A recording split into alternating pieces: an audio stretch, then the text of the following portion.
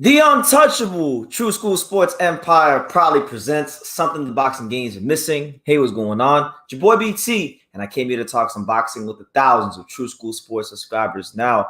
This is the official live fight reaction extravaganza for Roman Chocolatito Gonzalez, a.k.a. the Picasso of Boxing, a.k.a. the real TBE, versus El Gallo, Juan Francisco Estrada. It is the finale to the trilogy. It's your boy BT, Brennan Taylor here, with none other. A man that really needs no introduction, for he is known the world over. It's the one, it's the only, it's Pops. Yeah, welcome to True School Sports. It's going to be a great night. We have a legend, Chocolatito and Estrada going at it. Hopefully, this will be the final answer to this trilogy, and I want Chocolatito to prevail. Absolutely. Now, listen, man, you guys can see it. I got the Roman Gonzalez shirt on here. I got the infamous, the blue headband. For those of you who watched the content from the Gallo Estrada 2 fight, you remember this headband. So it normally hangs here, but I had to take it off the wall today because tonight's a special, momentous occasion. So it's great to be here with you guys. Thank you guys for all the support. Make sure you guys smash the like button so this video can get out to as many people as possible.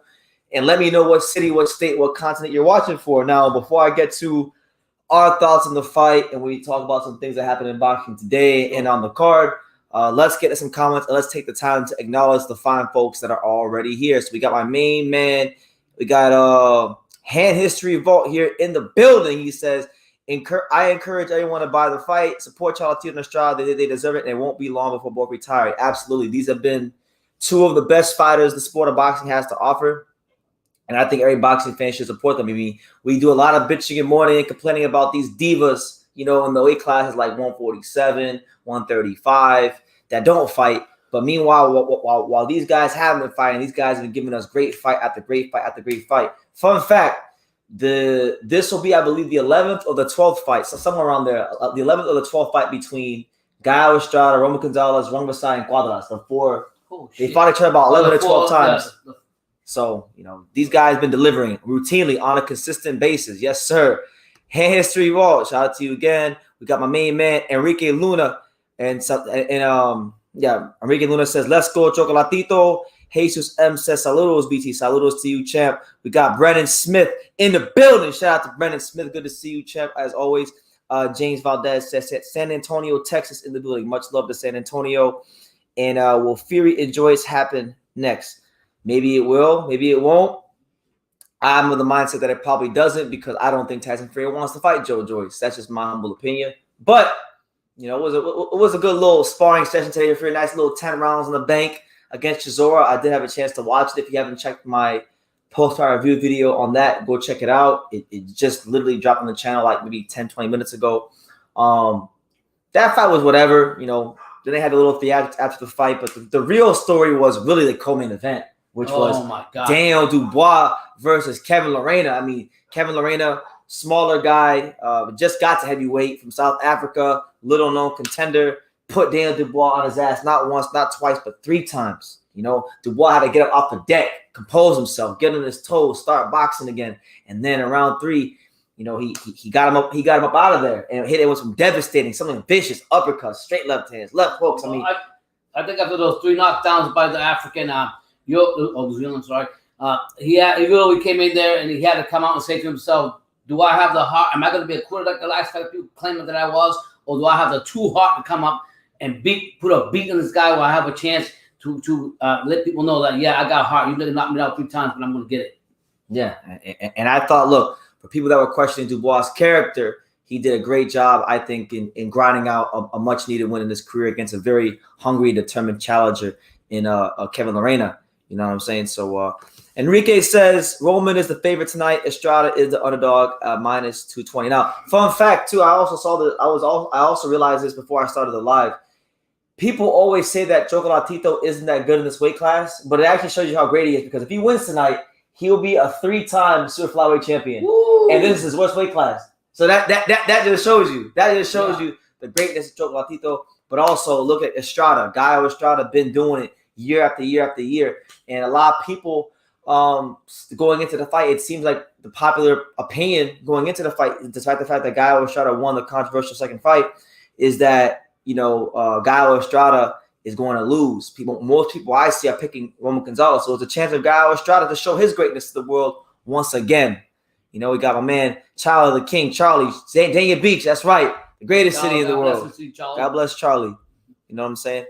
You know, Pops, before we get into what's going on in the card now, because right now, for those of you who are wondering, on the zone, the fight we currently have going on is 15-0 Joselito Vasquez taking out Christopher Rosales, the 34-6, the veteran Christopher Rosales, and then we still got Diego Pacheco versus Ricardo Adrian Luna. Then we got Julio Cesar Martinez, and then it'll be the main event. So it won't be long now. We got 2 fights before the main event, not including this one. But Pops, I'm gonna swing it over to you. Give me your thoughts. What's your prediction? Who you picking and why? I'm riding with Roman Gonzalez. I think that this, if the questions weren't answered of the second fight, where's Estrada, whatever you want to call it, this will definitely be the answer. The third one will be definitely the definitive answer to that fight. The same thing when he went out, Chocolatito fought. I'll just leave it like that on that one. As far as Martinez, go ahead. Was it Martinez fighting? Yeah, but let me go back to I'll go back to Gonzalez again. You don't even know nothing about who Martinez is fighting. What you know about Samuel Carmona? I don't know nothing about him, but I know one thing: who Jason Martinez better come on here and show out and do his thing right, or he can go right back. Haven't fought in a while. That was the last fight. Roman Gonzalez. Yeah, back in March. I mean, he got shocked with that, and so I want to see what he can bring back into the ring. But tonight's gonna be chocolate wheels night. Listen, man, they're calling this the rubber match because on paper that's what it is. You know, the judges gave Roman Gonzalez one fight, a decision, and they really gave Gallo a fight in the last fight. But to me, I'm looking for the clean sweep, 3-0, 3-0. Yeah. Roman Gonzalez about to beat the brakes off Estrada. You about to see why this fight took forever to make, because you know. He won the title, then he didn't fight. Yeah. Then he got COVID, and but really that's code for he's making babies or whatever. God bless him, whatever. Roman Gonzalez has always been better than Gallo. He's gonna prove it again tonight. And what did you say? Did you say decision? For that fight? Yeah. Yeah, I'm gonna ride with decision. I'm going with the knockout. I'm going with Chocolatito. He's knocking him out. That's it. I think we taking Gallo Estrada. We packing him up. We packing him up tonight. Oh my! We sending him right to where we sending him right where he belongs. I mean, you gotta give respect to Estrada. I do respect him. He fought, beat wrong side. He's talented. So you can't just say he's gonna get knocked down. We're gonna respectfully pack him up and get him to fuck about boxing today. Okay. And you're gonna see why it took so long to make this fight. You know what I'm saying? Send him retirement. Send him right to retirement. Pack him up. You know. Let me see. Robert Sanchez, what's good, champ? Shout out to you. This is on pay-per-view. It is, I believe, it's like 20 it's $29.99 on the zone, something like that. I really don't know. I don't know. You don't know. I'm sorry. Rounds 8 to 10 are going to be the most important rounds. Fight is going to be 5. I believe so. You know, when the fight got first announced, I wasn't like the most excited about it because, you know, I had a sour taste in my mouth. I mean, you can only imagine. I went to the fight and I saw Roman Gonzalez get robbed in person. So I had a real sour taste in my mouth from the rematch, but tonight, you know, I really do think justice will be served. What is that saying? They say revenge is a dish best served cold. Yeah, it's gonna be served ice cold tonight. We pack it up, Gallo tonight. How old is Estrada around the same age as No, Roman Gonzalez, I think, is like maybe 2 years older than him. Okay. So fair or less, more or less, is like 2 years. I don't see that being a big difference. I don't think. Yeah. So everyone, it seems like everyone's picking Roman Gonzalez. So it should be a good fight. I look forward to seeing what kind of adjustments Gallo will make. We know what Gallo, just kind of speaking on his side of things. We know Gallo Estrada generally is a guy that loves to counterpunch. He can box, he can punch, but at his core, he's like a mini Juan Manuel Marquez. You know, he's a very elite counterpuncher. Roman Gonzalez, especially with age, because that's like I went back and I already watched a bunch of Roman Gonzalez fights this week. With age, he's become a much better defensive fighter in the active high guard, catching punches, making guys miss. I don't think he really gets the credit he deserves as the elite defensive fighter that he is. But that's really what I felt he did last fight. I thought his last fight against Gallo was a defensive masterclass. Tonight, you know, I think he'll still be looking to have that active high guard, but I expect Roman Gonzalez to not leave this in the hands of the judges. Knowing what happened in the last fight, knowing that we're fighting in the same state where Oscar Valdez got a get decision against Robinson Conceicao, I wouldn't look for Roman Gonzalez to leave this fight in the judges' hands. I would look for Roman Gonzalez to put the exclamation point on what's been one of the best trilogies in modern box history and try to get Gallo or Estrada up on out of there. You know what I'm saying? So should be fun. You think he's gonna go to the limelight after this? Huh? You think he's gonna go to the limelight after this? What? Gonzalez wants to just win? No, he's still gonna fight. Yeah, he's still gonna fight. He just said he just had an article. I didn't read it, but I saw an article on Boxing Scene where he said he feels he's still got a couple more fights left. So we'll see. Okay. I still think, but we're not worried about that right now. Yeah, focus on what's in front of us. You know, Jesus M says close fights are not robberies. That fight was a robbery. It's what we would call a close but clear fight. Like last night, or no, not last night, but the last fight, like Gallo Estrada definitely did his part in the fight. Like he definitely was effective in many pockets of the fight of fighting his style. But Roman Gonzalez beat him clearly. And it was a close fight, but it was a clear close fight. And when a fight is a clear close fight, it is a robbery if the guy that wins did not get a decision. I mean, that's in the past now. But it's in the past. Yeah, we're packing them up tonight. So get the box ready. We're packing them up. How did Tio say it? Get your popcorn ready. Because Gonzalez is coming. That's what I'm saying. History Ball makes a great point. And going back and watching these fights, it's fresh in my memory, so I agree. He said Estrada did better than he did in their first fight, which is true. He got beat up where he was more competitive and had a better fight this fight than he did in the first fight. But the second fight was still a robbery. Yeah, but and they're not even in Roman Gonzalez's best weight class. He at that fight going in, he was viewed to be more so in his prime than Chocolatito was. You don't think Estrada coming into this fight because he been hearing all this hoopla about that he didn't really win the fight? There's going to be motivation for him to prove that he is a lot better than the legend Chocolatito. I'll tell you this: he has motivated as you want. He better be motherfucking motivated to defend the right hand. Yeah, I'm just because that last fight, Chocolatito was just feeding him right hand after right hand, and he had no answer for the right hand. So I think, look, if Gallo wants to dominate Roman Gonzalez and really beat him, he has to find a way to neutralize that right hand and counter off of it consistently over and over again. I don't know if you know. I'm just going to ask: are the same judges involved in this fight that was in the last fight? Are the same judges involved? I haven't even checked. Okay, that's a good question. And you guys know? That's a good question. If the same judges that were involved in the last fight are involved in this fight? Yeah. I don't even know. Now listen, man, I'm having fun. We here to support the real TBE, man. The Nicaragua. Nicaragua. Even though I'm not Nicaragua. Vamos, Nicaragüenza, puñeta! But yeah, just so you guys know, Diego Pacheco is warming up in the dressing room right now. He's taking on a fighter who I've never heard of named Adrian Luna. It'll be Pacheco's 17th pro fight. Pacheco is going to be fighting for the WBC United States Super Middleweight title. I'm kind of bummed out with Pacheco's fight because he was supposed to be fighting a Russian fighter by the name of Timo Karavov, who's trained by Sugar Hill Stewart, which, maybe they canceled that fight because it was the same day as Fury. I don't know why that fight didn't happen, but I would have liked that match a bit much better than this one. But it's another chance for Pacheco to display his skills while we're sitting here waiting for main event, we'll get to the fight going on in a minute.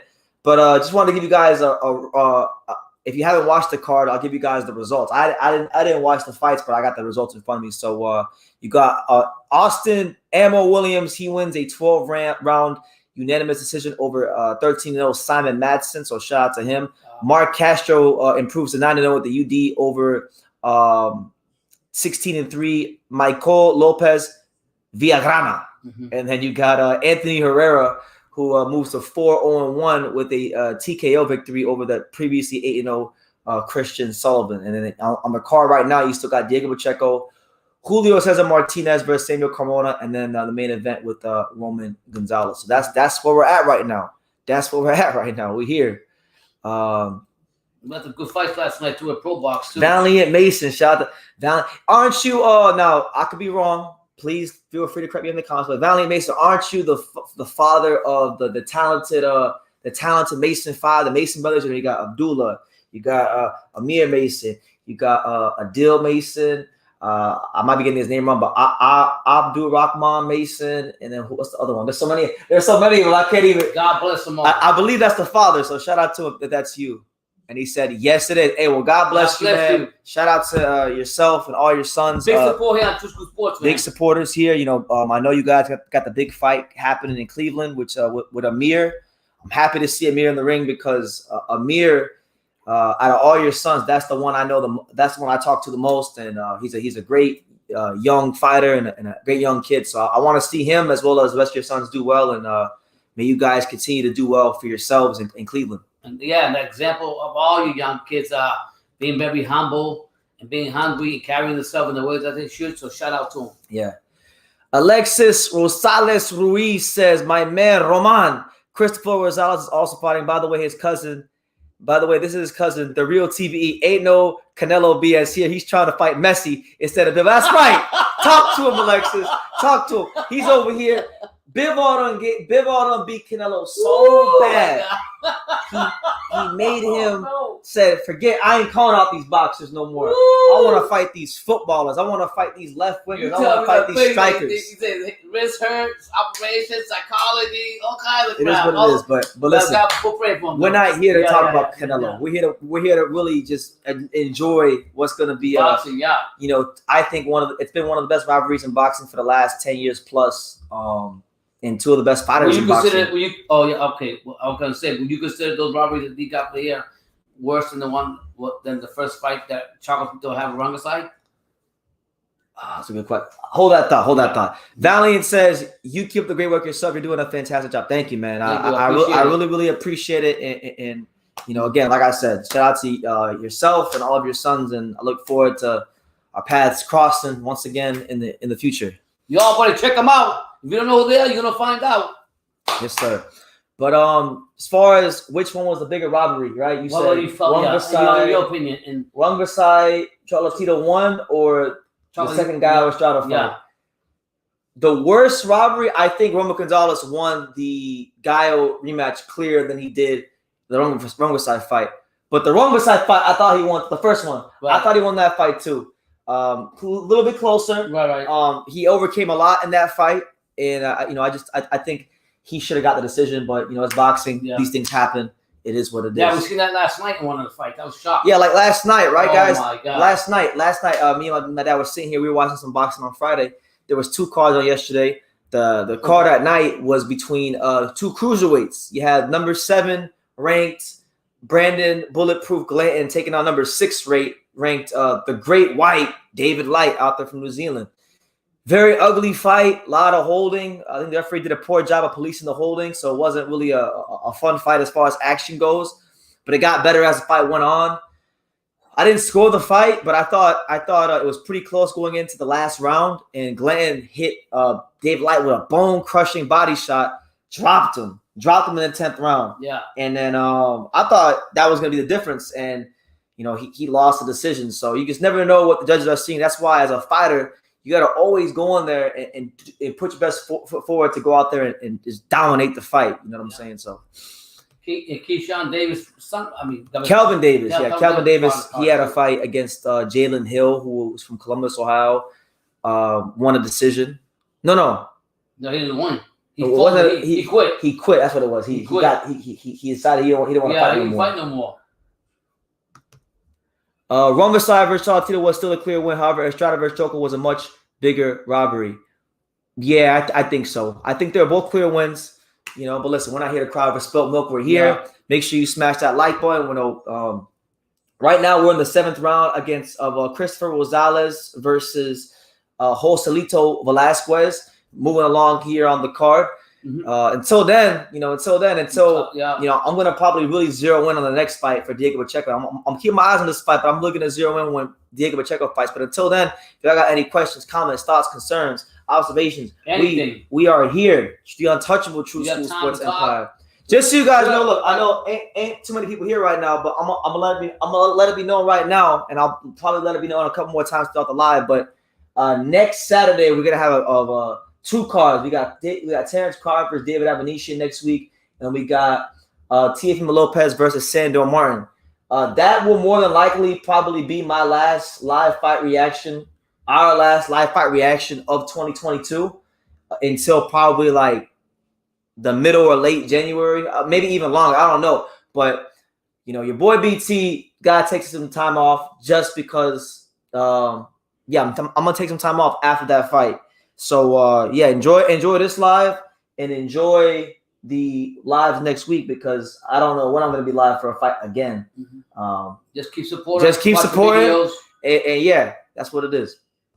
But History Vault says the judges from the second fight are Jesse Reyes, David Sutherland, and that was from the second fight. Yeah, that was the last one. Because I remember this guy, Carlos Sucre. That's that judge that gave that ridiculous scorecard to Rongvasai. And then everybody had all these crazy conspiracy theories because I don't know if he was from Nicaragua or another country, but apparently he didn't agree with Chocolatito's political views. And then all these crazy conspiracies came out, and they're saying that's why he gave the Gallo.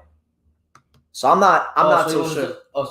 Either way, we get this in all the cards. You always get that one. Lately, we see that 1/3 judge or whatever judge always get that odd scoring.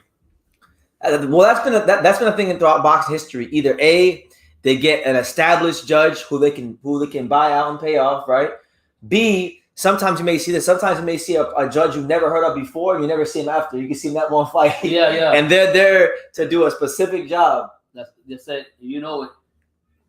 So boxing's a crazy sport. It can be like a toxic girlfriend at times because it hurts us and it hurts us. We keep coming back, but then sometimes it's really good. As far as the politics go, sometimes things aren't an issue. But either way, like politics aside, I think Gallo Estrada. Speaking about him, a lot of Mexican fighters today, like you look at guys like Zoro and Munguia, these guys get criticized for not wanting to, not really having the best resumes and not fighting the best people. You look at Canelo, a guy who has fought some good people, but then sometimes he's on some diva stuff himself. To me, when I think about which fighter in boxing over the last 10 plus years has done the best job of embodying what it truly means, at least for me, to be a Mexican fighter, I think it's Gallo Estrada. I mean, he's had a historically significant trilogy of Romo Gonzalez. He's fought on all comers. He's established himself firmly as one of, if not the best fighter at some point in his career of his weight class. And I think he's done it in a way that's, like I said, it's very reminiscent of a Juan Manuel Marquez, the counter-punching style, the educated just the style that he has. He really is, to me, I think, I'm not sure if he's a Hall of Famer, but he's damn close. He's damn close. Maybe he is. I don't know. I'd have to really sit down and think about that one, but he's up there. He's teetering right there on Hall of Fame. Has either of these fighters technically ducked anybody? What I'm getting at the comparison of them throughout their careers, are they both? Because I never hear of Estrada ducking anybody. Chocolatito is one of the guys. Depending on who you talk to, some people may say he just ducked Joshua Franco. Oh yeah, because they had. But the thing is, they had a low if you want to, You talking about Bam Bam? No, Joshua Franco, his brother. Joshua Franco. He was his mandatory. Okay. I guess the purse bid was kind of low, so he vacated the belt, and that's why we are where we are now. Wow. Okay. Or no. I don't know if he pulled out what happened. I can't remember right now, but I know people think he ducked Joshua Franco. There's people that say that Romo Gonzalez avoided John Real Casemiro when Casemiro was at 112. I've heard that one before. Is Inoue on his list too? People say that people who hate Romo Gonzalez. People who hate Romo Gonzalez say that somehow he ducked Naoya Inoue when Naoya Inoue was the guy. He was the guy who jumped. So he turned pro at 108. Chocolatito's at 112. Chocolatito calls him out in the latter stages of 2014 for a fight at 112. He jumped from 108 to 115 to fight old Omar Narvaez. Yeah. He didn't want that smoke. He didn't want that smoke with prime Romo Gonzalez.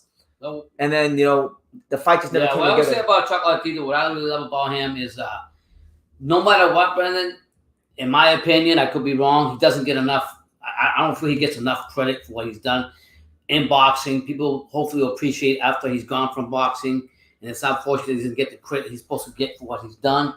And I'll bring that over to Estrada. Estrada's done a lot for his Mexican fighting, for boxing, and he's done everything. So I've never heard really anything really negative about Estrada, except when he had the claim that he got hurt and then his wife had a baby, this and that, all that crap. So I like both fighters. I'm not trying to hate on both of them, but tonight I just feel that the very humble, quiet guy that never talks about anybody bad, that goes home, does his job, and says, Jesus Christ loves me, loves you, is the way to go.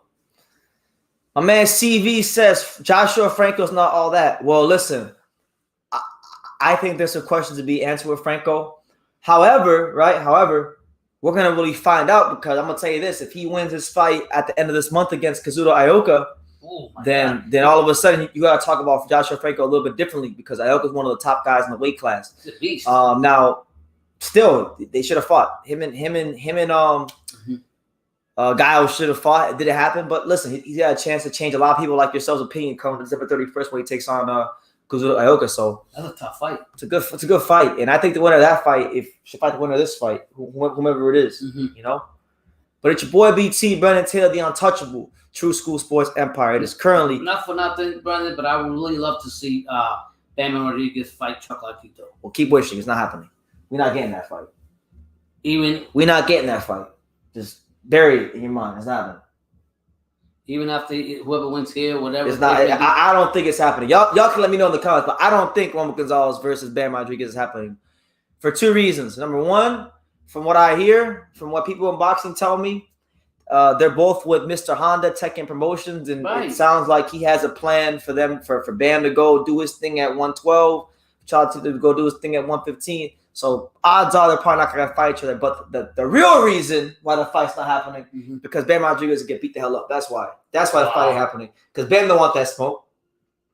Yeah, but or he may want that smoke. I don't want to disrespect Bam. He may want that smoke, but Mr. Honda may see something that may get his future star beat up. And I see it too. So, you know, that's why the fight ain't happening. Now I'll tell you this: if he would have went out there and blasted out Israel Gonzalez, then maybe. But different, my friend, maybe. But they put him in there with Israel Gonzalez, and they said, "You fought Israel Gonzalez. You know, okay, he ain't Roman Gonzalez. Why don't you go fight Christian Gonzalez? He's about to fight back-to-back Gonzalez's, and it ain't Roman Gonzalez. He fought Israel Gonzalez. He's gonna fight Christian Gonzalez." He don't want to fight. He don't want the they don't want they don't want Bam in that fight. So it is what it is. The whole purse like 120K total. That's the one of the two reasons why he didn't take the Franco fight. Also, maybe Estrada felt bad for the robbery win. I'm guessing he wanted to give Roman the third. There you go. Thank you for refreshing my memory. That's an extremely low amount of money for a purse bid. Okay. Because they gotta pay both fighters, right? Exactly. So 120,000, you divide that up, that's 60 grand. Yeah, and then after taxes, that's like maybe 40? And these are top level fighters. So it is what it is. Hands Street Vault's telling it to you, he's putting it to you guys straight.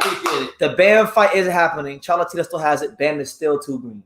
Yeah, this ain't no, with all respect to Juan Francisco. Like I give him credit for the Juan Francisco fight because I thought that was ridiculous. You know, and I always said if he fought Robinson and knocked him out, that would be like ridiculous, and he did it. So I can't change my tune now. No, you gotta respect that. But Roman Gonzalez is a cut above the rest. Always has been, always will be, and that's a lot to ask of him. Right. You know, this is a guy that just was at 108 his whole career. Now he's finally getting on the scene at 15. It's a lot to ask.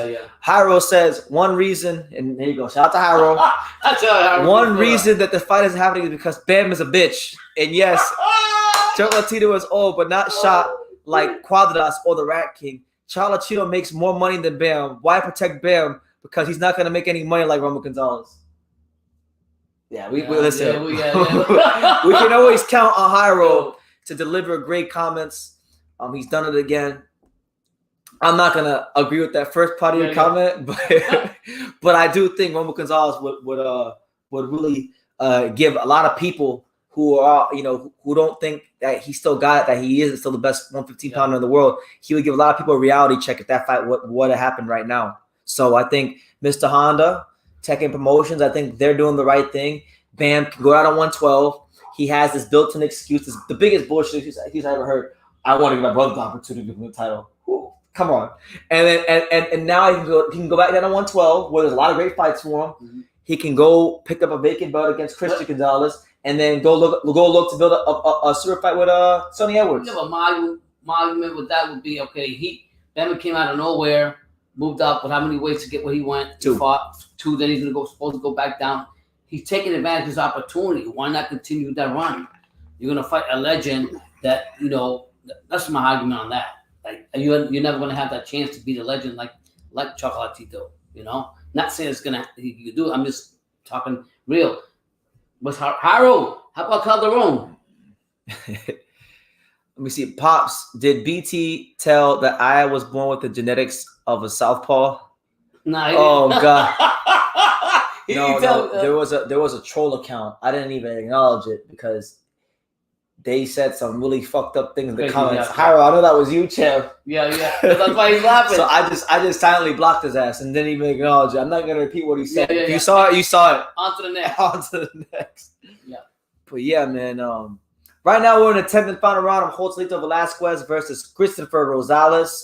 That fight's about to conclude soon. About 90 seconds or so left. So yeah, we're here, man. Your boy BT, the untouchable. I'm very happy with Pacheco. Pacheco, when he last fought, he knocked the shit out of that guy. I don't know who he fought last. He beat the crap out of him. I'm pissed though. Why? Because if he would have fought the dude he was originally scheduled to fight, he might have got knocked the fuck out. It was that guy who was in the fight is a good. Wow. But the dude is trained by Sugar Hill, so maybe because Sugar Hill's with Fury, he's not gonna go not train Fury. No way. Exactly. So maybe we'll see. Yeah. But yeah, man. Hey, again, I'm gonna say it again because when I said it the first time, there wasn't a lot of people here. There's more people here now. Next week, we will be live for Crawford versus Avanesian and Lopez versus Sandor Martin. It's gonna be my last live fight reaction extravaganza of this year, and you guys might not see me live for a fight for like some time, just because I don't want to get into it, but just enjoy these last 2 lives for a while because we got some things to work on here on True School Sports, and I'm gonna go work on them. So yeah, man. That being said, thank y'all for being here. My country, my city, super chat, support the channel. Thank you for being here. Hit that like if you haven't. And yeah, Harold Calderon called out Boots Ennis. No comment. Say. Did Diego Pacheco look good or did he get exposed? He hasn't fought yet. He's the next fight on the card. So we'll see how he looks here in a second. I like Diego Pacheco. I think big supporter of this channel. And this is my humble opinion. I think out of all the guys in that Benavidez stable, that's the best guy Jose Benavidez got. It ain't the bully, the weight bully, Benaberger. It ain't Dave Benavidez. It ain't Jose. It ain't Raul Valenzuela. It ain't Fed Pacheco, who's Diego's younger brother. Yeah. It ain't Marciela Cornejo. It ain't none of them. Yeah. Diego Pacheco. Yeah. So that's what it is. And there he is, the man himself, El Gallo Estrada, strolling into the venue in Arizona, looking very focused, very determined to win the rubber match and show the people that, hey, that wasn't no fluke the last fight, and that I am the better fighter than Roman Gonzalez. He doesn't have a belt anymore, does he? I don't think so. They vacate that belt. Yeah. Okay, that's the old one then. That's probably the old one, yeah. Okay. But I think he's still a Ring Magazine champion.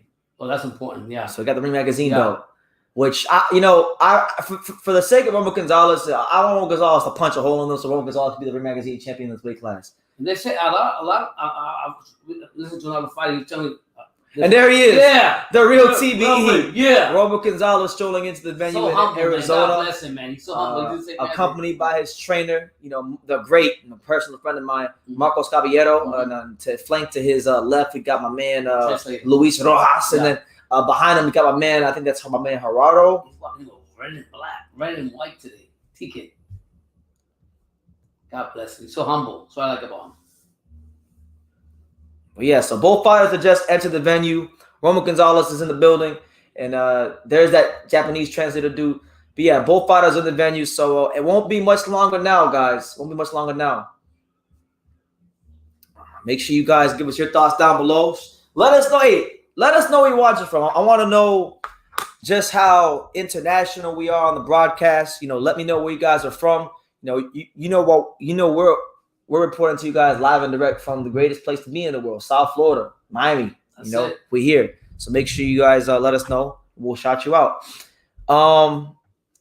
Iro says, yo, BT, I can't understand why it's a big deal when someone fights a southpaw. They make fighting a southpaw seems like it's a rare gift. Like there's not enough southpaws in the world. There aren't. If you don't believe me, I mean, I'll start asking this in interviews. I'm gonna start asking fighters, how hard is it to get southpaw sparring? It's very hard to get good southpaw sparring for most fighters.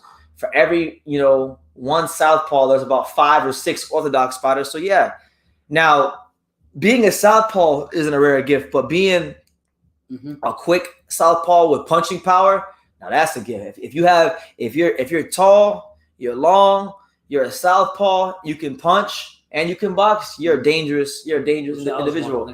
And Christopher Gonzalez gets the decision over Chocolatito Velasquez. And what is that? That's the first loss of Velasquez's career. Oh my God. History vault. A lot of people are saying that he got robbed. I mean, I don't have an opinion. I was talking to you guys and kind of just like I missed like half the fight, but if he did, listen, if they robbed Chocolatito Velasquez, who's the Mexican, don't worry, they'll make sure that the Nicaraguan gets robbed in the main event. Oh my God, yeah, you don't know. They'll say we gotta make up for it. We gotta even it out. Yeah, gotta even it out. It's crazy. Shout out to my guy CV from California, Cali in the building. That's it. We got History Vault out there in the home of the St. Louis Cardinals, Missouri. Woo! Yes, sir. So now we turn our attention to the next fight on the card, Diego Pacheco. And I'm gonna put the sound on for you guys. Yeah, this fight right here. Actually, no. I'll wait till he starts walking out. Yeah. We're like 36 minutes in. Make sure you guys hit that like button, run it all the way up. It's been a great year on True School Sports here in 2022. Gonna be an even better year in 2023. This is gonna be one of my last 2 lives of the year. So let's make it a special one. Hit that like button. For sure.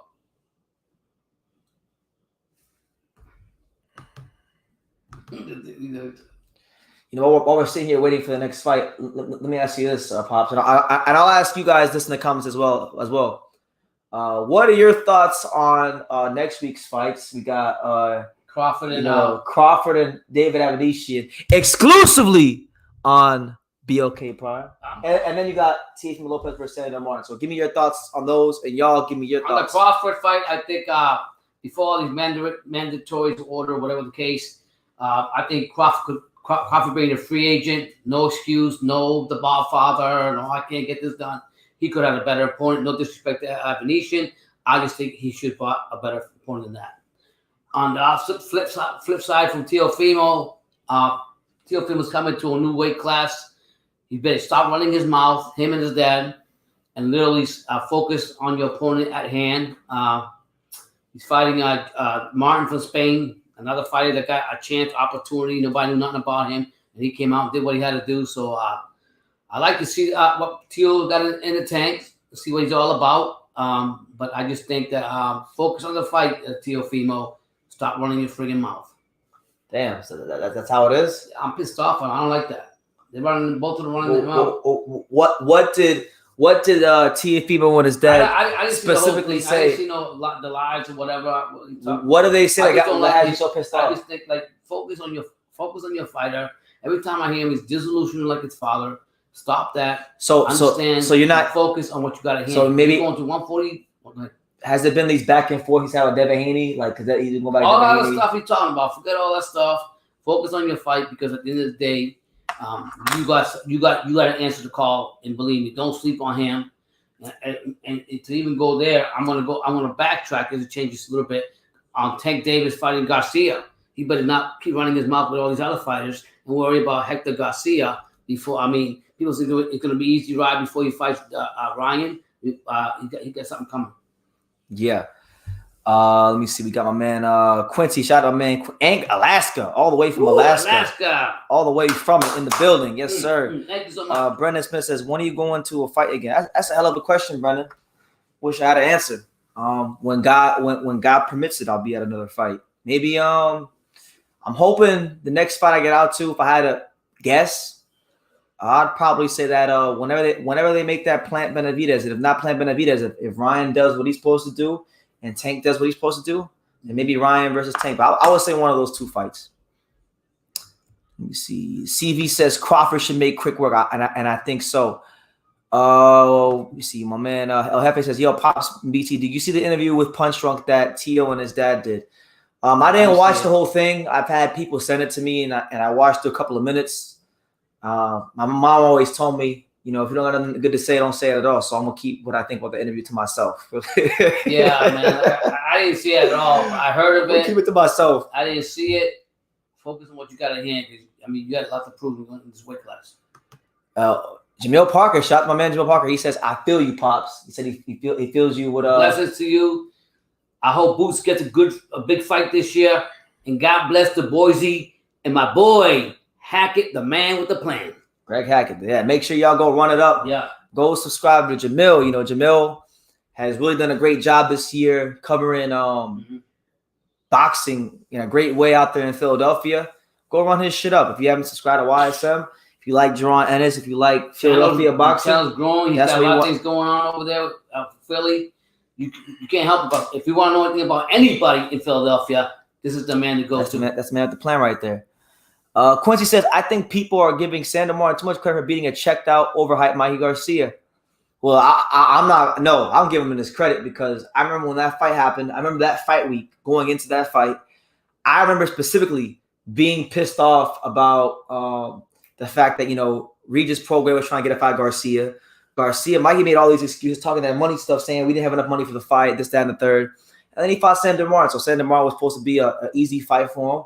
It backfired. So I'll always respect him for beating him and getting him out of boxing because I never liked Mikey Garcia. I always thought Mikey Garcia was overrated. But anyway, enough for the Mikey Garcia. We got my main man. There we go. He's a big supporter of the channel. He supports the channel. My man Diego Pacheco. Diego Pacheco. You can see him. There you go. He's ready too. Shout out to his brother Fed Pacheco on the right. You know, he just turned pro and won his pro debut. You know, Fed Pacheco, nice kid. You know, had that great fight in the U.S. Nationals at super heavyweight with my boy Lorenzo Medina. Right here. Yeah, and Lorenzo Medina beat him in the U.S. Nationals last year. Woo! Yes, sir. Stand up, South Florida. Medina coming. If you don't know, you better look it up. Pam Maroon wants to know from you, Dad. If BT was a prize fighter, what would your role be? As you know, you can be emotional. I'm gonna be everything. I'm not gonna be a bitch, but I'm gonna be everything. I'm gonna be the coach, the father. I'm gonna be the coach, the trainer, the father, everything. When I see my son hurt, I'm not gonna push him, put pressure on him. I'm gonna back him up and show him love. I'll tell you guys, I love my dad to death. But if I had decided to be a father, my coach. No, I don't know. Yeah. But I'll be there regardless. But it was a great fight. Dubois did his thing. Wow, shout out to him. So yeah, Diego Pacheco trying to climb his way up the super middleweight division. You know, this is the best guy I think in the whole entire Benavidez stable. But you got to prove it. You know, I know people like David. They say David this, David that. For me, the jury's still on David. We'll see how good David is when he fights Caleb Plant. But I like this. I like this guy right here.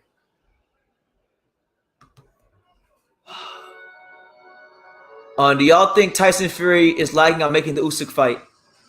You know, he mentioned these injuries today on the post fight with his elbow and all these things, and I'm like, where do these injuries come from? Now it's time to make a fight. You got all these injuries all of a sudden. I was watching him. So I have my questions about that, but yes, I don't think Tyson Fury is eager to fight Usyk or Joe Joyce. I was watching. I watched the day before. I watched some. I don't know if he was watching a fight or something. They asked him about all these questions, and he freaking ran away from them. Freaking Fury ran around every fucking question before the Chisora fight. So you know what? That's telling me that he's not really ready for him. You don't want that smoke from Usyk as much as he says.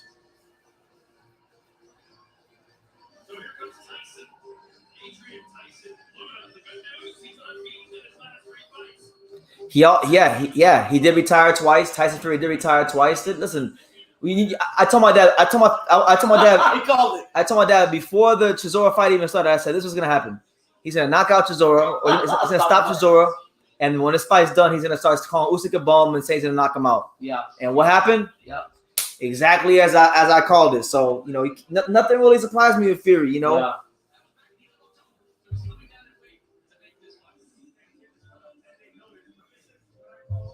So supposedly this guy Luna, Adrian Tyson Luna, his name is Tyson, I guess.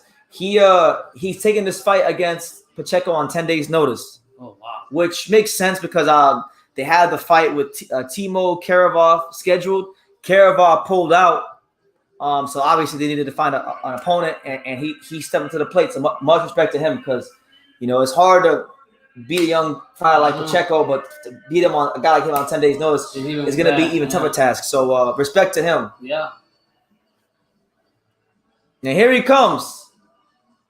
You know, one of the original Matchroom Boxing USA prospects and a fighter that Eddie Hearn and DAZN are still holding out hopes on becoming, you know, one of the guys that could break out from those signings because, you know, it was him, it was Mark Castro, it was Austin Emma Williams, it was Otha Jones III. He won tonight too. Yes, and a lot of these guys, you know, they've either had mental breakdowns, they've lost, or they haven't quite lived up to expectations. Pacheco, I think he's probably been the most consistent out of the bunch. Some fights he's have been the best, but you know, he seems to be a fighter that's very much improving and evolving. And look, you know, he's a smart guy because this is the same Diego Pacheco that once he messaged me on Instagram and said, "I think you're the best boxing channel on YouTube." So he clearly know what he's talking about. Yeah, to this day he's been like that. He always BBC talk to him and everything. Gets his prop. What I really like about him, he doesn't do a lot of talking with his mouth. He's just a very humble guy, and he does it the way I like to see him do it in the ring. But listen, man, like Floyd Mayweather used to always say, every fight plays major key, so he has to take care of business tonight against Adrian Tyson Luna. BT, what are your thoughts on Carmona versus Martinez in the next fight? Samuel Carmona, you know, I'm not going to sit here and bullshit you. I don't know a ton about Samuel Carmona. Like, I know he's a Spanish fighter, apparently, undefeated. That's all I know about him. But I think you know, Martinez has a lot to prove. I think Martinez, and I've been saying this since the night of the Romo Gonzalez fight, I think Romo Gonzalez beat a couple years off his career, and tonight I'm going to see if that theory is proven true. Mm-hmm. It took him a while to come back to the fight. Hyro says, I hope Pacheco don't got that tall man syndrome. You know, some of these tall guys, these skinny guys, that chin can be suspect at times, you know? Something you told me to ask Hyro, and I forgot what it was. Probably was about Southpaws. Maybe when we were talking about the other night, he asked me.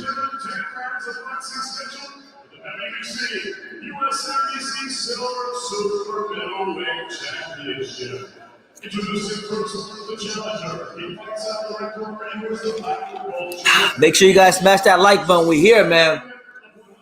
We're here for the real TBE, the Picasso of boxing. Yes, sir. Co-main event is next. Julio Cesar Martinez. Main event will be something to watch. So make sure you guys definitely keep it locked here to True School Sports. Yep.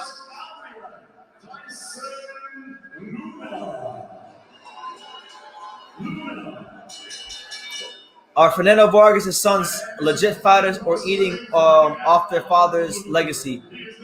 Emiliano Vargas is definitely legitimate. I think you still got to prove it. Fernando Vargas Jr. looks like he could have something there. I haven't seen a whole lot of Amado Vargas, so I can't comment on him. But I would say Emmy for sure. Emiliano Vargas is definitely the most talented out that bunch. But we'll see as they progress. South Central, baby. Come on, Diego.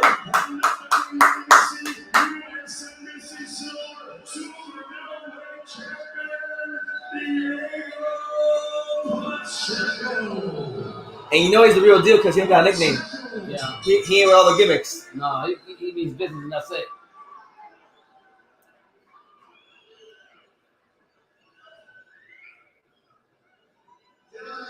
So you were saying if he would have fought the other guy, he would have got pieced up? It would have been a much more interesting fight. Okay. Like, he would have beat him for sure. I don't know what I'm saying. It would have been a fight where I had the question if he lose. I'm saying. Like, okay. Like, yeah. So we here, man. Yeah. Hey, shout out to all 45 of you here. If you're new here, you're new to the channel, subscribe, smash that like button. Diego Pacheco, we here, man. We here. My man Antonio Aguilar Magnon says, "Arriba el Gallito." It's going for Gallo Estrada, man. Hey, shout out to all the Mexican fans. Dale, Gallo! All right, so round one, Diego Pacheco versus Alejandro Tyson Luna. Pacheco in the white trunks, the black trim. Luna in the black trunks, the gold trim. This is for the US NBC title at 168, as Pacheco looks to continue to climb the ranks in the division. Yes, sir. Carlos Mendoza says, salute, just hit the like button and say, let's fucking go. Yes, right. Roman Gonzalez, Chocolatito, the real TVE. We here. Carlos? Shout out to Carlos Mendoza, man. Hope all is well. But yeah, Diego Pacheco here. I believe this is his second fight with maybe second fight, maybe third with Jose Benavidez Sr. There you go. Good counter right hand from Pacheco, and then another right hand from Pacheco. And then an up jab there from Pacheco. And then another one. So Diego Pacheco has that nice, sharp, educated up jab working right now. He's doing his thing. There you go. Good right hand to the body there from Luna. Pacheco shoots that jab. And you've seen it early. Pacheco's got a good, long, rangy frame on him. Yeah. And he's using it. Pumping that nice, educated jab. And there's the double jab right there. Knocks Luna a little bit off balance. Yeah, I like about him. He don't rush him either. He's very, There you go. Good right hand by Pacheco again. Gets himself together. Well, this is a guy in Pacheco. You got to remember, before he even became a professional fighter in his weight class, he was simultaneously ranked the #1 amateur in the USA and the #1 amateur in Mexico at the same damn time. Wow. So, that's enough. Yeah. That's enough. Tells you everything you need to know. There you go. More up jabs from Pacheco. So you're seeing Pacheco box a very educated fight in the first 2 minutes here in round #1. There's that big sharp right hand, and Luna's in trouble. Yeah, he was crying out with the. Big left hook was the body for Pacheco.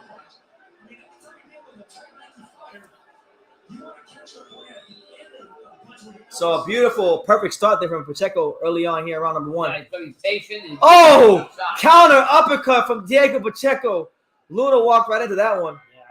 Yeah, and right now, Pops, look, the old saying in boxing is class tells over time. Yeah. Well, Diego Pacheco ain't wasting no time. That class, the gap in class is being exposed. For sure. Yeah, I mean, immediately. I like about him. He doesn't rush anything. Very patient. Get himself foundation, get stance and everything. He doesn't rush nothing. Throws out that jab, and when he gets look, even the way like he'll throw that jab, and he'll kind of slip and peel out.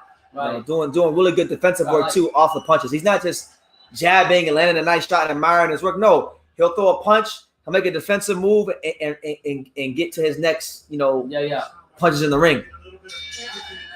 So a really impressive first round there from Diego Pacheco. For sure. Came out using a nice, stiff, educated jab, whether it be the conventional jab, the up jab, the counter right hand, the counter uppercut. I mean, Pacheco was just all the way in his bag in that round. So you gotta really respect what he was doing. Be careful when you're on the inside. Don't drop your hands. When you're on the inside, stay low. Try to stay low and then face. I'm telling you, man, the more I watch him fight, the more I like him. Yeah, and listen, Pacheco, unlike most fighters, Pacheco, we've had a chance, like not just me, but I'm saying any boxer fan who watches the zone cards regularly, you kind of had a chance to see Pacheco all the way from the beginning because his pro debut was on the Gallo Estrada wrong side rematch undercard. That's crazy. That was 3 years ago. Yeah.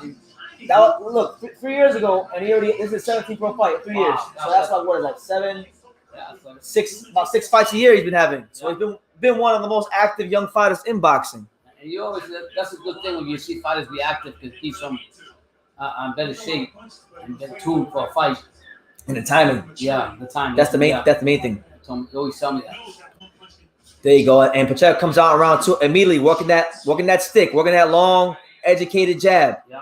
And he's not just throwing the same variation of the jab. He's sometimes throwing a jab up top, sometimes stabbing him with the jab. Yeah. There you go. Luna doesn't really have a lot with him as far as Skills go. Oh my God! And a counter right hand. And Luna's been dropped here in round 2. Oh my I God! hope he's okay. Wow. He got back up, but wow. What? He's up now, but man, Pacheco turned him around. And let's see if he closes the job. Uppercut.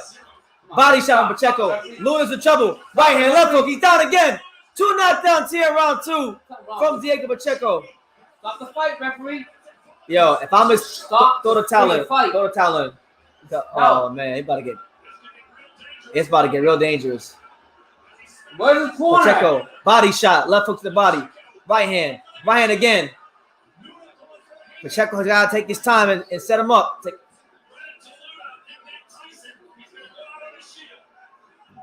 Right. That's a bad call, but some of these referees need to get fired. Oh, big body shot there from Pacheco. And there's that counter right hand from Diego Pacheco again. Ooh, left hook to the body from Pacheco. He's picking these shots nicely. Uppercut. I know he don't got the best opponent in front of him because it's a guy that, is on 2 weeks' notice. But and there it is again. A third knockdown. Yo, stop the fucking fight. Where's the fight off? Where's the fight? You fucking blind? Sorry, guys. Oh, my Lord. Wave the fight off. Where's the connection? And there it is. The corner does the right thing. Fuck the referee this one. And Diego Pacheco. And Diego Pacheco with another knockout. Hey, I'm going to say it like this. What's wrong with these referees sometimes? That dude could barely stand up straight. He didn't know if he was in Arizona or Alaska. Well, that's how you get serious injury. 2 weeks coming off. Literally. Hey, man, he's developing. Fight by fight, he's getting better and better. And my man Valor says, I still think Dave Benavidez will destroy Pacheco. Well, they're not going to fight each other because they're stablemates. But what I'll say is this: give them 18 months, and that won't happen. Wow. If they weren't stalemates and you had to make that fight in 18 months from now, Benavidez would say, yeah, I need time to fight Pacheco. Kid's the real deal. And he's getting better and better and better. Put him in with Dan Morrell Jr. Be a good fight. I still think it's too early for him. Needs a bit more experience, but give him I'm gonna say 18 months. Watch the space. 18 months. Another 18 months. Yeah, get better. Give him about 4 or 5 more fights. I think he'll be ready for a world title shot. I mean, you gotta remember, we forget this because Pacheco, we've seen it from his pro debut. But like what is it, like 20? He can't even be 23 years old right now. How old is he? Yeah. He's 21 years old. He's 21 years old. He'll be 22 next year. Still a kid. I say give him about 4 more fights, and then after that, should be ready for a world title.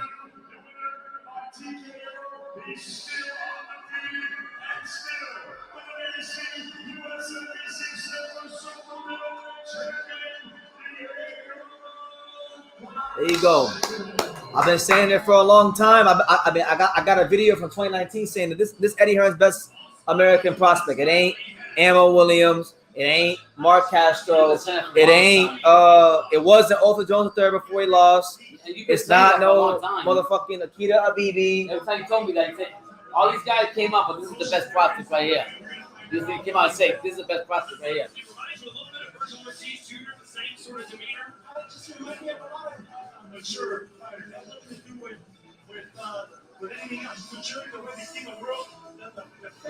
Great fight by him. I love what I see from him. I would say, look, man, Shout out to the. We don't want to blow it to our proportion because again, it was a limited opponent, a guy that had to step in on 10 days' notice because his original opponent pulled out the fight. Mm-hmm.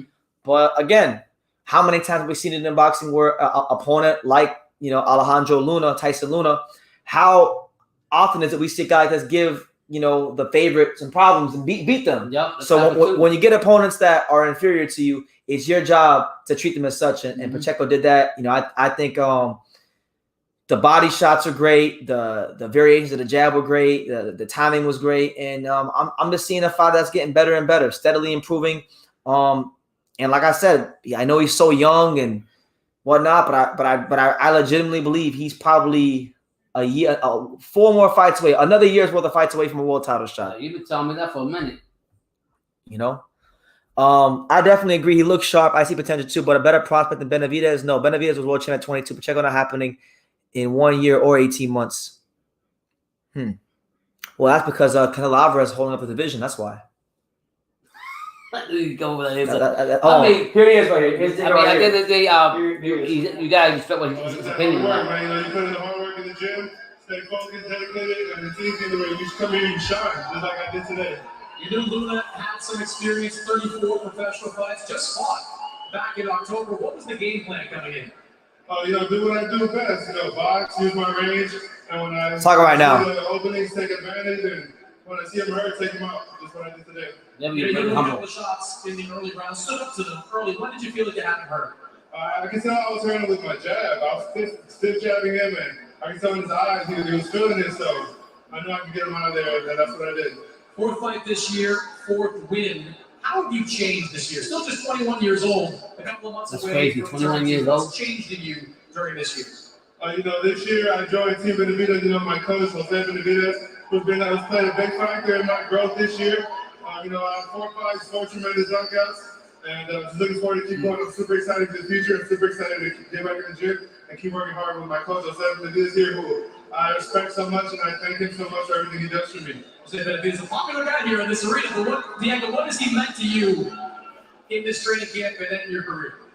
You know, it means a lot, you know, to have someone like him guiding me and really teaching me, you know, what else do I need? What else? I mean, I have everything. I have the best promoter, I have one of the best trainers, I'm on one of the best platforms to go. You know, the future's bright, and I'm excited, and I'm ready for it all. Future is bright. We're starting into that stage. We can start to look at some of the bigger names at 168 pounds. What kind of fights are you ready for next year? And is there anyone out there that you're looking to fight? You know, I'm ready to keep developing, keep learning. Like you said, I'm only 21, so there's really no rush, but you know, I'm excited. I want to move forward. I want to keep elevating on the competition and just keep learning and keep getting better each fight. Good answer. Aaron says maybe a trip back to the UK early next year for you. How do you feel about that? That would be great, man. I've been waiting on the UK fight for a long time. It was supposed to happen before COVID, but then COVID messed it all up, and there was no talk about it anymore, so I was kind of like, yo, what happened with that, man? Let's get that going. Congratulations, Diego. Thank you. I appreciate it, brother. Very humble guy. Yeah. A very straightforward guy. Yeah. Diego Pacheco, you know, listen, been a big fan of his for a long time. Not gonna change. You know, it's probably not going to change. You know, and obviously, you know, he, like I said, he supports the True School Sports Empire. He genuinely likes my content and respects my opinion on boxing. We've had great conversations about life and boxing. So I love Diego Pacheco. Got some interesting comments here. I want to get to him. My man Valor says Pacheco versus Belonga next. Listen, I'm gonna tell you this. It may sound crazy. Yeah. I think Pacheco could be Belonga right now. Right now. Blanca hasn't shown me shit. Like Edgar has a a lot to prove. I like Edgar. I would like Edgar to succeed, but Edgar, that show me a lot more. I already think Pacheco has better boxing skills than him right now. The only thing about it is, you know, Belonga is more physically mature, so obviously that'd be his only advantage going into the fight. But it won't ever happen next or within the next fight because Top Rank's not gonna do that because that's a dangerous fight, and I don't think Benavidez Senior will put him in there with Belonga just right now. And what I like about Pacheco, that I dislike about Belonga, and I'll call it out right here, is that Pacheco's humble. He's not running around with crowds. He's not worried about being flashy. Well, you can tell wait. He's not worried about being flashy and all this fucking bullshit and that New York shine and that Puerto Rican shine. When you get in the ring, you look like fucking shit. So I love him. I support him. I'm just telling you how I feel. Pacheco's a serious fighter. You know, he's a no nonsense, no frills kind of a guy. This is a guy that comes from a grimy place. That place would be South Central Los Angeles. Mm-hmm. So, you know, he's just trying to do the best he can for himself and make his name in boxing. And I think fight by fight, he's doing that. He's a hardworking fighter, and I'm definitely behind him all the way. M Easy says, give Pacheco a Ronald Ellis next. That'd be a good fight. I think that'd be a good stuff of fight. Ellis been in there with most notably his stablemate Dave Benavidez. I think that'd be the kind of fight that would really tell us a lot about where he's at. Mm-hmm. And why not? I say why not? I think he's ready for that caliber. When you got a jab like he has and you have the timing he has, you can beat a lot of guys, even some of the more experienced, maybe more physically mature guys than him. Do you think Pacheco is ready for Ali Akhmedov? Of course. I think I would favor him in that fight. Ali Akhmedov is good, but Ali Akhmedov is a very mechanical fighter as far as like he's repetitive in the punches he throws. We know that there's holes in his defense. I think that'd be a hell of a fight. I think that'd be a good fight, and it's makeable. Akhmedov is fought on his own platform, so Akhmedov, Ronald Ellis, these kind of guys. I think these are ideal step up fights for Pacheco. But listen, if they really want to test him, that Timo Karavov fight that they made for this card, I still want to see that fight because I'm not gonna lie. When I saw the little poster for that fight, I'm like, oh no, he's fighting this dude. I'm like, oh my god, because a lot of people don't know who this guy is, but I just remember seeing him at Warriors Gym with Sugar Hill, and just sitting there watching him hit the bag and train and seeing how in shape he was. So I had seen a couple fights of his before. I'm like, man, he get caught by this dude the wrong way at one time. He going to sleep. And it's gonna be for not just a good time, but a long time. So you're saying wait a while on that? No, I want to see it. I think he could beat him. I think there's holes in Karavov's defense. Right. He could explode. That's a hell of a fight. That's actually, I was looking forward to that fight as much as I was main event. Yeah. When I saw it, but Harold says, "Get Pacheco or Demetrius Andrade next." He wouldn't beat Demetrius Andrade. Calm down. I was trying to get you going. Berlanga train will be run for as long and as safe as possible. So long as New Yorkers don't care that he's awful, he won't be risked in a decent fight. Well, listen. At the same time, Top Rank still has to be careful because he fought some people that he was supposed to blow out, i.e., Steve Rose and Romero Angulo, and he didn't really like the world on fire in those fights. So we'll see how it goes. Hopefully we get a better 2023 from him. And listen, man, this guy if he's gonna be at 68 any longer, have him go ahead and go in there and fight Pacheco one day. A lot of the young American fighters want to look, act, and walk and talk Mayweather, but won't put the work in like him. Well, and that's why I like Pacheco, because Pacheco, I don't think he's trying to be anything he's not. He's a kid who comes from a grimy ass area in South Central where if you talk the wrong way, you get fucking popped in your head. He's not much of a talker in general. I mean, me and him are cool, and even when I interviewed him, it was hard to get a lot out of him just because that's his personality. Real quiet. But they always say, what's the old saying? They say, speak softly, but carry a big stick. Yeah. One of the presidents said that. I can't remember which president said that, but no nonsense kind of guy. Andre should fight the winner of Benavidez playing if Canelo chooses Ryder. I would love that. That'd be the dream scenario. I'm looking very forward to Canelo Ryder. A lot of people say it's a cherry pick. I think Ryder is one of the most underrated fighters in boxing, and definitely the most underrated fighter at 168.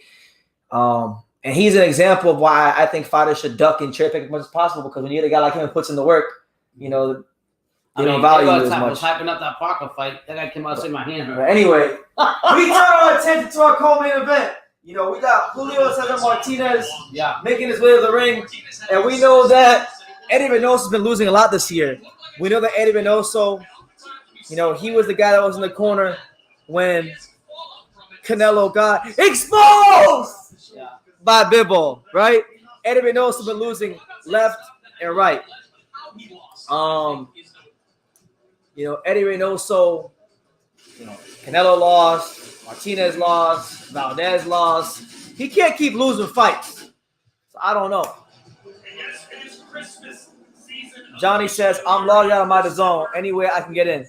Yeah, I'll text you right now. That is fake ice. Just to let you know. Julio Cesar Martinez, 27 years old in his fighting prime, 5'2" with a 64-inch reach, very similar to Samuel Carmona, who is from Spain. Says, don't let that 8-0 record fool you. I've had over 200 amateur bouts. I am more than ready to beat Martinez. I think big win for him. Flyweight division. Definitely big win for him. Ladies and gentlemen, from the Desert Diamond Arena here in Glendale, Arizona, live on the zone. It's now time for the chief support of the evening.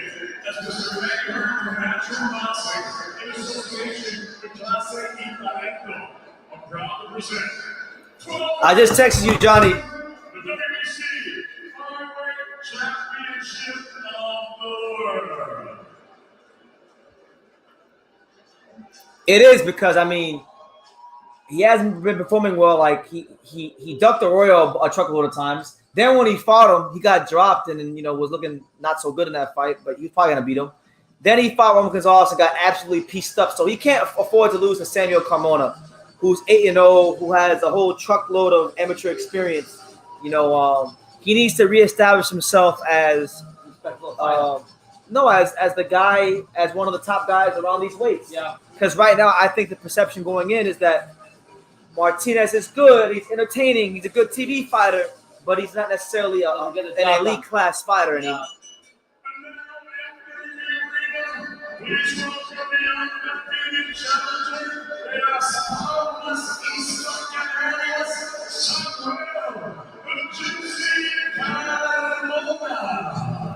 What's good, Kelma? Good to see you, champ. Salute, BT. I'm nervous for Roman Gonzalez. That's me too, man. That's my guy, but should be a fun fight. Oh, he's late for two. He's in a fight, yeah, for Arroyo. He's lost all his big fights. Frank Sanchez is the best fighter in the They not fucking with Frank Sanchez. Frank Sanchez been getting it done. Canelo been getting exposed. Oscar Valdez got exposed. Martinez got exposed. They were talking all that bullshit last year, and I'm glad, because last year it was unbearable when they kept saying that Eddie Reynoso is this top trainer. I'm like, no, he's not. He's just fighting the right opponents. And then when all these fights got scheduled, when I saw that Canelo was fighting Bivol, Martinez was fighting Chocolatito, and Valdez was fighting Shakur, I said, if he's a top trainer, he'll find a way to at least win one of these fights. He lost all these fights. It's like boxing humbles you. Boxing. I mean, even Canelo came out complaining. Anyway, let him. Hey, Haro, what do you think about Julio Cesar Martinez? Let me know in the comments. Yeah.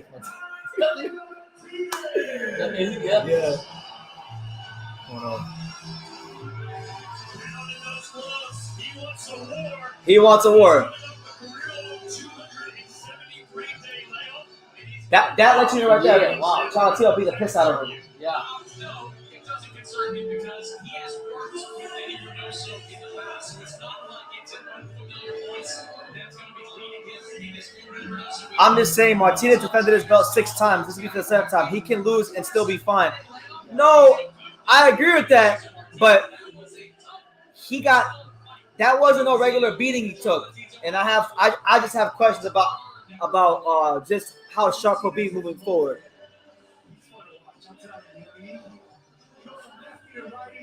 Now, to be fair, Reynoso, Shakur's an absolute beast. Chocolatito's a legend, and Bivol is crazy good too. And you're not wrong; those guys are. So I'm not trying to slight those guys. But what I'm saying is, I heard a lot of people tell me that this guy was the best trainer in boxing all of 2021, and I told them the fuck he's not, and they called me a hater. And when he came up against other A-plus fighters with his quote-unquote A-plus fighters, he didn't have an answer in the corner. Because it wasn't so much that those guys lost. I also listened to his instructions, and they were the same every fight. Throw punches, move your head. Nothing specific, nothing clear, nothing concrete.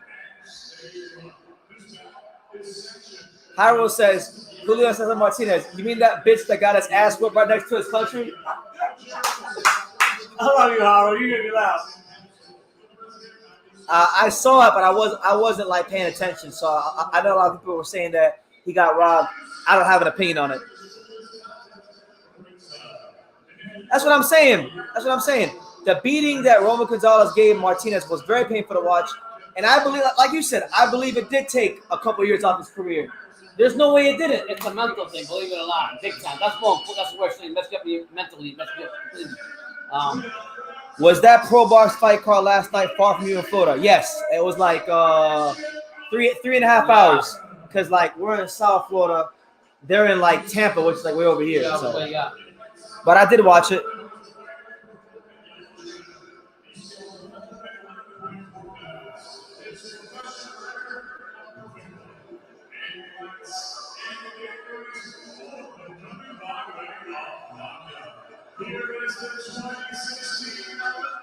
This guy seems to be like he's pretty good.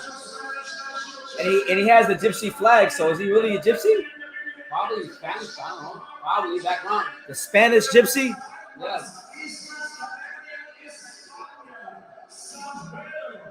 Listen. Last year we had Sandor Martin from Spain beat Mikey Garcia, who was a Mexican American. Now we got Come on. Could history repeat itself? We don't know.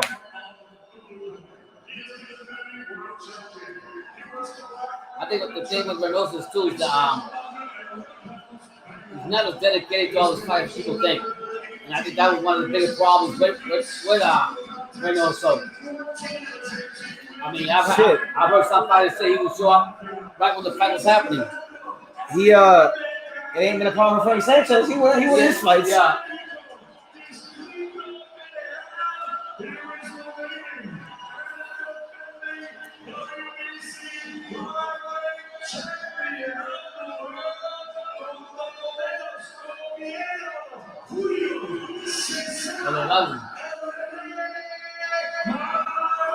Look at these people, bro.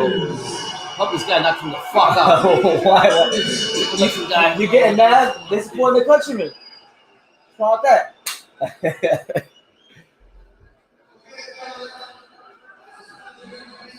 He's not a champ. He's a champion still. He's got a belt. Yeah. Martinez versus Carmona. Johnny, Martinez versus Carmona. That's right. Chocolatito. The real TBE. The Picasso of boxing. Yes, sir.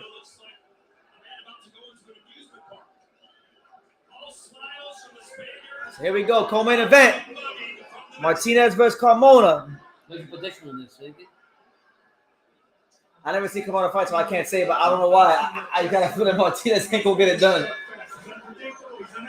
So here we go. Round one, Martinez versus Carmona. First fight for Julio Cesar Martinez since getting beat up by Roman Gonzalez this past March.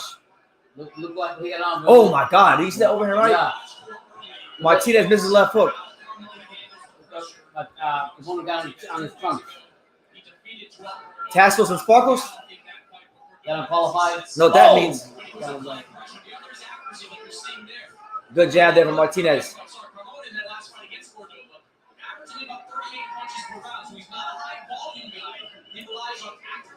There you go. Good feint there by Carmona. Oh, big overhand right from Carmona, and then Martinez comes with a jab of his own. Yeah, Martinez landed a nice left hook. One thing about Carmona's got some a quick overhand right. Martinez got to make sure he's defensively responsible in this fight.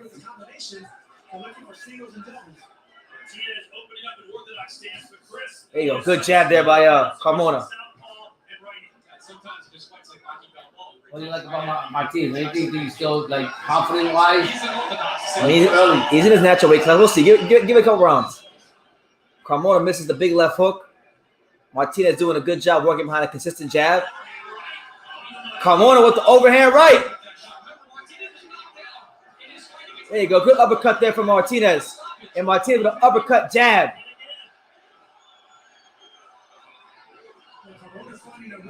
Oh my God. If he lands with that damn that right, the way he throws over right here, right? On Martinez.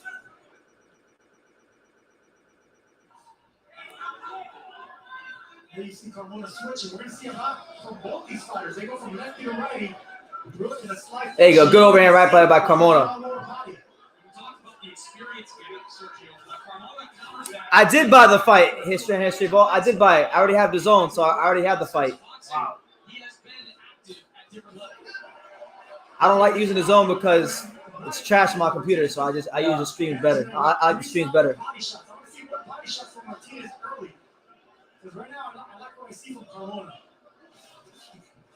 Man, Martinez doing a good job picking his combinations. Yeah. So far here in round one, Carmona did some decent things, but He was good though. The big shots. There you go, big uppercut left hook.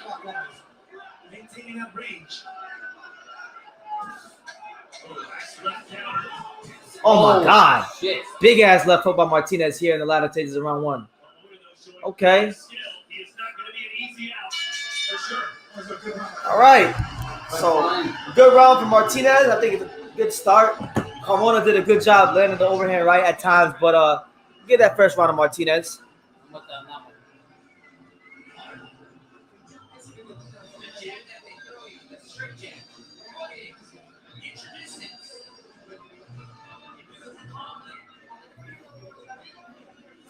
So main event is next. For those of you wondering, right now we're in the co-main event. Julio Cesar Martinez trying to beat the Gypsy Spaniard. I like what I think Martinez though. I thought he was going to come in here with a little slower. You know, he came out there, waited, so he got Carmona, and then he shot those combination. So it could be a good fight. Yep.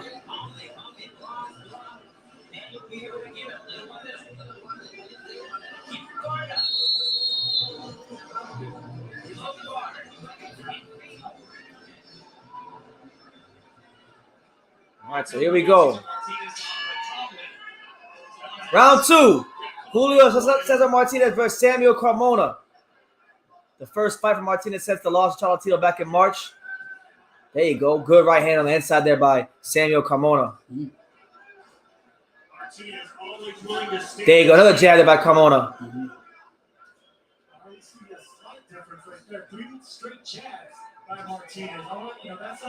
There you go. Decent left hook by Carmona. Then Carmona switches to southpaw. Oh, there you go. Nice uppercut there from Samuel Carmona. Oh, okay. A jab that lands for Carmona, and then he slips it for Martinez. That's crazy. Martinez now goes to southpaw. Yeah. I love his lightweight fight. So it's something about I enjoy it. I can see this all day. There you go. Good right hand there by Carmona.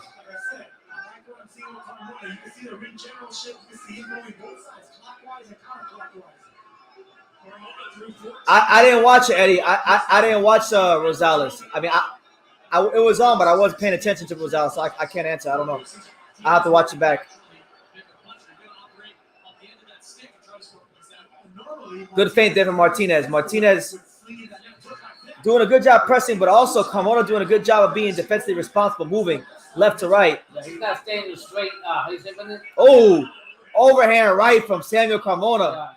He's not staying in a straight target for Martinez. He's making Martinez move playing angles. It's making it difficult to get shots. But there's that up jab. Martinez looks good, dog. There you go. Oh, good body shots there from Martinez. I ain't backing down.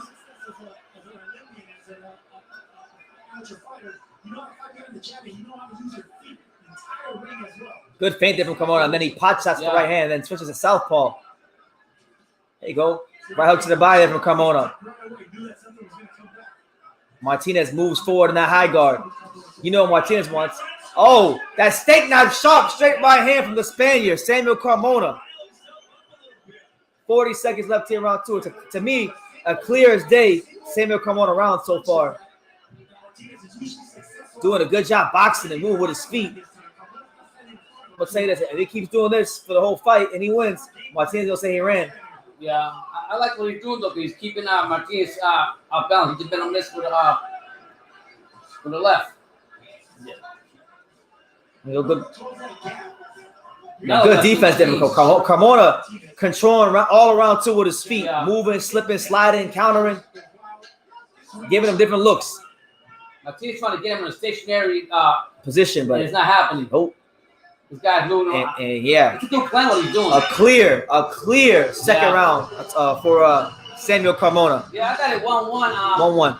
I will say with Martinez, I think when he fought Chocolatito, just the fact that he was fighting that legend really affected him. Because I see him more comfortable in this fight than I see him against when he fought Chocolatito. But this guy right here is moving back and forth and throwing angles and switching from southpaw to orthodox. It's throwing off, but Martinez coming in the high guard, trying to get that stationary target, and Carmona's not standing there for him. Carmona's doing a lot of great things. He'll start orthodox, he'll shoot the right, switch off to step off to his right, come southpaw, just showing him different looks over and over again. And Martinez is a high guard fighter, a guy that needs to have you in front of him to be his best, and Carmona is doing what he can to not give it to him. So I thought Carmona for himself. That second round was a round where he gave himself the blueprint to how to win this fight. And he's not letting Martinez get comfortable. Hyro says Martinez pounds his glove because he's a bitch and he's frustrated.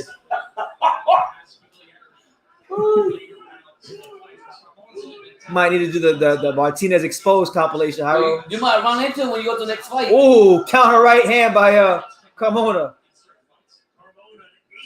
When Martinez coming in with a high guard trying to throw his jab. He can maintain this even into the middle round. Martinez presses forward, but he can't get his feet set to do anything with Carmona. Martinez pumps the jab, but nothing doing. Oh, Carmona overshoots the right hand. Martinez lands a left hook to the body. Carmona circles to his right. I want to see more things like Carmona. He's just moving around right now. He needs to get the respect of Martinez, not just by punches, but by fainting. Getting into the fight. There you go. There you go. Right hand again from Carmona.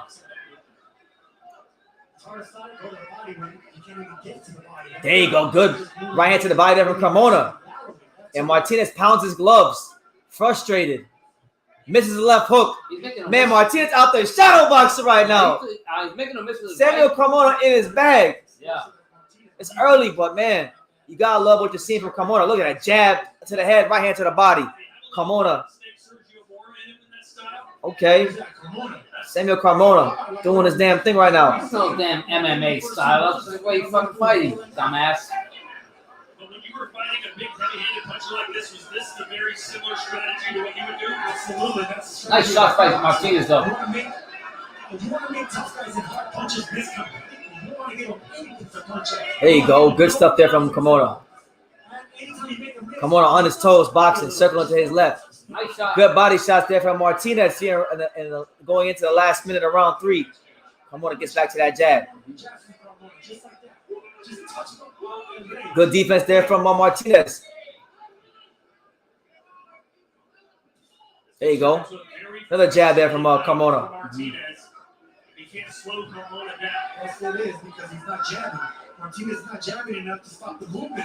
I'm telling you, the Eddie Reynoso fighters, I don't give a fuck. It's Canelo, Valdez. Unless you're Frank Sanchez, none of these Eddie Reynoso fighters know what a jab is. None of them. Not Canelo, not Martinez, not Valdez. None of them. None of the motherfuckers know what a jab is. What's going on it, Brendan? I don't want to see that from Carmona. He switched stance in midair, throwing the right hand. There you go. Good. Against a slinging puncher like Martinez. Oh, good defense from Carmona. Oh, Martinez catches him a little bit, but Carmona stays composed. So a better round. Nice body shots by Martinez. I don't know, man. Ooh, What you think? I gotta give that to Martinez 2-1. Yeah? Yeah. I thought Carmona You think so? barely nicked the round. Yeah. Okay. You know what? I think Martinez. So Pops gets me, what, you got a 2-1 Martinez? Yeah. I got a 2-1 Carmona. Hand History Vote has a 2-1 Carmona. MEZBX has a 2-1 Carmona. Hey Sum says, does Martinez look different?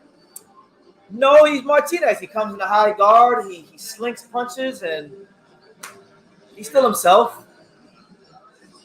The only difference is that he's got a guy that likes to box and move a lot more than some of his other opponents.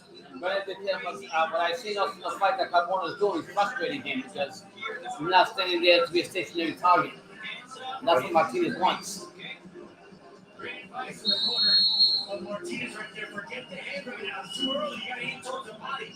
Get him with an elusive. Yeah, Martinez's corner told him to forget going for the head and go to the body of a Carmona. Make sure y'all smash that like button. We're here. The untouchable True School Sports Empire. Round 4. Julio Cesar Martinez versus Samuel Carmona, the Spaniard, the Olympian who took this fight on short notice.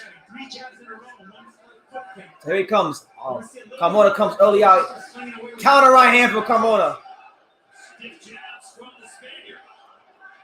Yo, if I go to a fight like this, I'm not doing American flag. There you go. Good body shot there from Carmona. And then a right hand left foot from Samuel Carmona. And yes, people, yes, school is in session. Wow. Martinez is on his way to getting exposed by Carmona. Let's go, champ. Too early for that, Brendan. No, it's not. It's never too early. It's never too early. Get this guy. Samuel Carmona. Martinez out here shadow boxing. He got the jab. So he get the That's what he's doing right now. He's throwing a lot of hard. He's missing a lot of them. Listen, Carmona's moving. not doing nothing. Oh, good left hook by He just makes 2 straight jabs. Martinez.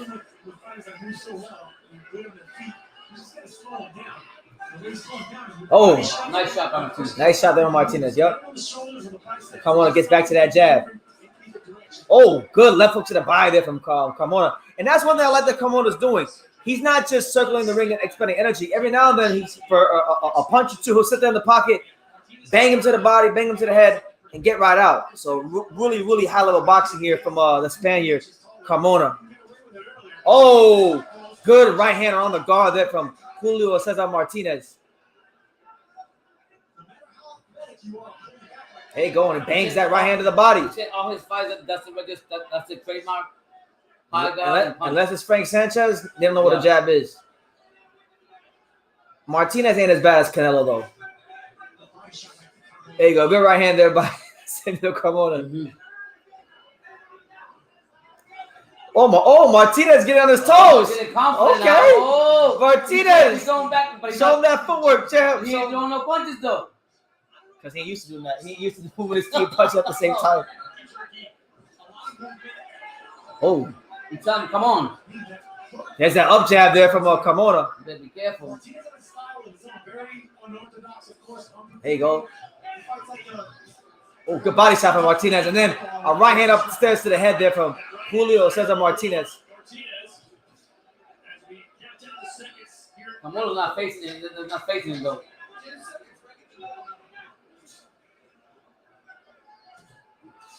There you go. Good up jab there from Carmona. You know, Martinez had probably, I thought, maybe his best round of the fight that round. But Carmona had a great answer for everything he did. Yeah.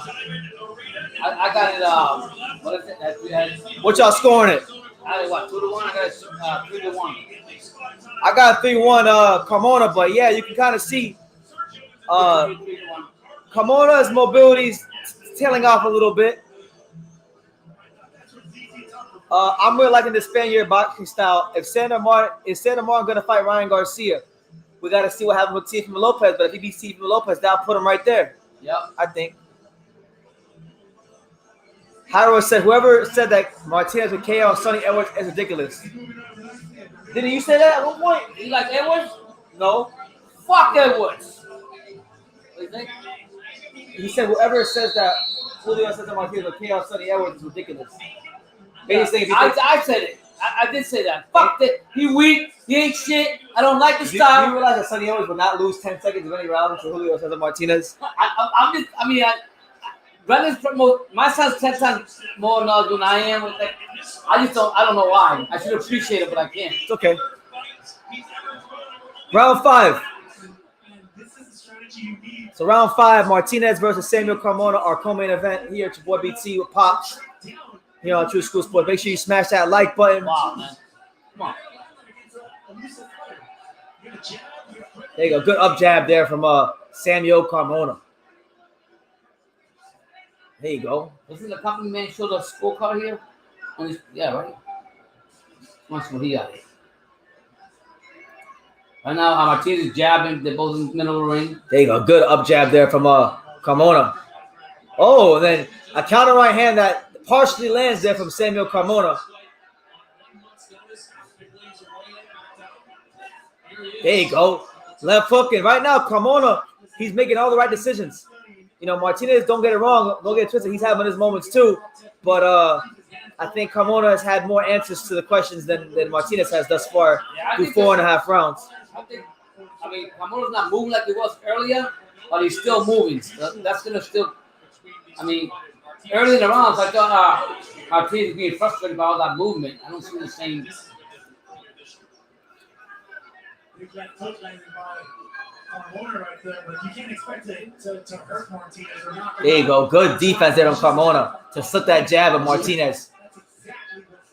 Man, even the punches that Martinez is landing are like grazing shots, not like cupping shots. here in round 5. Yeah, but if the judges see that, they see him with more activity with the punches, you know how that goes. I brought up the name Sandro Martin, another Spanish fighter that upset another champion, Mikey Garcia. Same strategy we're seeing here. Not standing in front of a shot puncher. There you go. Good right hand there from And listen, man, Spanish boxing had 2 great back-to-back years. Last year was the year of the Spaniard. Now you got this one. Kiko Martinez been knocking out all these British fighters. Will Samuel Carmona become the latest Spaniard to make his name in boxing? Yeah. Good jab there by Carmona. Julio Cesar Martinez right now don't have a whole lot of answers for what Carmona's thrown at him.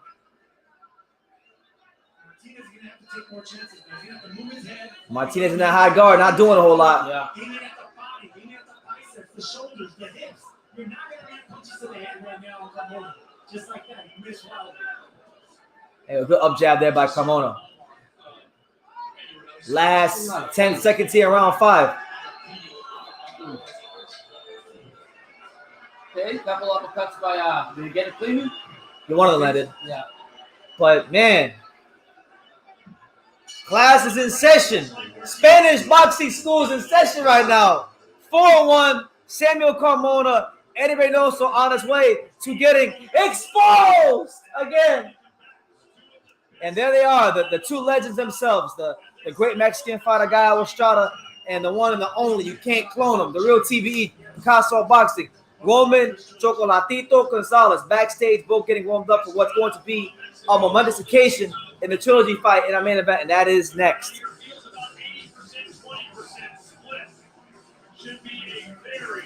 Yeah, absolutely. He's circling the ring. It's killing Martinez, and Martinez don't know what to do. Yeah, man, throwing him off. I'm not saying that Martinez, like Brendan said, he's getting his shots off. Yeah. But not as cleanly as he thinks he's going to get.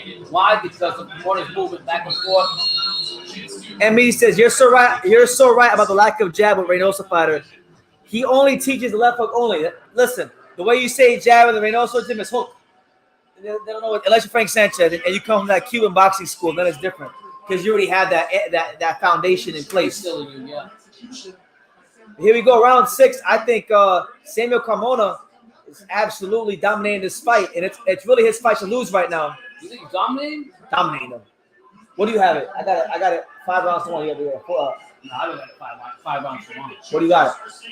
I have it maybe 5 rounds right now. So you got 4-2. Oh, no. Yeah, 4. No, 4-1. Yeah, 4-1, 3-2, 3-2. 3-2. I got a 4-1. 3-2. I got it. And Mannix got a 4-1 too.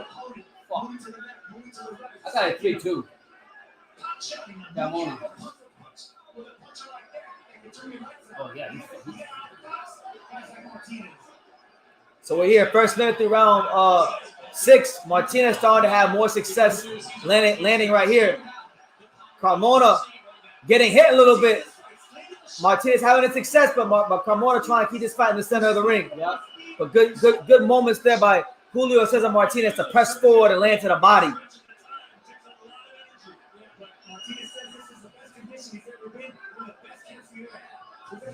Oh, good left hook there from Carmona. Oh, the 1-2-3 route right down the guard from Samuel Carmona. There's no point, so come on. Don't let Martinez get comfortable. He changed everything. Chocolatito. These fighters are a threat. Carmona circles to his right. Martinez follows him in a straight line. This is crazy, man. Fighters change everything when they get the ass whooped. Good body shot there by Martinez. Motherfucker looks like a bone. He said you guys are teaching this. You guys post fight legend. Ooh. Good left hook again by Carmona. So Martinez started off good, but I think he's in danger of giving this round away. Yeah, you know. See, Martinez was a nice body shot by Martinez, but nothing to win. Oh, another body shot by Martinez. Good jab there by Martinez.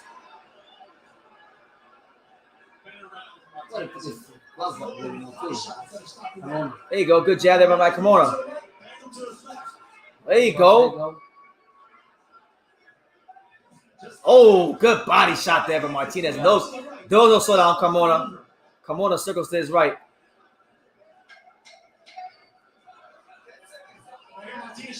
There you go. Good left hook by the head by Martinez. Martinez marches forward, literally walks forward with his hands down. So, hey, I thought a better round there from Martinez. Wait, was that for 6 rounds? I had it what? You had it, what, 4-1? 3-2. You had a 3-2 going in? Yeah. So that means a 3-3 now on your card. No, I think my team's won this one here. So it's 4-2. Yeah, 4-2 for me. So I've got it 4-2 as well. What do you guys have? I got it 4-2. You got 4-2 Carmona, I got 4-2 Martinez. 4-2 Martinez? Yeah. Are you shitting me? You gotta be trolling me. You got a 4-2 Martinez? You're trolling me. All right. 4-2 Carmona. Yeah.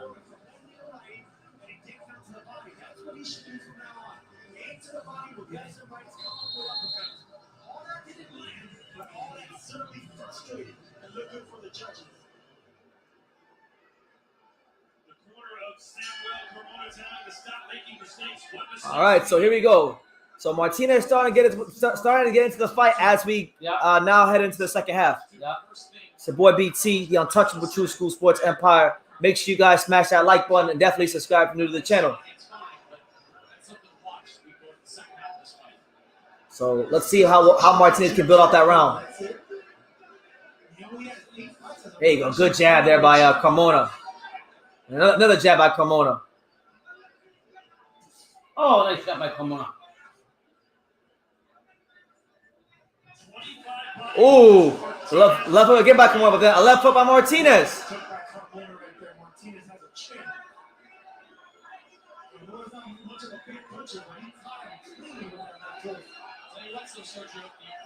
There you go. Good jab again by Carmona. Martinez now jabbing out that southpaw stance momentarily. Martinez misses a big overhand left, and Carmona makes him reset and takes the fight back to the middle of the ring. Martinez misses the uppercut, and here we go. Carmona starting to get back to what he was doing earlier, making a miss.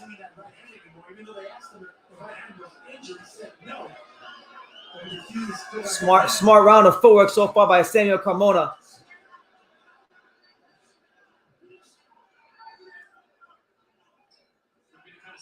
Carmona wants to throw that right. There you go. Good right hook that partially lands for Martinez, but nothing crazy. Nah. Nothing to discourage Carmona. Carmona still Making a miss. Jeez. making a miss at will.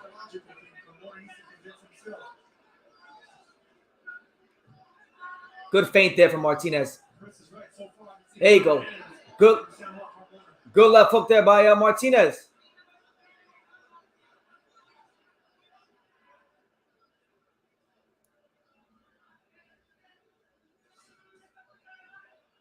Martinez making Another miss by Martinez. Jesus. Oh, nice shot. Just a hard one. Martinez is missing a lot, but I think Carmona needs to land some more shots so that the Mexican fans are booing, which is a good sign. It means Carmona's winning. Yeah. I mean, right now, Oh, good body shot there by Martinez.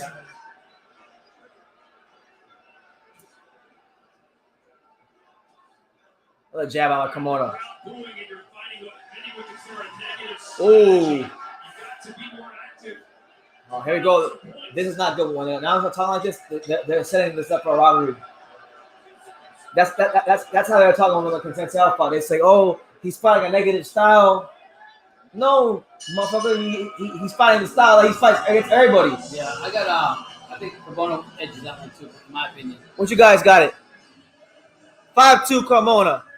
Yeah, Carmona's edging that one too. Boxing isn't Olympic track. You can't win by running. He's not running though. Sometimes people don't appreciate white paper, the boxing science. When Cancelo did it, when what other Cuban guy did in the lightweight, the same thing. And then now, sometimes we get too spoiled with that fighting shit. That if we don't see this back and forth, we think it's wrong. But you gotta respect every fighter's style. It's true though. They're in Arizona. It's a Mexican predominantly area, Mexican area. We know that like 99.9% of people there are going for Martinez because he's Mexican. Yeah. So if they're booing because the fight is boring, that means Carmona's controlling the fight, i.e. he's winning. Yeah, that doesn't mean that they're booing the cheering for. I mean,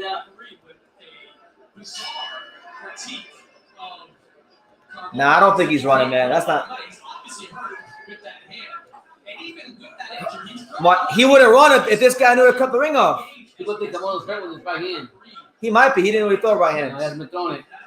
The corner be telling him.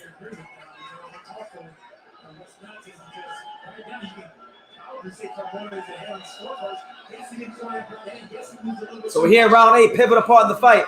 I got it 5-2. Pop has it. What do you have? 5-2? Yeah. 5-2. But I can see 4-3. Martinez done enough to win 3 rounds. Yeah.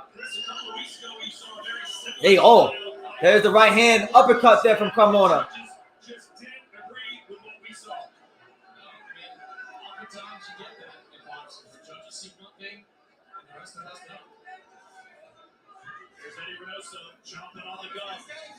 There you go, double jab from Carmona. That lands on Martinez.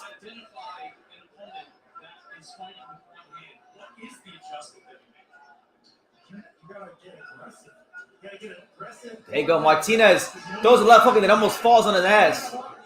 There's the up jab there from Carmona. Martinez pressing forward with the high guard. Throws a jab that just falls short. He's only doing that freaking. Oh my God, that's crazy. There you go, good jab and then a right hand there from Carmona. He's gonna stop this bullshit. Oh, he's fighting negative. Oh, no, he's actually giving a lot of credit to Carmona. There you go, another up jab. And they're not acknowledging the commentary. He's landing like 2 up jabs. Don't acknowledge none of it. But they're gonna acknowledge anytime Martinez land a body shot. No, well, it's because he's not using his other hand. So they like you got to use that right hand. You're not doing that. No, you don't. But you got to use whatever hand lands the punches. Right. What I'm saying. Where in boxing did it say you have to land the right hand? Judge's eye. What are they looking at? One hand. I hear the Mexican fans booing, which means that Martinez can't get his shit off, which means that he's losing his fight. That's what that means. That's 1 and 2. They want Carmona to get baited and fight and make it a fight in the middle of the ring. That ain't gonna happen with that Carmona. People are saying he's only got fighting 1 round, but you could be right, Brandon. That's his style. Doesn't styles make fights? I'll tell you this: if Martinez knew to cut this ring, I already know it's gonna go.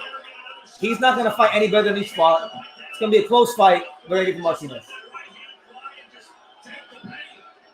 I'm not even gonna like get worked up. Throw that right out there a little bit. Oh, that body shot hurt him. For who? Carmona. He like that body shot. Come on, get up there, man. Just once, shut the fucking people up. Good counter left hook. I think Carmona's winning, but I already know how it's gonna go. Yeah, well, they're basically just saying because he's not throwing that right hand, that and his style is really shitty. It's not. That's how he fights. Look at what we seen the other guy, Kelly, the other day. Who has the more effective aggression, in your opinion, BT? It's been Carmona for most of the fight. Like, don't get me wrong. Like, Martinez is doing his thing. He's landing his body shots, but he's not cutting the ring off. He's getting hit with up jabs consistently. He's getting countered. But I already know how this goes. People, because Carmona's not dominating the fuck out of him like he was the first 4 rounds, people are going to say he's running. Chris Ness is going to get his company man bullshit and start saying that Carmona is fighting too negative. People are going to say Martinez made the fight and looked for the fight, and he's going to get a decision. So I think Carmona's winning, but I already know. If your countryman is booing you, they're telling you to get up for it. You know what I'm saying? I'm not going to score the fight no more. There's no point. I already know how it's going to go. It's up to Carmona. Carmona got to show some extra quality right now for his sake. And honestly, I got a bad feeling. Roman Gonzalez better knock the fuck out of Gallo. Oh, shit. I got a bad feeling. They might make up the Nicaraguan getting a good decision. They might say, okay, well, we got to make it up now in the main event. Yeah. Martinez, though, is fighting better. Oh my God, good body Kamora shot. not throwing left by his elbow at all. Oh my God, Kamora is throwing it away. Fucking right. He's throwing the fight away. He's about to lose the fight.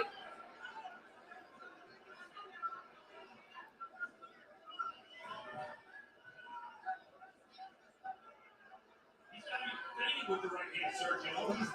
I don't think that Martinez is. There you go. That right hand grazes Kamora on the chest. Nah, Kamora's trying to piss me off. Throw the damn right hand.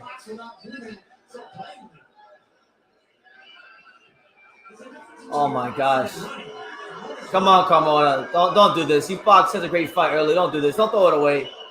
You're not even fighting. You're fighting an okay, like a decent fighter. You can beat Martinez. Don't throw it away. There you go. There's a jab. There you go. Left hook.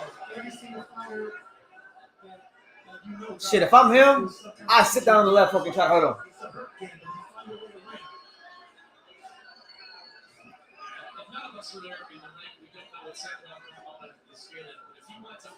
There you go. Good up jab out of Kamora.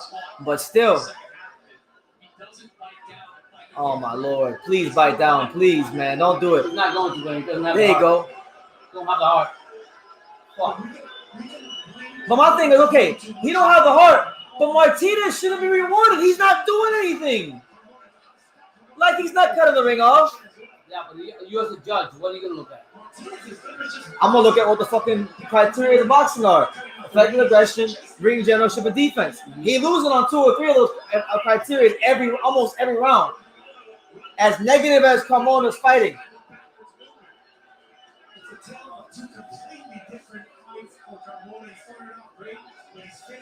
Oh, and now Martinez landing the right hand. Unbelievable. Dude was taking Martinez to school the first 4.5, 5 rounds, and now he getting exposed. Kamora exposed by Martinez. Come on, man. All the way from Spain to lose? What y'all got? I'm gonna let y'all score. Yeah, I'm not scoring the line. Don't.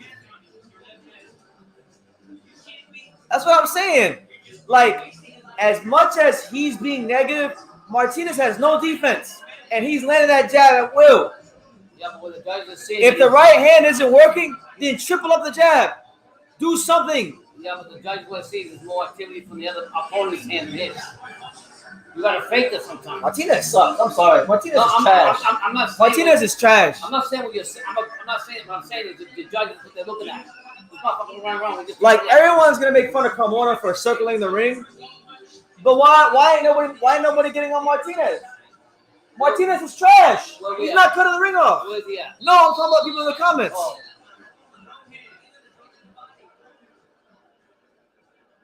This guy, I don't know. That'd be crazy. But he won't throw the right hand. He said, imagine if Kamora knocks out Martinez with the right hand once it's completely numb. Yeah, but he won't throw it. I don't know what the corners tell him. You get through there, you get through the right hand right there. But the optics are not good at all for Spain's Samuel. Why not? Why? Again, you do it again. Right hand, left hook. That lands by Kamora. Gotta throw him over if he wants it.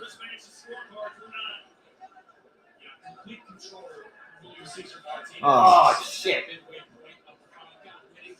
See, I got it 5 rounds to 4 for Kamora. Yeah. No, I got Kamora by a point. Yeah. Martinez didn't win 2 of these last 3 rounds. Yeah, but Corny's still that right. Throw some over. Why don't Martinez gotta throw his right hand? There it is. Okay, he threw it right there.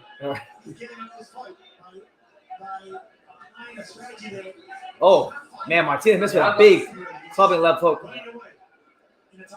Which is entirely due to the fact that he can't throw the right hand.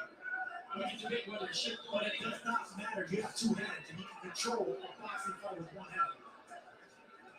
There you go. Good jab with the. It's extremely difficult to do such a championship. Fuck you, know, you don't box. Less in this round so far. There you go. Another jab from Kamora.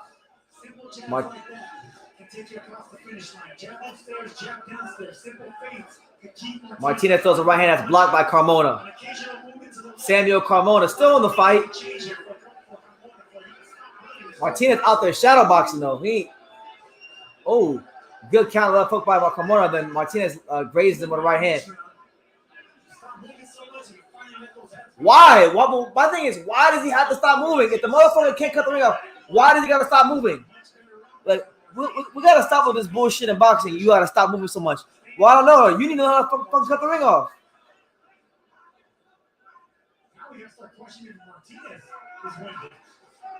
It's not his fault Martinez is trash.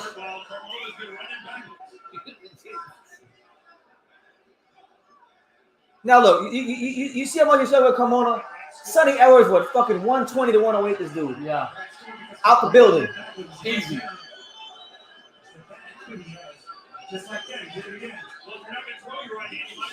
There you go. Good three-punch combination there from Carmona, but Martinez gets the better of that exchange. There you go. Good jab from Martinez. There you go. Left hook by Carmona. Carmona gets back to the center of the ring. Left hook, jab, left, and jab again from Carmona. I think Carmona won this round. He's not getting a decision, though. He's not going to get a decision. Nope. Another jab. I got it 6-4, Samuel Carmona.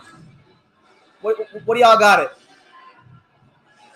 That's what I'm saying. Sonny Edwards and this dude are not anywhere close in ability. You can see why. You can watch this fight and you can see why. What people saying that he ducked Sonny Edwards. You had to take to fight him? Yeah. Yeah. That's what I'm saying. Such shit commentary by DAZN. I'm getting sick of this shit in boxing when the guy who is the pure boxer is having success moving around the ring in boxing. I'm getting sick of this shit when they say, oh, well, he's got to sit there and fight. Why? He's not cutting the ring off.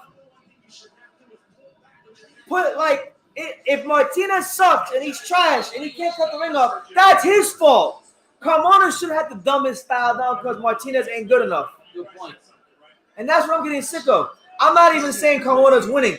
You could have Martinez winning. I think there's a legitimate argument to be made that Martinez is winning this fight because Carmona has, wet the bed in a lot of these rounds. But don't sit here and tell me he's got to do this. Why? He can't cut the ring off. It's like when society dominate, you do what they expect you to do, not what you want to do. I wonder when Gonzalez knocks the fuck out of Gallo because I can just feel it in the air. Pissing me off. Oh, shit. Carmona ain't getting this decision. What does that got to do with the other fight? They'll see. There you go. Good stiff jab by Carmona.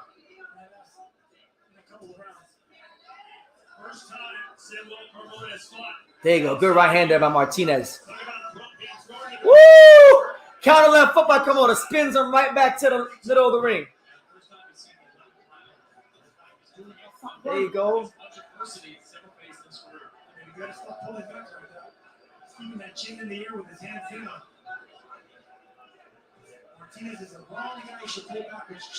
Apparently not. We're in the 11th round. Oh, you threw right there. And there's that right hand from Carmona. He's starting to throw a little bit more as the fight goes on. 1 minute and 46 seconds here in round 11. Martinez whips on a combination.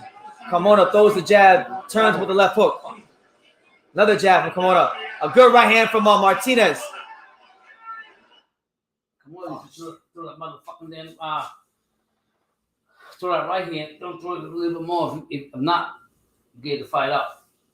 I'm telling you that right now. They're not going to give it to him. This is just going to be Consensual versus Oscar Valdez 2.0. Yeah, I mean, it's crazy. Got to throw that fucking right hand. These guys need to shut the fuck up about the whole shit. You think so?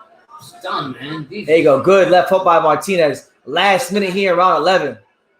Martinez is tired too. I mean, the whole time he's been trying to chase. What's his name down?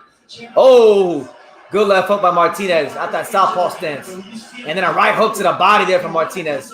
And then a right hand down low by okay. Martinez starting to find some holes in the defense of Samuel Carmona. Feel that damn right. And you want to worry about this. You're not throwing that right.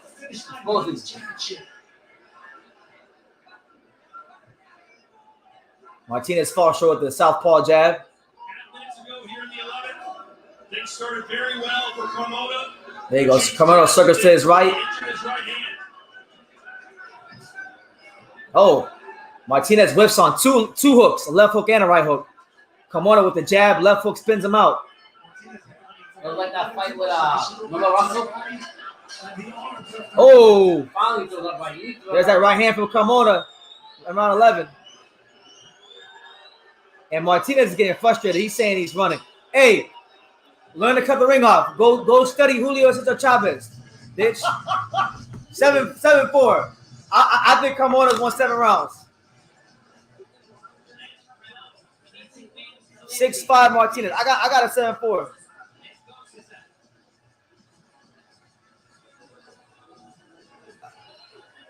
That's what I'm saying. They're not gonna give it to Carmona because unfortunately in boxing, especially when you fight a Mexican fighter in Arizona or Texas, you know, you can't just beat them. You gotta fucking nail them to the canvas to get a decision. So he's not gonna get a decision. I think he's won 7 rounds. I can see it 6-5.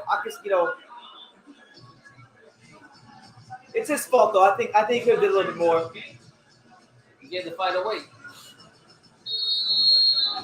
Yeah, but he's not running.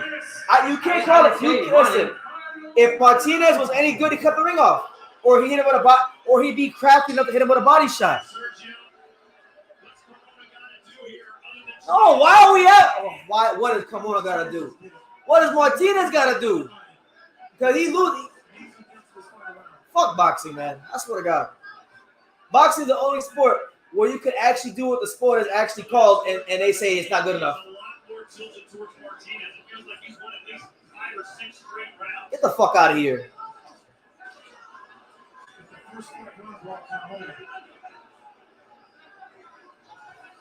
He ain't getting this decision. No, he's not doing enough. Get me to the main event. I already know. Let's get me to the main event. I'm pissed off. Oh, he's 42. You hit that like button. Like, I'm getting annoyed too because every time Carmona lands a left hook, I don't hear these two fucks mention it. Look, there it is again. They didn't mention that one. No. Let's see. He's gonna land another left hook. Let's see if they mention it. Jab, jab. Carmona will probably land 3 more left hooks this round, and they won't say anything about it. He just made a miss with all his shots. Made a miss. They didn't say anything about it. Made a miss. Didn't say anything about that. He landed 3 shots. Landed a jab. Didn't say anything about it. He's been missing all his shots. Look, Shadowbox, they ain't saying shit about it. No.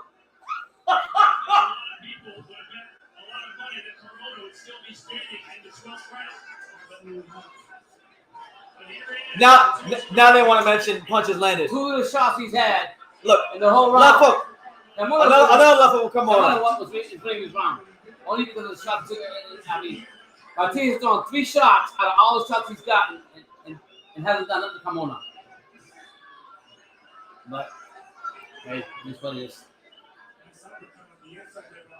They better keep this guy as far away as possible from Sonny Edwards.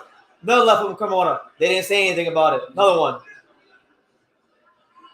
Martinez misses. He missed a lot of punches in this round. I ain't gonna lie to you. So far, he's missing the whole fight. Yeah, but I'm saying this round, literally, it's the last round. Martinez should be turning it on. He's not doing that. He just want to build this kid up again. You should appreciate the whole fight, the way he managed the fight. Fuck Sergio Mora. He's talking like Sergio Mora fought more like Carmona than he does like Martinez, and he's criticizing Carmona when he fucking fought like Carmona. Yeah.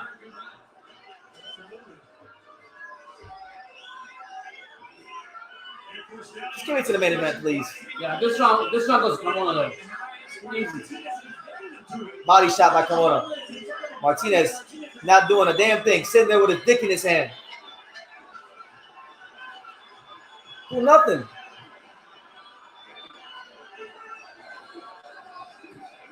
Yeah, I got a 116, 112 Carmona. I know he's not going to get it. That was a clear Carmona win.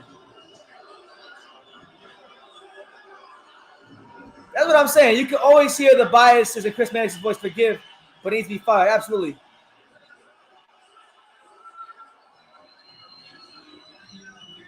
Draw. I could go for a draw.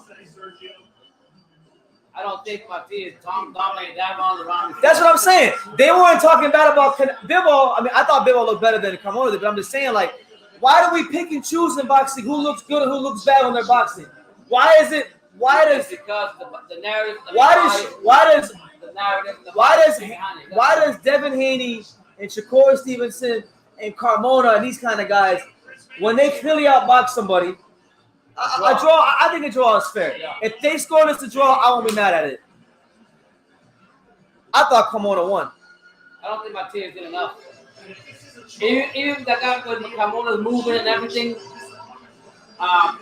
the combinations by he's got two hands. He should have been attacking him. He didn't do that.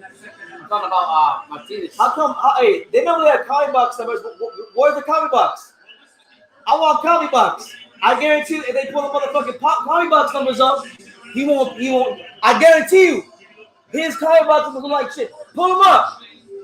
I want to see comic box. I want to see that shit. Why are they showing it? There's a reason why they ain't showing it. Yeah. Come on, man. That's what I'm saying, Eddie. Why are we not talking about his inability to adjust? It's not Carmona's fault that Martinez is trash. He's a C-class fighter with a world title. It's not his fault. The double standard in boxing, the narrative, a biased narrative, and you already know. Nothing against Mexican. Everything. If you don't fight a Mexican in the middle, then you're wrong. Even though that's not your style.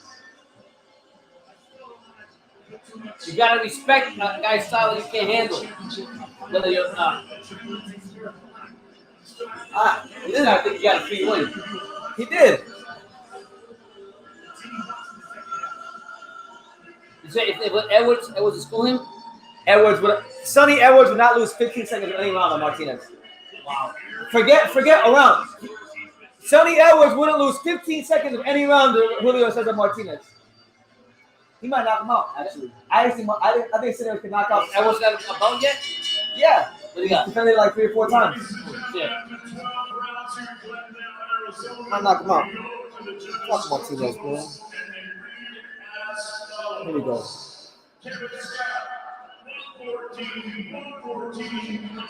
That's fair. Yeah, that's fair. Yeah. Don't worry, guys. The Mexican is getting it. You're in Arizona. Don't worry. Yep. That's a much.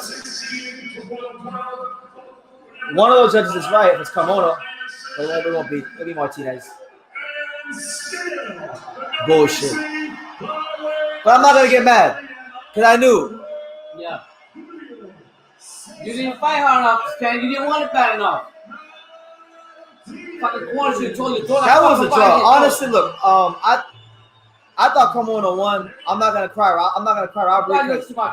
But I thought a draw would have been the most fair result. But do me this one favor. Show the comic box. Show the motherfucking comic box numbers. What? They always so quick to show comic box numbers. Why aren't they showing up this fight?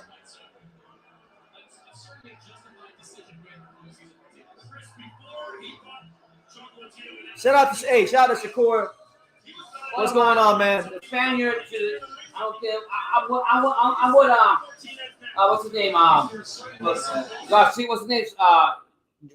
Sergio, I'm with him on this. He should at least try to use that right hand. Look, he gave the fight away. I thought he gave the fight away. He had it won. He had him beat. I still thought he won. I still thought he won 8 rounds, despite him having. They said he won like 6 rounds. I still thought. I think with Chris Maddox. But look, man. People like to say that, like, oh, true school. You just don't like the Mexican fighters and things like that. No, I'm just being honest. When you fight in Texas, Arizona, these kind of states, they have a long history, a long checkered history. If you're fighting a side, high money making Mexican fighter in any weight class, you have to really go out there and put your best foot forward to beat them. You know what I'm saying? Yeah. And Carmona, I thought he was on his way, but Carmona, he failed himself at the end. It's unfortunate. He gave that fight up. But again, this highlights a problem with getting in boxing. Now, don't get me wrong. Sometimes I watch fights and I do think some fighters could do more, but at the same time, you got to stop giving these pressure fighters so much credit. Like, stop. Like, Martinez is a knockout. Please put me on record as saying this. I don't care if it's Bam. I don't care if it's Junto. And I'll even say it with Sonny Edwards. He is a knockout loss waiting to happen. I can see, y'all out there, I can see Sonny Edwards knocking him out. And Sonny Edwards don't even punch like that. But the thing is, he has such little defense. I could just see Sonny Edwards landing whatever he wanted, whenever he wanted. So keep that man far away from Sonny Edwards. He's got not a snowball's chance in hell. Hey, regardless of disagree or not, Martinez got the decision. I totally think that the Spaniard gave the fucking fight away. Simple as that. He screwed himself. He set himself up for failure. That's what I'm saying. So, Eddie's right. If you're Mexican, the judges automatically have you up 5 rounds. That's the truth. I hate to say it. It's the truth. Did it ever happen to one of the fights with Canelo? Somebody came out and said it publicly? Well, yeah.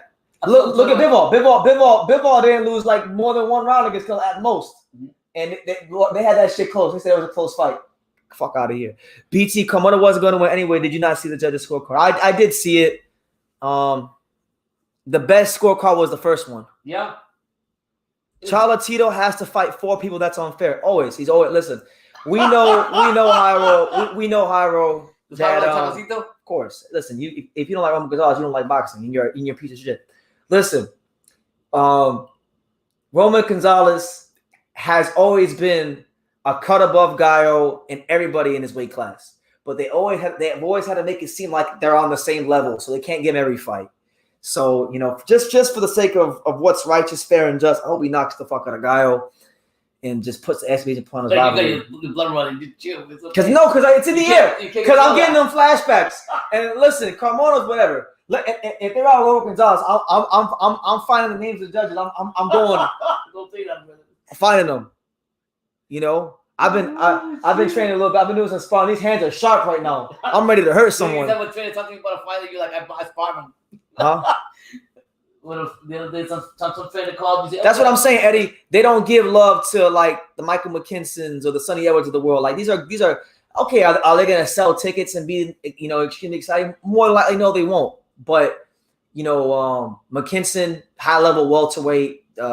They say they try to downplay him. Sonny Edwards, probably the best pound for pound defensive fighter in the sport, and they say, oh, he's not that good, but he's defended his belt 3 times. They said Alvarado is going to be there because of power. School Alvarado. He'll school Martinez. Did he make an offer to them, Brendan? They trying to down? Yeah, they avoided the fight. They didn't want the fight. Can't they mandatory that fight? Shakur said, BT, you may be a Chocolatito fan, and I love Guy. I'm on the fence on who I want to win. Yeah, man. Roman Gonzalez, I think he's everything right with boxing because this is a guy, he's literally not famous for anything else but boxing. He ain't famous because he comes from a country where the fans, pack the arenas out all the time. Although I will say, from going to fights, people show up. They show up for Roman Gonzalez. My son was telling me what he earned in his first fight. I was freaking out. Yeah, making his pro debut, he made like $50. Nicaragua, but he's come a long way. The argument was we were watching fights of Chocolatito yesterday, right? All these fights and stuff. And I was telling my son, well, why don't have a big fight in his own homeland? And my son said, are you serious, Pops? Oh, look, they got Bam Rodriguez. Let's see a Bam Rodriguez. Hey, Harold, talk to us about Bam. Looking fat as hell. Yeah. Looks fat. With a vested interest in the outcome of this fight. Josh, I'll start with you. Bam Rodriguez and Joshua Franco. I'm very confident in your title fight. I didn't prepare my best. It's sparring. Ever since my last fight, I've been in the gym, so I know I'm more than ready. What's this last year been like for you? Because you closed out your trilogy with Andrew Maloney. You had some momentum at the end of last year. Then you couldn't get a fight, at least not until the end of this year. Right. Yeah, I was just waiting for my time to come, but I never got it. But I said active in the gym. I always say active, so I'm always ready for a fight whenever it comes up. We see Chocolatito and Estrada about to square off in this main event. You were actually in talks with Juan Francisco Estrada to face him at some point in September, October. Didn't get that fight. You did get a full title out of it. However, you were upgraded there. How do you feel about not getting that fight? I was down about the fight because I was looking forward to it. I mean, but that boxing stuff happened. They both sound alike, bro. The way they talk, it sound like we saw you in 3 fights in 2022. 3 though, really established yourself in 115-pound division. Then you decided, screw it, I'm getting out of the 115-pound division. I'm going to vacate that title and move down to 112. Walk us through. Did he just say Chocolatito is a very hard fight to make? No. I outgrew one away, so once was the next move, like you said, I vacated the belt, and once was the division I'm going to be campaigning in now. So what's the plan for you going into 2023? A tremendous 22 for you, right there in the mix for fighter of the year. What's the plan for 23? 23, my next fights are ready for the WBO, and after that, I'm looking to go unified with either Sonny Edwards or Julio Martinez, or here for the WBA. It doesn't matter. Anyone in that weight that I'm willing to fight. So is it for sure that you're at 112? Because a lot of people in boxing would love to see you and Chocolatito match up early next year. If that fight gets offered to you, what's your response to it? I mean, we talked about it before between me and Taking Promotion. It's a very hard fight to make just because we deal with the same promoter, Mr. Honda. I mean, like I said, it would be a very hard fight to make. We both respect each other to the fullest. And what can I say? It's a fight that's very hard to make. Yeah. Is that an excuse? Exposed! Exposed! Is that an excuse? Oh, I don't want to hear nothing. I don't want to hear anything. I don't want to hear anything. All this bullshit about, oh my God. So, hold on. Let me get this straight. Please, let me get this straight. In boxing, normally in boxing, it's normally hard to make big fights because guys with other promoters. But Bam said, I'm going to flip it on you guys. We can't make this shit because we are with the same promoter. Who's writing this shit?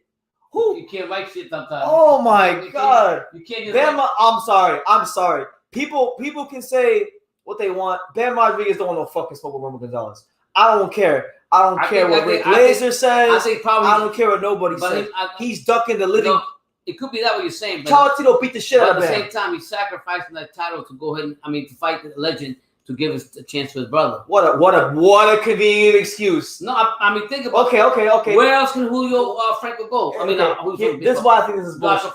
This is why I think it's bullshit. If that was always his intention, then why the fuck did he come to 115 and fight Carlos Cuadras for the belt in the first? Why not stay where you were at? So he could have had a chance to fight. What? Good point. Like that makes no sense. Yeah. He don't want to fight him. Yeah. Man, Bam Rodriguez is, I'm sorry. Like I like him. He's a good fighter. It's clear as day. He literally said something I've never heard. You guys can tell me we can't make the fight happen because we have the same promoter. Get the fuck out of here. Get the fuck out of here. It should be a lot easier. Get the fight. But I will say, to go on 1 point with him, he did say he's willing to fight Sonny Edwards. We know. Sonny Edwards. And he'll lose that fight too, just so you know. He'll lose that fight to Sonny Edwards. Yeah. But anyway.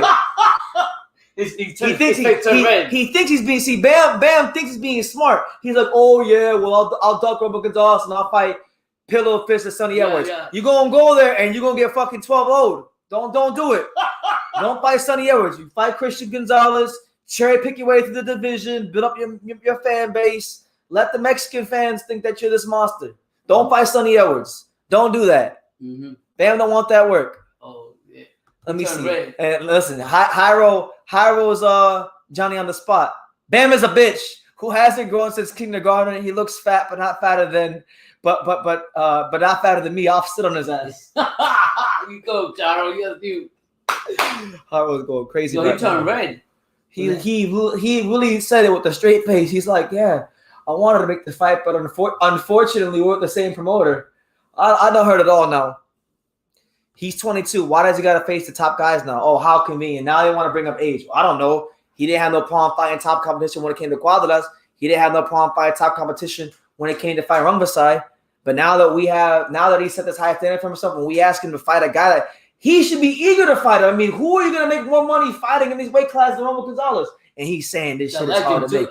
True legend. Because I'm gonna tell you this, I know Roman Gonzalez ain't scared of no motherfucking Bam Rodriguez. I don't know how some of he'll baptize Bam Rodriguez. These fighters get this big opportunity. They look good. We all like them and everything because they got to where they got the opportunity, and then all of a sudden they do like a backlash and go back. That's what I'm saying. Valdez and Shakur Stevenson fought each other with Bob Arum. Bam is ducking. Yep. Bam Rodriguez is quacking. Bam Rodriguez, I'm sorry, man. He is now taking the throne as the number one duck in boxing. He is the number one duck. He's fighting every Gonzalez in the world but Roman Gonzalez. He's fighting Israel. He's fighting Christian, but he don't want to fight Chocolatito. Exposed. I'll tell you what it is too. Exposed. I don't want to hear it. Exposed. Martinez felt a lot of pressure fighting that legend. Okay, what do you think is going to happen to him? He can't handle a lot of pressure. fighting somebody like Chocolatito. I'm not saying, but I'm willing to bet. That's what I'm saying. Chocolatito would tear Bam a new asshole. Yeah, absolutely. When we sell out with this last fight, we know that. What did they say? Franco wants to team Bam. Always been the plan. If you were listening, yeah, but that's okay. I still think it's bullshit, but that's okay. My issue isn't that he's moving down to 112. My issue is him trying to say it's hard to make the fight Roman Gonzalez because we have the same promoter. That's bullshit. You just say you don't want the fight. Just say I can't beat him. Just say that. Like, nobody in the history of boxing has ever said we can't make the fight because we're the same promoter. It's because of other reason. We're not the same promoter. Mm-hmm. So I just don't want to hear it, man. You hear every kind of excuse. I've heard it all now. Yeah. I've heard it all. And guess what? Is a duck, no matter how you quack it, you look at it. It's just the bottom line. I mean, 2021 and now finality. Here we go. Anyway, fuck that high job. We got Roman Gonzalez fighting. We got Chocolatito, best fighter in the world. 2-inch reach advantage. 12 rounds for the WBC Super Flyweight Championship of the World. Here are the unified rules: no standing 8 count, no 3 knockdown rule, and you cannot be saved by the bell in any round. And so here we go, guys. The trilogy. We here. Roman Gonzalez vying to become a 3-time Super Flyweight champion. Ladies and gentlemen, at this time, you guys predicting this fight? Well, maybe Honda hates it, but maybe if he was gung ho on 115, Bam could go push make the fight. Yeah. That was a great fight right there. I like Rob Meyer. Carvajal, yeah. Yeah.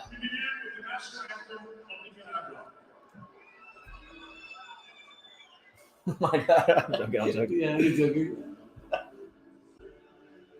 What's happening, BT and Pops? Many blessings to my favorite boxing channel. We're back once again. Hopefully, Chocolatito won't get robbed again. Yeah, hopefully not, man. And I appreciate that. I appreciate anybody who makes those kind of makes comments with that kind of kindness. You know, to call me their favorite boxing channels. You know, there's a lot of boxing channels here, so for me to be anybody's favorite is like the craziest thing to me. So I appreciate you. Thank you for your support. Look how humble he is. Love it. I don't know. Is that a duck or understandable? Nah, I don't know. The reason why I call it BS is because he keeps saying all this stuff about, oh, I want my brother to become champion. I want the team. Okay, then if that was the case, then why did you take the fight with Quadras in the first place? Why you took a title shot from your brother? If we're going by your logic. But you can't put that on the brother. Brother be all shit. Be all stuff.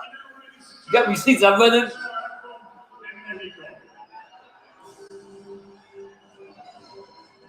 No. Bam is an awesome fighter. I mean, yeah. Bam is an awesome fighter. Maybe you got bad counsel with people. I don't know. I just wanted to see that fight because I feel like it would have been good for boxing. It would have been Chocolatito fighting the supposed best young fighter in the weight class. God bless him. It would have been Bam Rodriguez would have had a chance to become a real star. Yeah. You know, fighting a legend like Chocolatito. So Martinez can have, he lost him, but he at least fought him. And Bam, who I think is better than Martinez, don't want to fight him.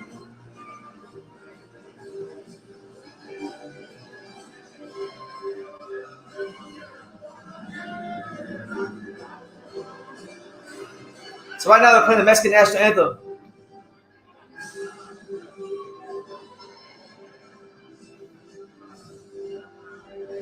Why? But after Israel, I see that Chocolatito might have made it a blowout. Not as bad as the Martinez fight, though. Well, I wanted to see it.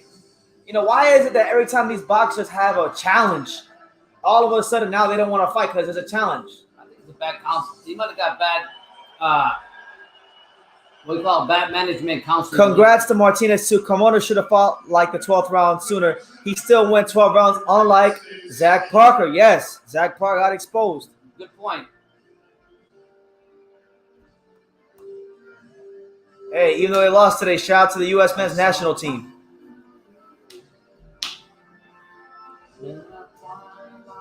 Because the thing is, when you lose, there's this thing, Jesus, called your market value, what the perception is to the fans and things like that. And, you know, when a fighter loses, your market value does take a hit no matter how good you perform. So feel like Bam trying to protect his market value, trying to protect those things about himself. Hey, he's willing to fight Edwards, so I'm happy for that. No, he ain't. That was just talk. I don't believe it. Until you see the you see the people ducking Edwards. I don't believe it. Oh shit, Resident ducking. Fighters know. Sonny Edwards is the best pound defensive fighter in boxing. Yeah. He doesn't get the credit, right? Nope. And I hope Bam does get the balls by Sonny Edwards. This is why you call true school and you gotta put videos on people like that. To let them know like this is the guy. So look, my thing is, if you're not fighting Roman Gonzalez, okay, you ducked and that's cool. If you're gonna stay at 112 and get a belt, once you get that belt, you better freaking go fight Sonny Edwards. Because then it's no excuses at that point. He might say you want to become undisputed in the division. You know what I'm saying? He's in the weight class. Yeah. You can't be undisputed without. Here we go. Oh yes. Let's go, baby. Let's go, champ. Nicaragua. And here comes Roman Gonzalez being booed by the Mexican fans. You know why he's gonna win? Porque Cristo te ama.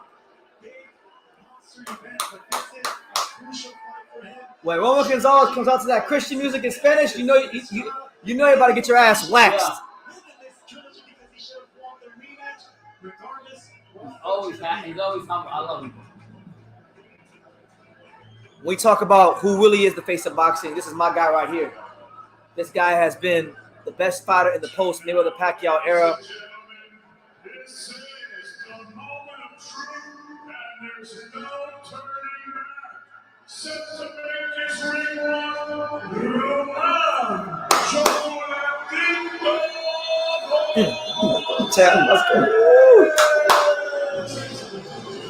So just moments away from Roman Gonzalez's ring walk. Eddie says Bam Rodriguez couldn't sell out a 5K arena. Oh, Can't. Yeah. You can't.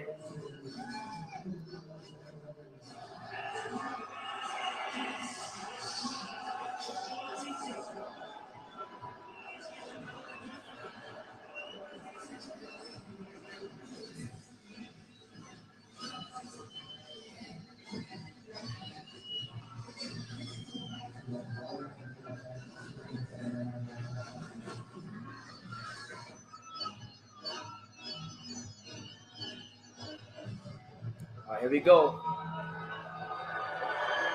Put that Christian music on. Woo! Let's go, champ! You know that's how I'm brother. When you hear this shit, when you hear this Danny Barrios song, and you see Roman Gonzalez strolling to the ring, that's your ass. Chocolatito, the real TBE. Vamos Nicaragua! The Picasso of boxing, the 4-division champion, the lineal flyweight champion, Alexis Aguero 2.0, Lil Joe Louis. He's coming. Roman Gonzalez vying to become a 3-time super flyweight champion. Who could have thought it? You know, when he got knocked out against Juan Francisco all those years ago, a lot of people stuck a fork in him and said that he wasn't gonna be great again. And guess what? He beat Callified. He defended the belt. Nobody thought that's He put on a defensive masterclass against Gallo Estrada, and he has proven his greatness and solidified himself as a first ballot Hall of Famer. And we just don't know as boxing fans how much longer Roman Gonzalez has left. So enjoy the moment, soak it in, because when this guy hangs the gloves up, we'll be waiting a long, long time for somebody to fill the shoes of a Roman Chocolatito Gonzalez. This is role model, the way he is.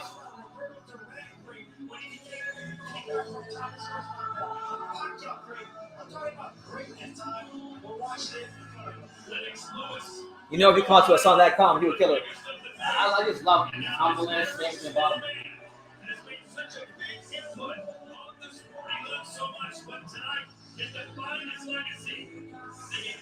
Yeah, Roman Gonzalez puts him in the dirt. We packing him up. We packing Gallo up.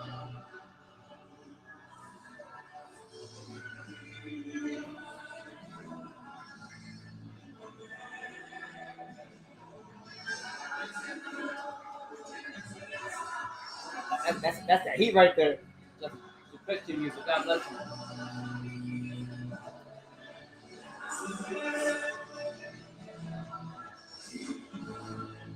So here we go. We're just moments away from the beginning of the trilogy. Smash that like button. There he is. Listen, I know they talk about Canelo Alvarez as the face of boxing and Mexican boxing. I know they talk about Munguia and Zotto, but for me, when I talk about what I think a Mexican fighter truly is, it's this guy that's strolling to the ring right now. El Gallo, Juan Francisco Estrada, elite counterpuncher, elite boxer. Sonora, Mexico, stand the hell up. He's strolling right now to the ring in Arizona. Both of these guys are very humble. Great guys, them both. While Crawford and Spence are scratching their ass, waiting to make one fight, we're already on fight 3. You ain't going tonight. We are already on fight 3 of Chocolatito Estrada. And look, they sold out the fight.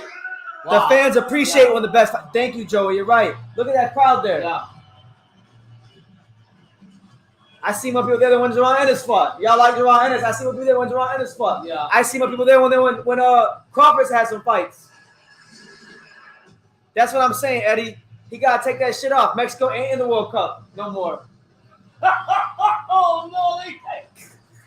And Jairo's right. He says, I can't believe they made Chocolatito the B-side fighter again. Didn't Gallo fight in a small gym in Mexico the last time he fought? Chocolatito sold out an arena. But again, they disrespect him because he's not Mexican.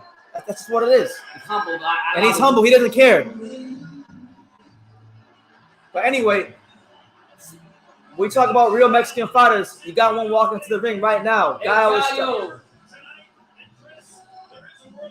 This is a guy who has earned his stripes in boxing.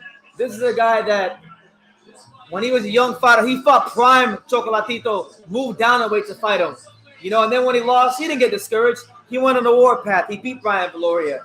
He beat top competition over and over again. And he has one of the best resumes in boxing. When you talk about the top 10 pound fighters in the world, this guy would have to be up there. Gallo Estrada, the one and only. Yeah. The future Hall of Famer.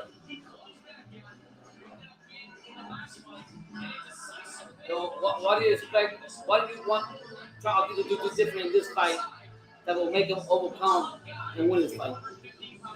Nothing. How about in a Estrada's fight when he's trying to his side? Sit down on your punches earlier. Juan Gonzalez is going to fight how he fights. Yeah. You know it's a big fight you got, man. You got, for those that don't know, you got royalty in the ring. You got Michael Carbajal, the former, you know, they said he was Chocolatito, but before Chocolatito, great fighter. You know, if y'all want to see an interesting interview, go check out my interview with him from 2017 when I talked to him about fighting Juan Gonzalez. He fought him in his prime, how he thought that would go. Yeah, I grew up watching him.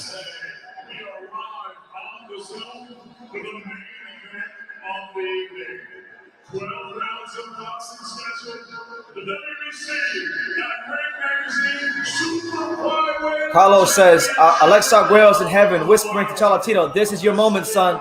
It is. We get a knocker. Hey, I love Gallo. God bless Gallo, and may God protect him. But we packing him up today. We packing him up and we sending him out the division. Man, I can't believe it, man. Juan Gonzalez fighting again, man. I get chills. I love boxing so much, but this man right here, guys, I can't even put into words what this man means to me as a fight fan and as somebody who's covered boxing. Well, I will say about Spence, he's a big fan of Chocolatito. We don't like things with Spence.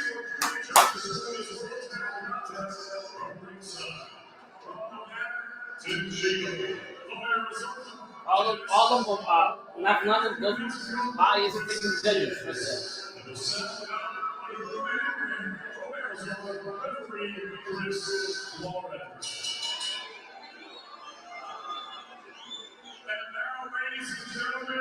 The stage is set. We are here. That's right. This is it. Talk that shit, David Diamante. Talk that shit. We here. I'm all for good. It's the time, man. Let's go, champ. Chocolatito time, baby. Get your last minute predictions in from the four corners, baby.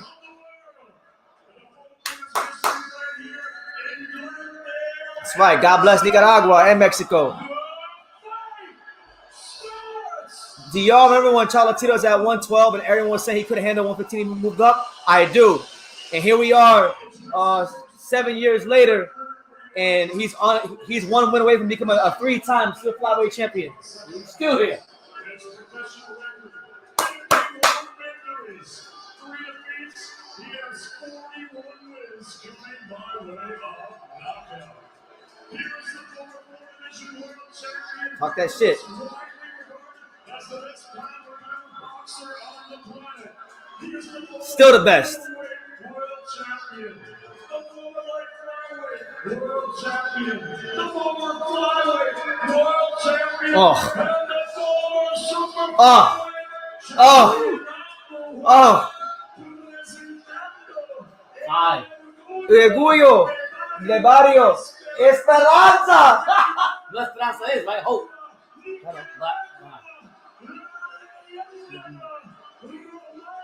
Chocolatito. Let's go, champ. The best.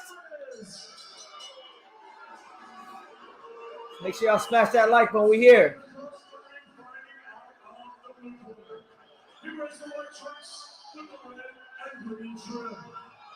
His super flyweight limit from 115 pounds back. His professional record, 43 victories, 3 defeats, with 28 wins coming by way of knockout. Here is the former Trilogy world champion. Come on, man. Let's get it popping. Let's get it cracking, man. I'm ready. It's bang time, baby. He looks good too, bro. God bless him too. I can't love about appreciate Latin boxing. Two Latin good fighters. Latin greats. And the best of all, at the top of the lightweights, and we don't see what's in the second fight.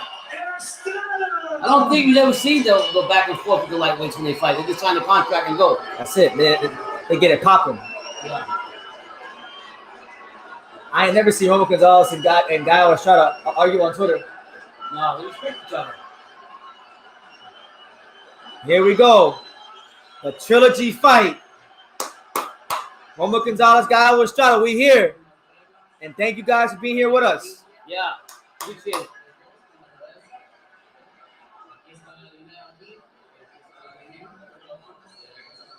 So both men face off, and here we are. Here we are, ladies and gentlemen. It's been the best trilogy in modern boxing. Will the third chapter deliver some more drama? We will find out. But we got 2 men from going to the Hall of Fame. Mexico's best, Chocolatito, or Nicaragua's best. No, Nicaragua's best. Versus Mexico's best. We here. Yeah.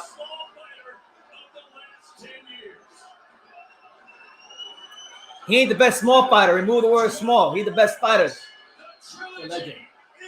All right, so round 1, Roman Gonzalez versus Gallo Estrada. Chocolatito in the white trunk with the black trim. Gallo Estrada in the white, red, and green trunks. Gallo Estrada in the orthodox stance. Chocolatito in the orthodox stance. The crowd cheers Gallo as Gallo touches Chocolatito to the stomach. Chocolatito touches Gallo to the stomach. Chocolatito being very patient right now. You know, become much more methodical fighter as his career has gone on. Gallo touches him to the stomach. Chocolatito. There you go, Gallo. Nobody's really throwing anything crazy right now.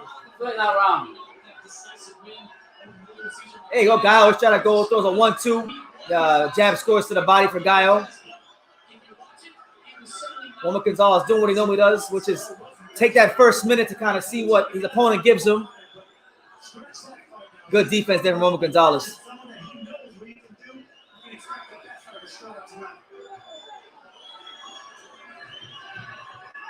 Not a whole lot going on early. Roman Gonzalez being very patient and tactful against El Gallo.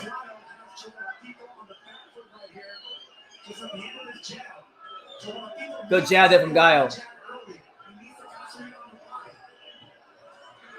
Roman Gonzalez not really doing a whole lot. Good body shot by Gallo Estrada. This is more like Gallo or Trilogy. These 2 men love each other, Chris.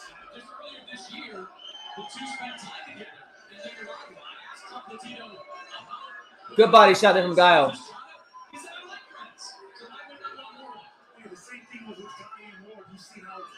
Hey, a good body shot there from Juan Gonzalez, but not a whole lot doing for Chocolatito here in round one. Gallo working behind a good patient stick, good patient jab in the last minute. By the way, I ain't reading none of y'all's comments because y'all are a bit ahead of me, so y'all ain't ruining shit for me. I'm not reading no comments. The whole fight.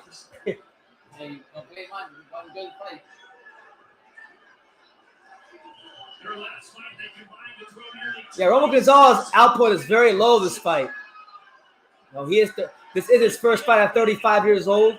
So I've been asking this question for a long time. How much longer before Chocolatito gets old overnight? Hopefully that night's not tonight, but you just never know fight by fight with him.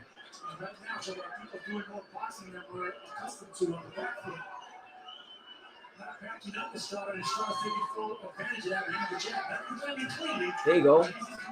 Yeah, nothing to really write home about here in round one from Gallo or Chocolatito. There you go. Good body shot by Gallo. All right, so 1-0 Gallo Estrada. Juan Gonzalez not doing a whole lot there. Wish he would have did some more.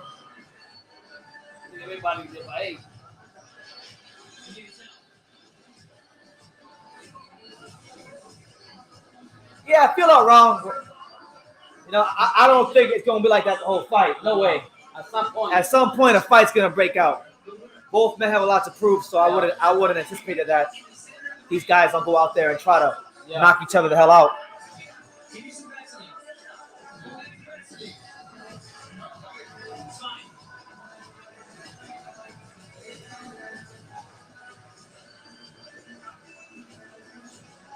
They actually threw friends off the ring, though. I didn't know that. I actually didn't know that they spent time with each other. Yeah.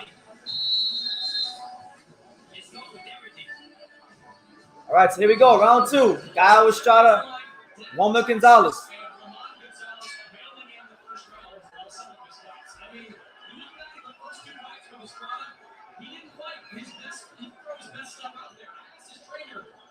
All right, so here we go. Juan Gonzalez, Gallo Estrada, round two. Chocolatito a bit more aggressive on that front foot. Kind of has more of that posture that we're accustomed to seeing. And Gallo Estrada moving. Good defense there by Juan Gonzalez. What the fuck up? Let him fight.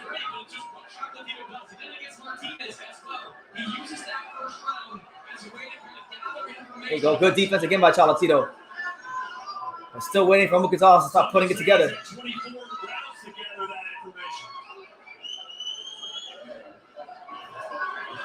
There you go. Juan Gonzalez, pretty good defensively so far, but not really throwing a whole lot of punches.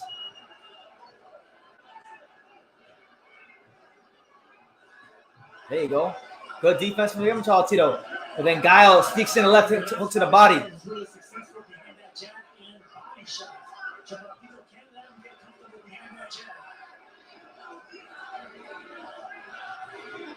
There you go. Another body shot there from Gallo.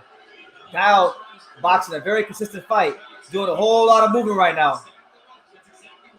I haven't seen like one right hand from Juan Gonzalez so far, and I'm still waiting for it. Yeah, Gallo is not doing this thing right now.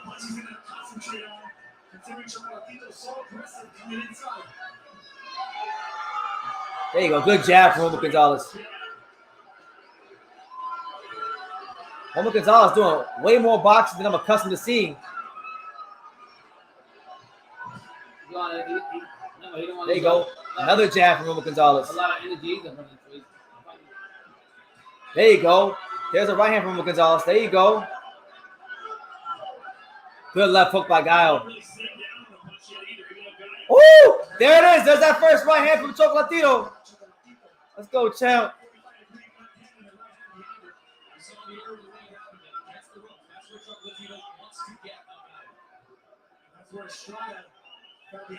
Good feint there from Gallo.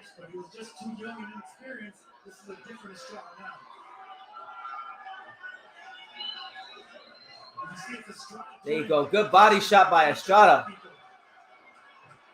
Good right hand to the body from Chocolatito, and then he grazes him with the left hook.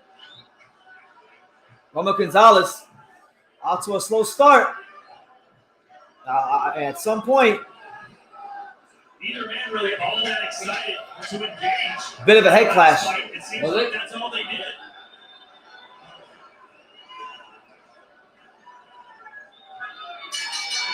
So a slow start from Roman Gonzalez, 2-0 Gallo.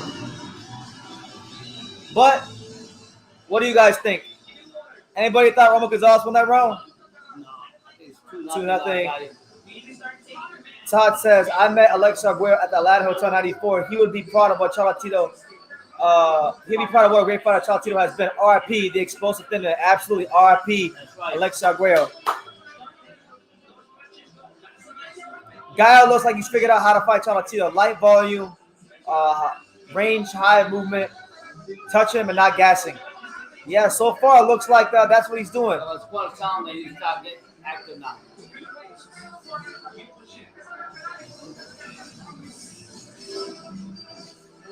Not much action going on there, but it would be a shame if one of these headbutts turns into a cut because I don't know how much action is happening in Fucking guys, they don't know how to broadcast anything. All right, so round three. Round three, Roman Gonzalez versus Gallo Estrada. Chocolatito off to a slow start, needs to pick up the pace.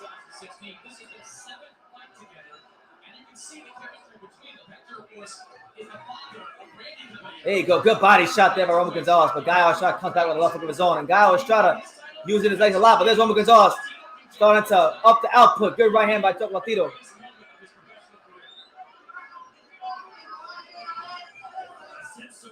There you go.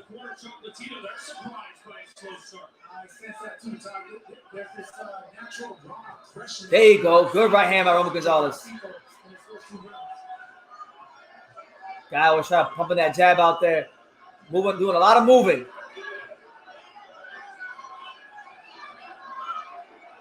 There you go.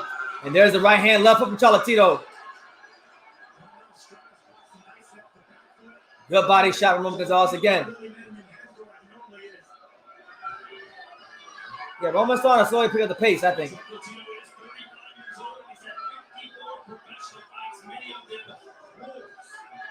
Good defense from Roman Gonzalez, but Gallo Estrada. Oh, there you go. Right hand. Left hook to the body from Roman Gonzalez. And the referee says, of course, it was low. But 90 seconds left here, round three.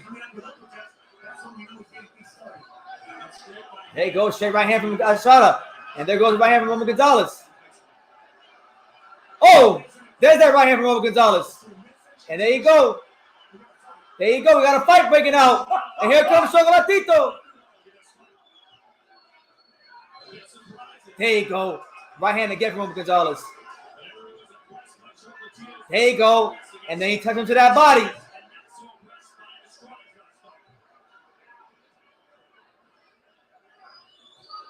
There you go. Decent left hook there from Estrada. Estrada. There you go. Good body shot from Roman Gonzalez. Double left hook, straight right hand. Roman Gonzalez. Here he comes. You make it chase him. That's right. Gallo trying to box him. Yeah. Chocolatito trying to put that pressure on him. Yeah. Throws that trademark straight right hand to the body. And it looks like there was another head clash. Come on, man. Come on, man.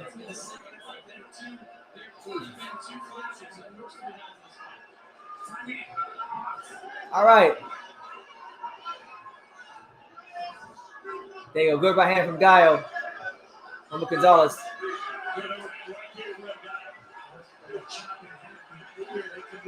There you go. There's that left hook by Gonzalez. Gonzalez pivots, left hook to the body.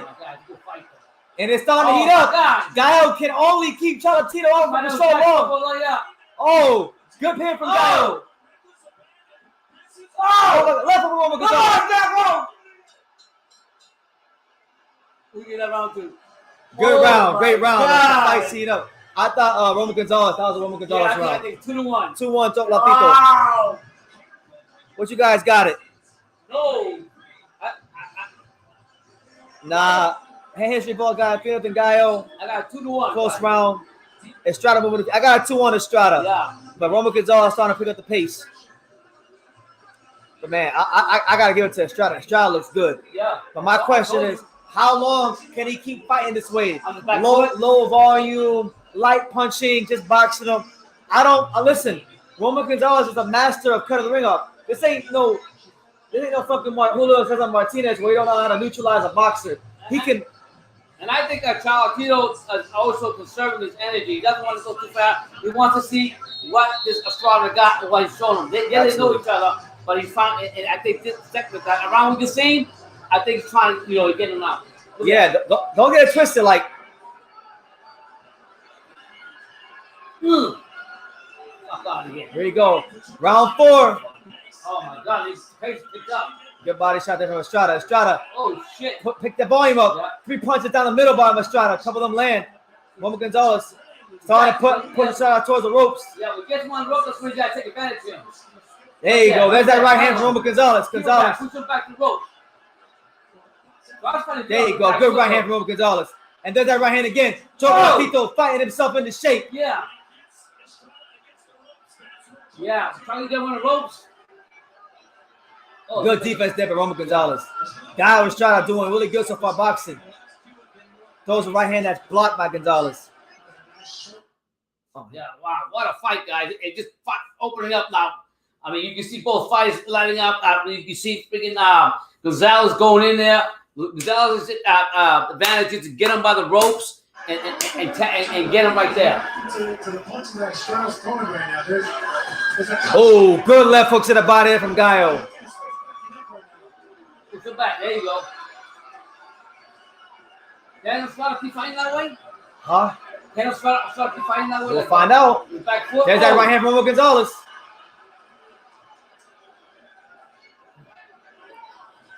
Oh, yes. Now, I don't like Gallo. He's running away. Yeah. He's actually like back.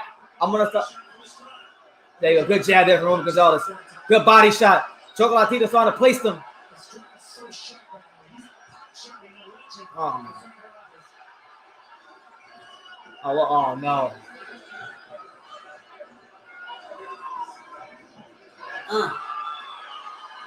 This thing's behind. Hold on. We're going up this way. We're not fucking around. Give us a second, guys. The fire was on, baby. The fireworks de fuego. I'm going to let y'all score this for El nicaragüense contra el mexicano. ¡Huepa! ¡Pa' que lo sepa! Aquí estamos vivos. El verdadero deporte de boxeo. True School Sports. Woo! Been a good fight, man. I like the way Gallo Estrada's come out the first 4 rounds, come in there, moving around, getting these shots off the back foot, getting the point in, and then you got Chocolatito heating up. Also, central combination. This is set to be a great fight, guys. I'm telling you right now. We the 4th round, you guys got to let us know. We didn't get to see that last round. We had technical difficulties, but we're here. We're here, and we're here to play. We're here to show you a good cheer. Yeah, Gonzalez, Chocolatito against another great fighter in Gallo Estrada.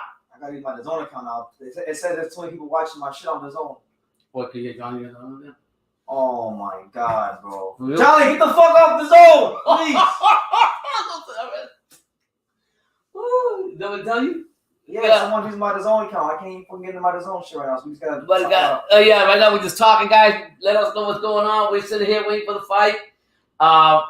It's been a great fight so far. Somehow, around this.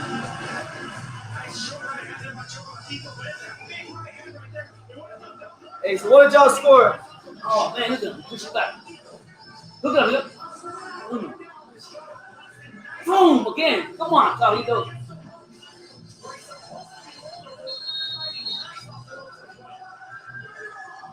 Wow, what a fight.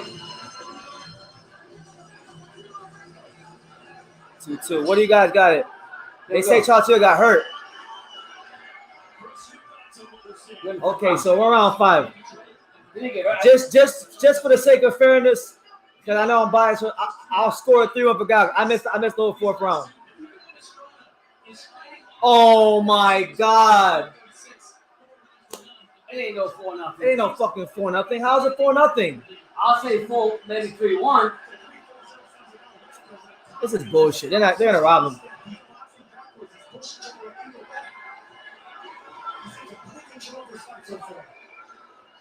I mean, he's in control, but it ain't a 4-0. He's actually still down with his punches too, Estrada. Oh, now you want to do county bucks. Oh, you were right. There you go. Good right hand to the body from Roman Gonzalez. Gallo Estrada. He's not throwing as much punches, man. He was 14 points behind in the first fight, 4 in the second, so he's getting closer and closer, matching the overall accuracy of Juan Gonzalez. That's the story of both these champions. It's aggression from Chocolatito and it's accuracy from Estrada. Boxer puncher versus a straight slugger. There you go. Good jab by Chocolatito. Gallo is fighting a great fight, though. I got to give it to him. Yeah. He's not throwing like he was doing. There you go. Good right hand by Gallo. Good defense by Roman Gonzalez. Good left hook by Gonzalez. And they're not going to give him credit for fighting like this. That's not how boxing.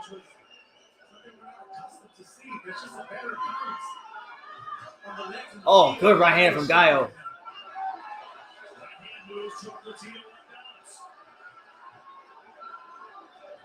There you go. Good right hand from Chocolatito.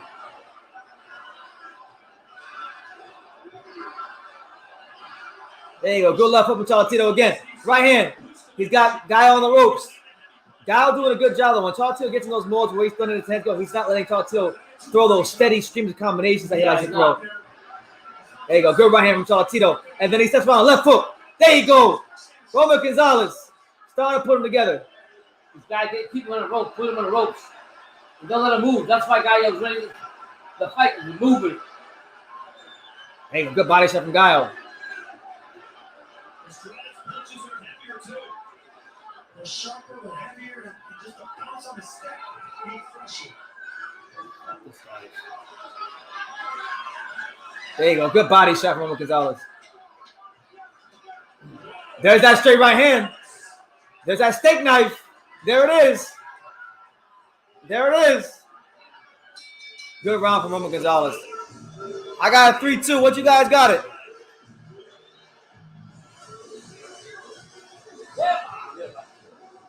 That was shots. I got a 3-2 Estrada. What you guys got it?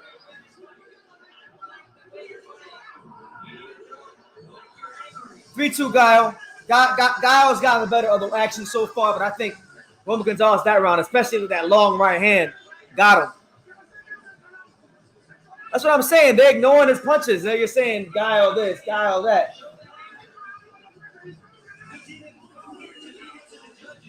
I got a 3-2.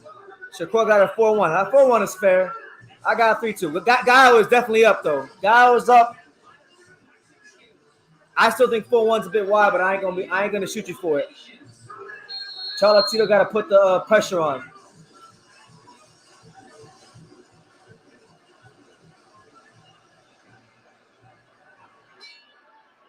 So Chocolatito was getting the Teddy Atlas treatment in his corner.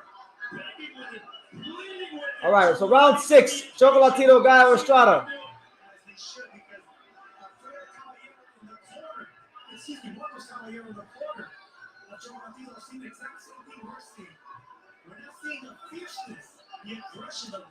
There you go. Good right hand start there by Gonzalez. There's that left hook.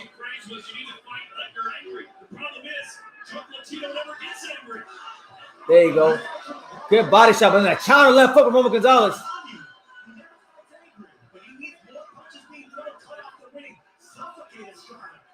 There's a jab. They're not really acknowledging his punches, though, the zone. There you go. Double jab from Roman Gonzalez.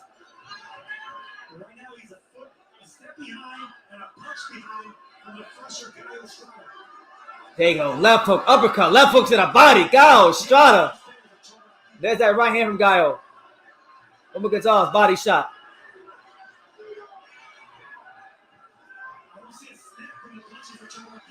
There you go. There's that right hand from Roman Gonzalez.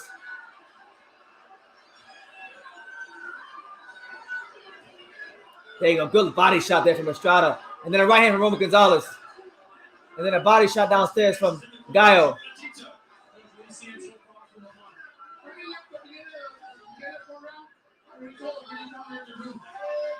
There you go. Good left hook from Roman Gonzalez.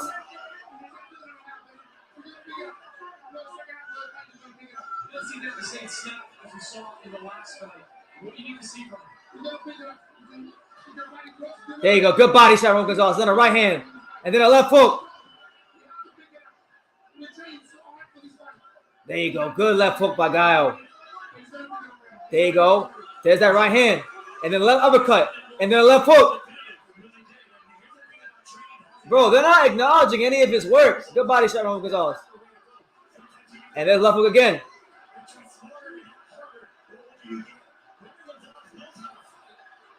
There you go. Right hand, left hook.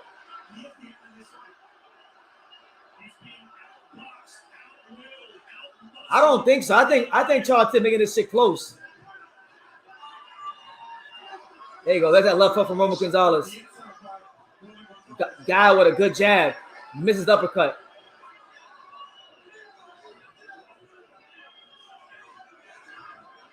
There you go. Good left hook to that body from Roman Gonzalez. And then turns him, angles him off. Bro, shut the fuck up. He's 35 years old, but he's doing good work. Come on, man. They don't want to win this fight. I thought Roman Gonzalez won that round.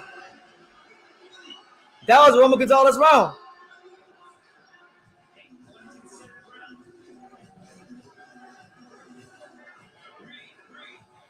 They keep talking about how old he is. Nah, Dandada, that's bullshit. This ain't no 5-1 fight. I got a 3-3. I think the commentators are being very biased. Don't get me wrong, Gallo was doing a good job when he's fighting a good game plan. But, like, they just keep saying the whole fight, Chocolatito's getting old. Chocolatito, he's not getting old. He's not getting... Nah, Shakur, you're tripping. He's breaking Gallo down. He's placing them shots to the body, to the head. It's bullshit. I don't got any problem with people thinking Gallo was winning the fight, but it ain't no 5-1 fight. That's bullshit.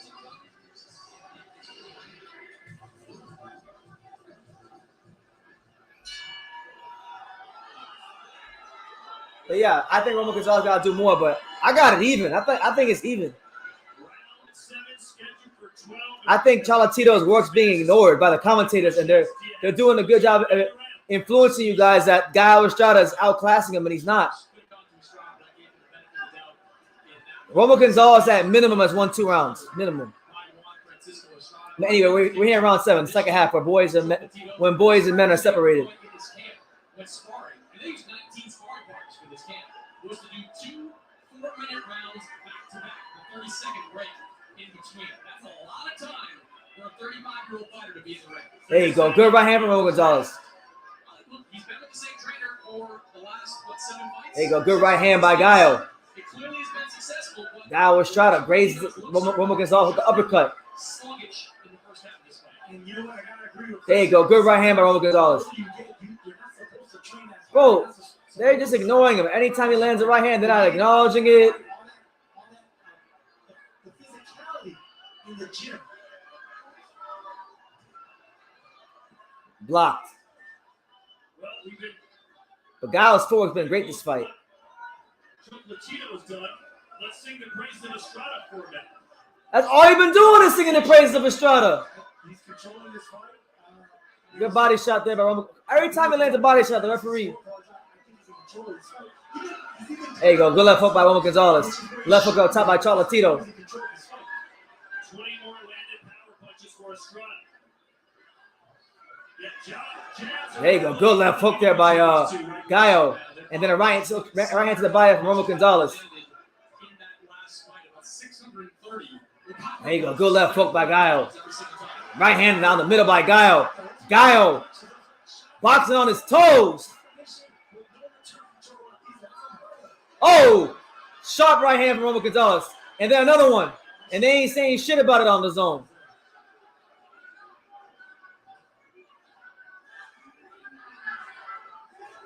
There you go. Good body shot by Roman Gonzalez.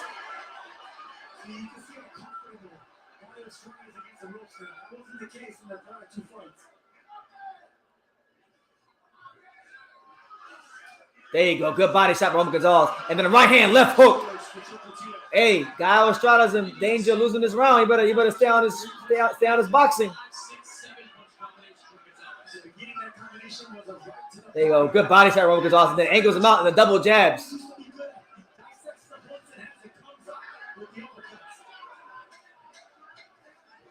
Good body shot from Gallo. There you go. And Gallo lands the overhand right. Body shot by Gonzalez. And then a right hand to the head.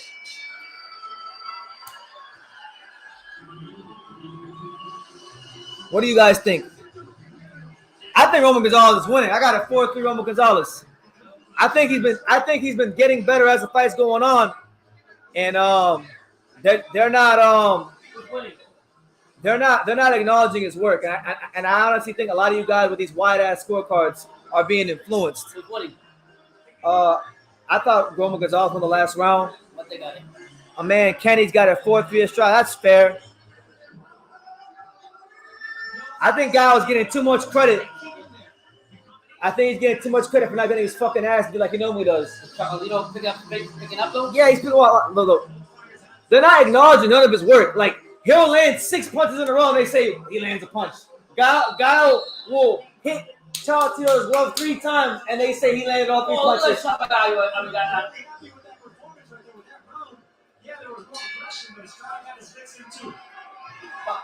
Yeah, you know, like I can see a 4-3 either way. I could even see a 5-2 at the most if you want to really be favoring Gallo what he's doing. But round 8, I got Chocolatito up by a round though.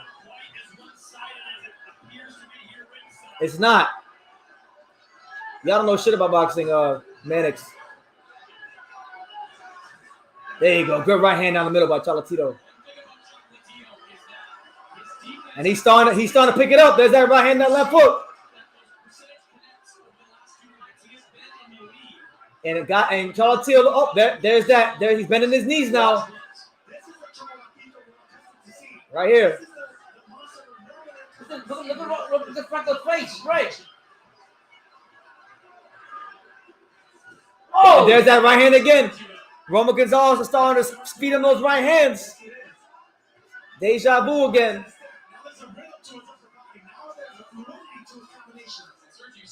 Good body shot there from Gallo, but Gallo taking too many right hands and too many body shots. Look at his face though, it's red as fuck.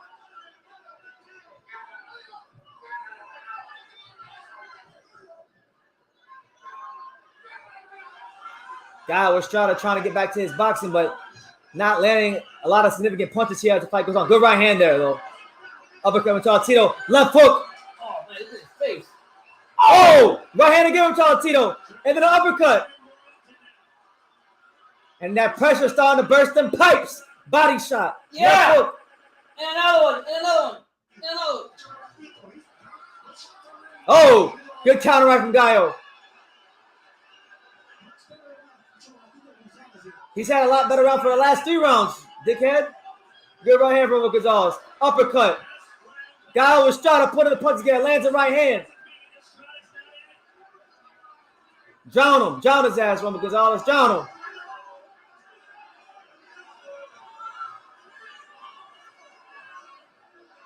Roman Gonzalez picking it up here in the latter rounds.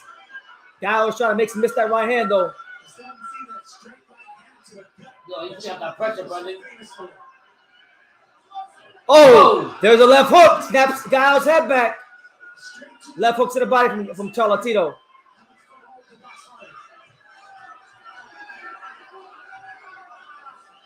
There he goes. He's here. You know, it's an older car, warm mileage, so sometimes you got to sit in the car, wait for the heater to come on, but the heater's on. I told you that. Good body shot from Gallo. Oh, come on, man. Oh, good uppercut. And then a left hook from Gallo. And Gallo's starting to box and move a little bit more here in the latter stages here in round 8. Hey, I thought Roman Gonzalez won that round too. Roman Gonzalez starting to pick it up. 5-3. 5-3 Chocolatito. Y'all got a 5-3 Estrada. That's fair. I got a 5-3 the other way. Estrada's volume winning this fight. I thought volume didn't win fights. I thought, because the last guy, I thought you had to be come forward like Martinez. Why is anybody saying you gotta come forward now? You try to watch the fight. Let you have your opinion there. Yeah, he's catching up. But listen, I gotta find through the other way.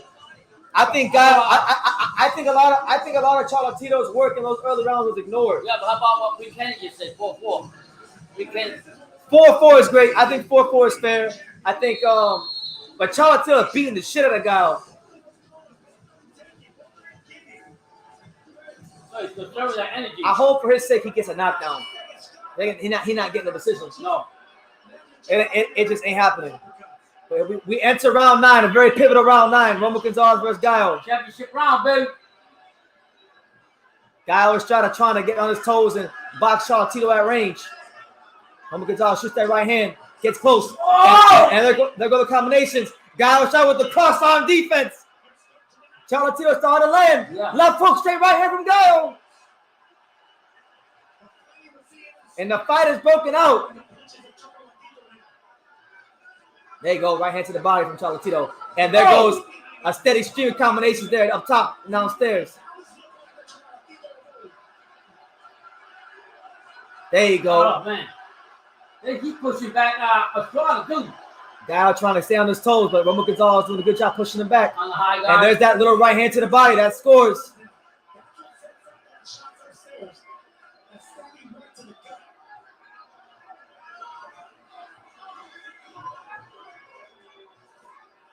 Good left hook from Chocolatito. Gallo was trying to spend way too much time on the ropes, but good defense there on the ropes from Gallo. Even though he's been successful running up the back foot, somewhat successful running his back if the ropes revert his force. Good jab there from Roman Gonzalez. Gallo Estrada, some body shots. Oh. Gallo volume, Gallo with that volume. Some good defense on the ropes from Gallo, but he got that left hook landed from Chocolatito. There's that right hand from Chocolatito. It's an interesting step through 8 rounds. For the first 2 fights, Chocolatito landed an average of 34 points. There you go. There's the right hand and left hook.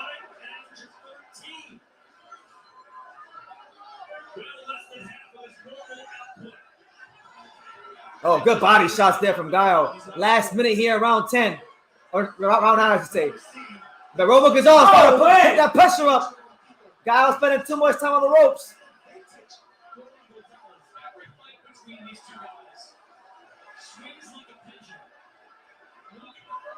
No, they don't.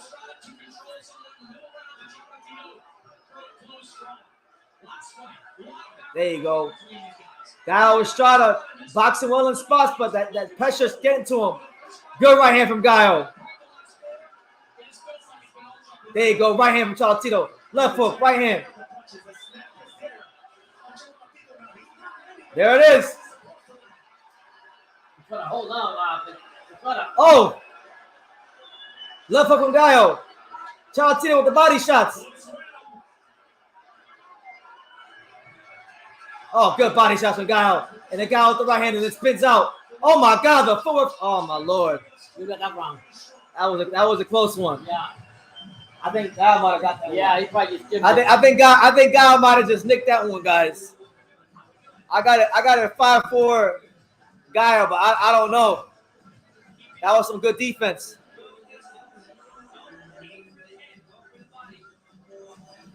I got it 5-4 Chocolatito. Don't sell that apartment.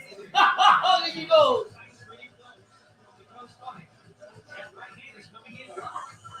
That was a great round for Gallo, though, especially defensively speaking. Let's watch these highlights. Let us know what happened over here.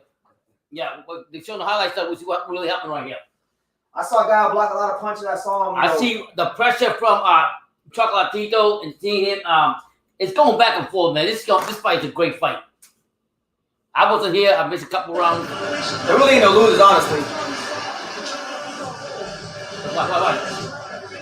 Okay, strike him up the back, like a good shot. Then he answers back too. Fuck, man. All right, here we go. Championship round. So boys and men are separated. And here comes the Gallo. Comes out with a triple jab on the toes. In favor of Juan Francisco Estrada. That's fair. This has been a story That is the tale of two fights. The beginning. There you go. Good right here with Chocolatito. Roman Gonzalez coming out. Gallo making a miss though. Gallo boxing is smart, intelligent, disciplined fight. Shoots the right hand, Gallo Estrada. Good body shot there from Roman Gonzalez. Gallo don't like it. Good left hook from Gallo Estrada that spins out to his right. Oh my God, Gallo Estrada. Oh my God, right hand with Chocolatito. And Chocolatito doing a good job cutting that ring off. Oh, and Chocolatito slips and falls. Busts his ass momentarily. What was that? Probably some water.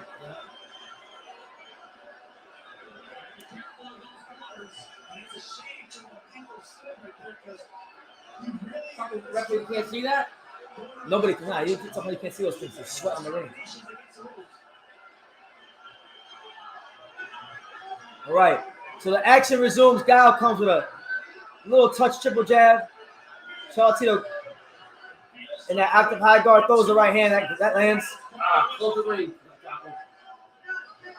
Oh, there's that right hand. Oh, yeah, another right hand. Get him in the corner right there. That's what you gotta get him. Don't let him turn to his left. Oh, good body shot from Roman Gonzalez. Gallo's on the ropes.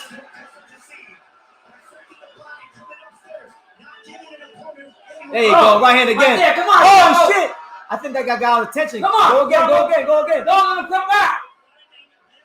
Dominate him. Come on, Come Chocolatito. on. Chaco, come on. Don't let him try to right. Back it up. Let's go. He was 35 going on 55 for the first 4 or 5 rounds. Go fuck yourself, guys. He was, though. He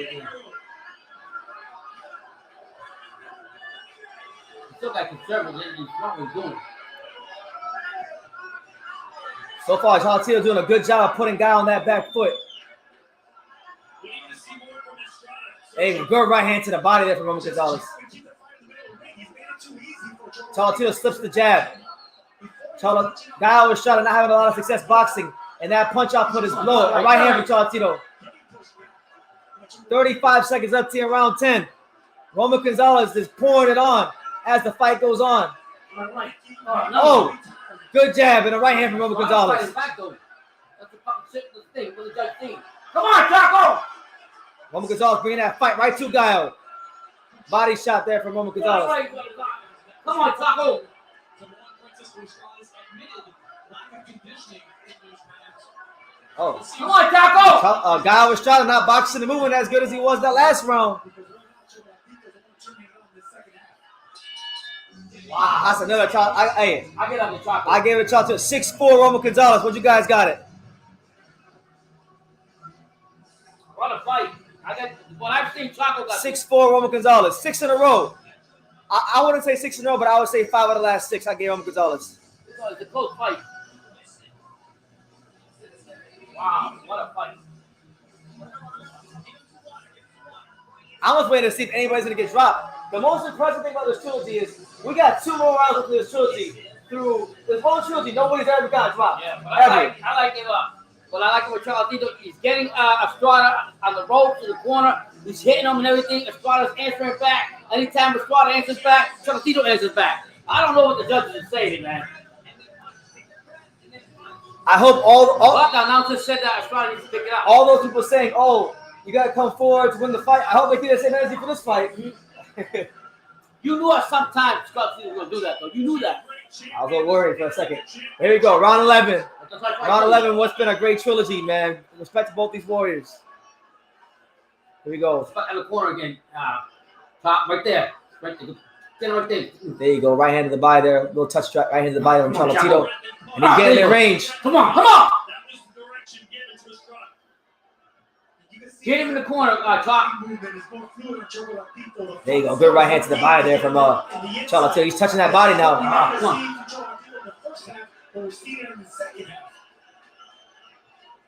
Come on, Choc. Get him in the corner. Good jab there from Gallo Estrada. Come on, Chaco. Roman Gonzalez doing a good job moving in that active high guard, moving. Gallo Estrada on his back foot. Woo! Come on, There's a Choc. right hand from Chocolatito that lands. Another one left. And then a jab.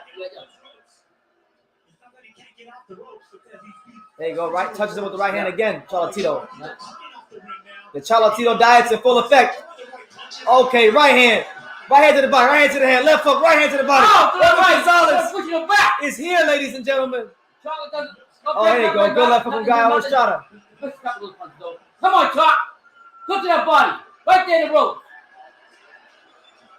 What a fight. Come on, Chop. There you go. Right hand to the right there, again. Come on, Chaco. Roman Gonzalez walking him down. Gallo Estrada. Push him back in the rope. There you go. There you go. Good body shot, Roman Gonzalez. Come on, Juan Gonzalez.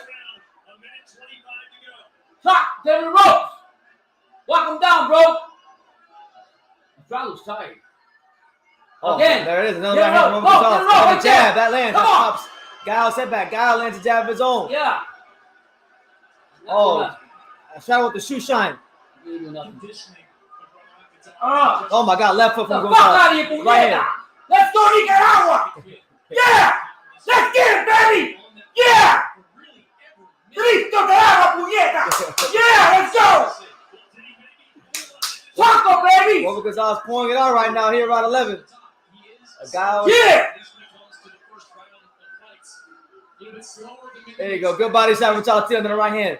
That touches Gallo. Gallo's not answering a lot like he was in the Hey, beginning. good body shot Still from a Gallo. double to the body, but that's not what they're doing. A trilogy like this. You gotta give more credit to Estrada. Oh, double, triple, triple jab from Roman Gonzalez. Come on, Gonzalez. You block those. Get in there.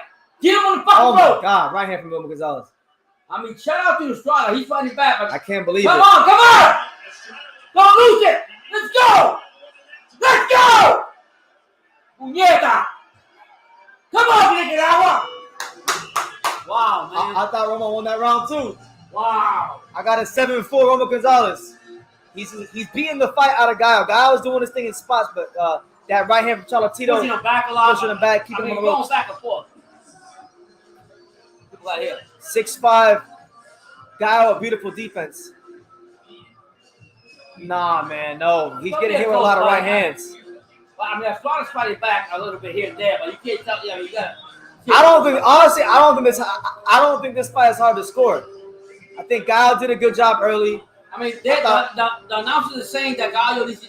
Listen, it's not a coincidence that Gallo's output is lower. His output is lower because he's getting hit with right hands over and over again. Now, I'm going to remind you guys, in the last fight, the rematch, Roman Gonzalez's best round was round 12. He's fighting better as this fight goes on. Will round 12 be his best round again, and will it be enough for him to win? Boom, boom. So the 36th round in what's been one of the best trilogies in modern boxing history. Roman Gonzalez versus Gallo Estrada 3. Here we go. Will there be any drama? Will we finally get a knockdown for the first time in this trilogy? Gallo comes out, pumps that jab out there. Good right hander on the guard there from Gallo.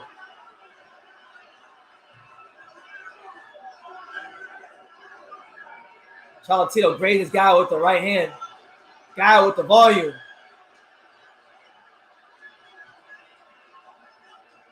Gallo misses the left hook. Chocolatito with the... Oh.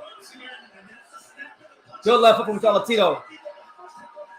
Oh, good right hand from Gallo. And Gallo using his legs, boxing and moving, sticking and moving. There you go. Good right hand to the body there. And Chris Mannix has Roman Gonzalez up 1 round going into the final round.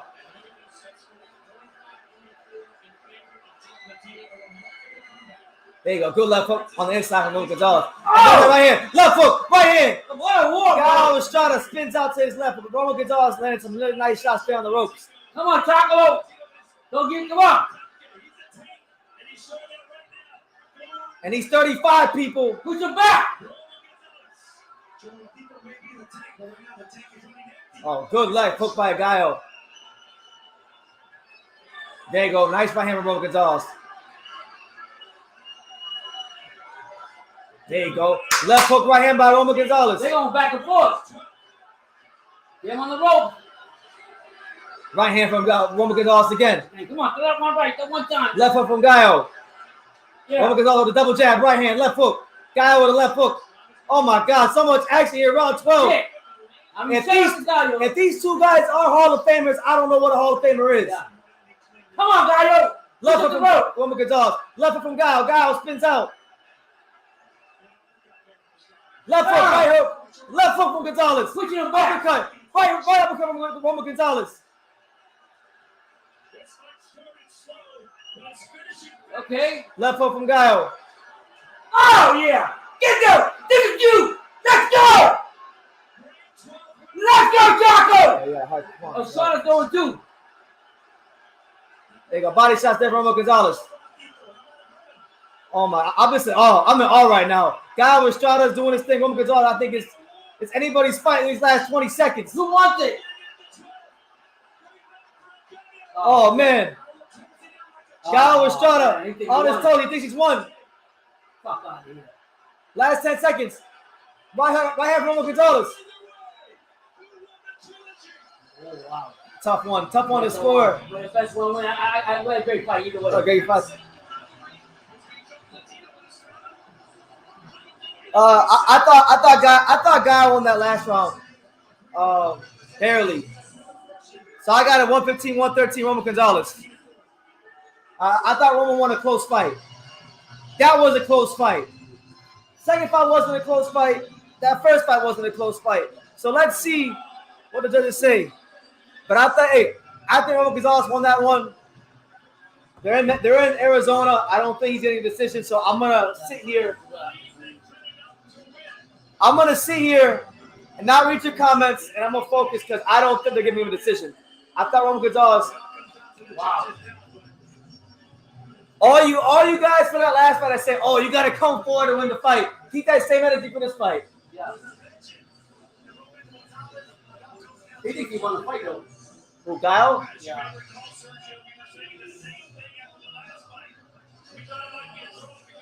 But you know, the judges also watch the fight how it's turned around too, you know? This could be a draw. I wouldn't be mad if this is a draw. Well, Yeah. I thought Roman Gonzalez won though. I had it I'm one. gonna say you're biased. This was the closest fight they've ever had. Yeah, but This is closer than the first fight. The first and second fight, Roman Gonzalez won clearly. But this to me was the closest fight. yeah, but if you say they Roman won. Roman has never lost a guy on Estrada. right, but they're gonna Never. say you're biased. You just look at people. Nah, he won. Yeah, I had Gallo up 3-1 after 4 rounds. Chris Maddox had Gallo, then he turned it around to Chocolatito. I had Gallo fucking schooling Chocolatito the first 4 rounds. Yeah, Chris Maddox had Gallo winning. Then towards the last round, he had Chocolatito winning. So I mean, what a great fight.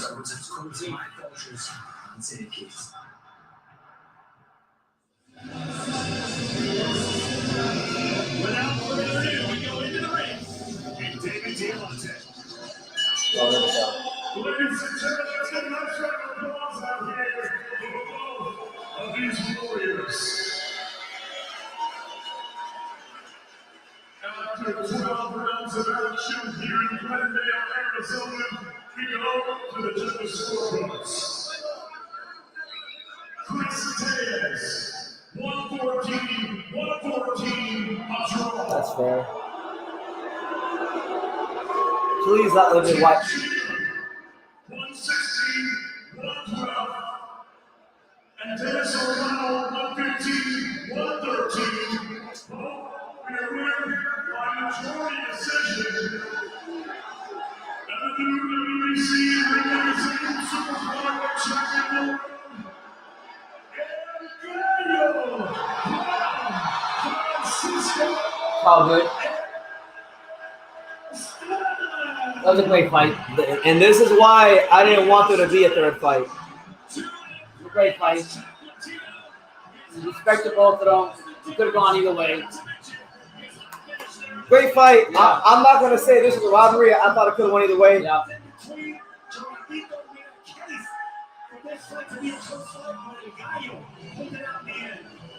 One guy gave 8 rounds to that. No, man.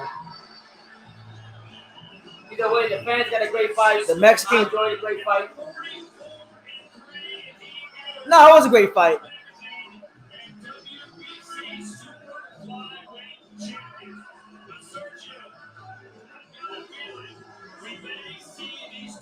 No, it wasn't a robbery. I won't say it, but the wrong guy won though. I won't say that. I think the wrong guy won. I think Gallo won the earlier round, and that could have been the difference. My thing is I'm not mad at 115, 113. No, they got it wrong. Juan Gonzalez won. But where did you find 8 rounds to give Gallo? That's what I need to know. But I told you guys when the fight got signed, Juan Gonzalez, this fight's in Arizona. He ain't getting no fucking Yeah. I gave Chocolatito 7. I thought Chocolatito won 7. This is the closest fight they ever had. This is the only fight that Gallo ever had a case to win. I don't think he won the first fight, and I don't think he won the second fight. Oh, good.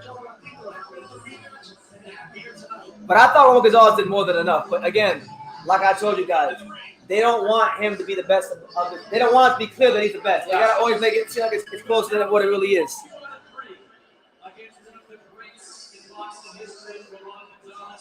This motherfucker. I can't say anything. Look at that dickhead face.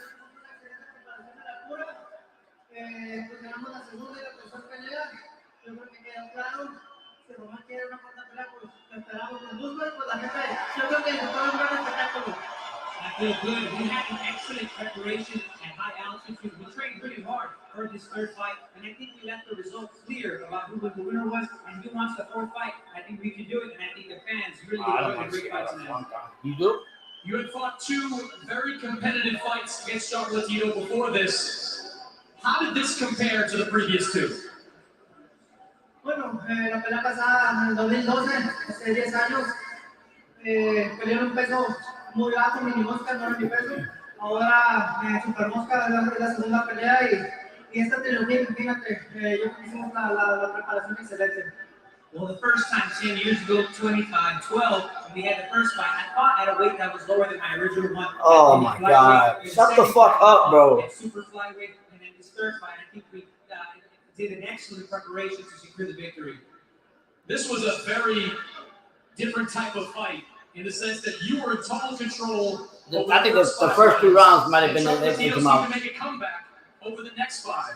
How did it feel in there in the ring? Sí, la verdad que siempre voy de menos a más. En este caso, con Juan González no podía hacer eso porque es un peleador que siempre va al frente. Tenemos que contra cualquiera, hacer nuestro trabajo y lo que nos acaba de dar la condición física, el excelente trabajo que hicimos con mi entrenador, nuestro caballero. I always go from less to more. Chocolatito can't really do that because he's always going at 100 miles per hour throughout the rounds in the fight. And what I did was that I made sure that I counter punching and I threw a lot of punches and utilized the preparation that we did with my excellent team. Did it surprise you that at 35 years old, he was able to come on in the second half of the fight? Is that on air? Yeah, that's the guy you know. You got no feel the thing. You're doing the job when you're making money. You're making money, Brandon. I hope the Nair fucking puts Gallo on the stretcher. I'm sick of this shit. They always have Chocolatito. What happened? I hope the Nair puts Gallo on the stretcher. Brandon, man, you gotta give respect to it. I mean, whether we agree with it or not, it is what it is. Juan Gonzalez has never lost to him, and he has 2 losses on his record. Yeah, he's a humble guy. He That's understands. his problem. He gets robbed because he's too humble. I mean, he's a humble guy, so you have to understand that. So, Did you think you did enough to get the decision? It was a nice fight for the public. yeah. I did what I could, and well, that was the result. Yeah, respect It him. He's humble. seems to take you a little while to get going in this fight. Why was it such a slow start? Bueno, estaba tomando que no le traía. Still a legend, Brandon. I was seeing. Still a legend. Fucking Pero bueno, bullshit. It's 4 losses. hicimos una buena pelea para el público. Y What's important that we gave a great fight for the public. muy bien de salud y todo. Y pues, gracias a todo este público también. Que Dios me los bendiga a todos. That's it. And we came out in good health. Thank you to everyone. God bless everyone here, the public.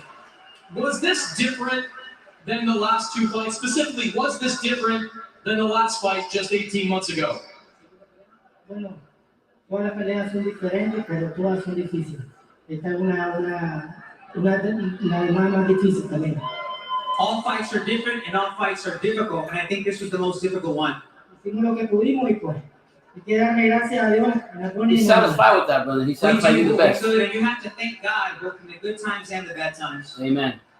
I think a lot of people believed that this would settle the rivalry between you guys. I don't know that anything was settled in this ring tonight. Would you like to No, give a no, fight? no. No, he's done. No. No. Well, as long as they pay well, of course. He's That's like, what we're here for. Either way, will your career continue after this fight? Can you retire, man? I don't know yet. I'm going to talk about Please it with my retire, family. because What they're do you just gonna consider always give him when losses. making that decision? Mis hijos es lo más importante, con ellos lo voy a tomar. Well, my kids are the most important things. That's what I have to take into consideration. Congratulations, Roman. Unbelievable performance once again. so humble, Gracias, man. buenas noches, Dios me lo That's the bendiga. problem. Why he's God gonna get bless robbed. you. Why you bother to go fight? Because they know no matter what he Guys, it's says. a great fight. I'm Okay, he's gonna give you the. I'm gonna give you guys the gonna give real. you the way I feel it. All right, now before I tell you guys what I really think, let me just be respectful and give him his much credit. I think out of the 3 fights, this was the best. Was the best I've ever seen Gallo look against Roman Gonzalez. I thought he fought a great game plan. I think Gallo Estrada is a great fighter. I think he's a future Hall of Famer. He officially now has 2 wins on his resume against Roman Gonzalez, even though I don't think he's ever defeated him, but this would be the most legitimate account of himself that he ever gave. So respect to him, and God bless him. But truth be told, this fucking sport is a disgrace. This sport, no, this sport is a disgrace. I hate to say it, man. I hate to say it, but like Roman Gonzalez will never get decisions in close fights because he's not Mexican, and 2, because he's too humble. That's what it is. When this fight, you got listen. This is your homework assignment, guys. Y'all can go on this channel and y'all can watch the video that I put out when this fight first got assigned. I said I'm not excited for this fight because I know if this fight is close at all, he's not getting a decision. Well, and here we are. Yeah, but This motherfucker has 4 losses. Okay. He should have really Okay, look. Ron Versailles, he didn't lose. Got a rematch, he definitely didn't lose. Okay, but should have, could have, don't change. This should have been a draw. A draw. That's okay. That's what we feel. We weren't the judges there. We have to take it for what he is. You know what I like about Chocolatito? He said, "I'll take it either way. We gotta take the good." Like I'm not calling it a robbery. It wasn't a robbery. No, I'm giving him credit. I'm not calling it a robbery. But like, come on, like you knew this was gonna happen. You knew that no matter how good Roman Gonzalez fought, he was getting a decision in Arizona. A motherfucker gave Gallo 8 rounds. Okay. I didn't even give Chocolatito 8 rounds. I had it 7-5. Okay. I had it 115. You gotta become a judge, Brendan. Okay, you gotta become a judge. The bottom line is I don't want to see a 4 fight. I don't want to see a 4 fight. I think Roman Gonzalez should retire because it's getting fucking ridiculous now. Every time he's in a close fight, he never gets a decision. Okay, if he didn't beat the fucking piss out of Martinez, they would have robbed him then. Yeah, but listen, Brendan.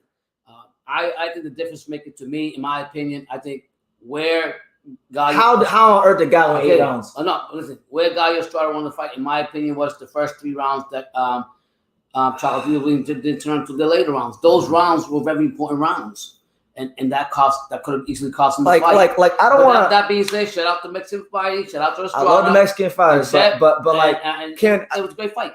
It was a great fight. I enjoyed it. So I'm not calling. If you notice, I haven't used a robbery. No, I'm just saying, like, can just one time when we get a fight in Arizona or Texas, can the Mexican fight not get a decision in a close fight? You will never. It happens every single time. You will never. Roman Gonzalez won the fight. I thought he won barely. I thought it was 7-5. I wouldn't have been mad at a draw.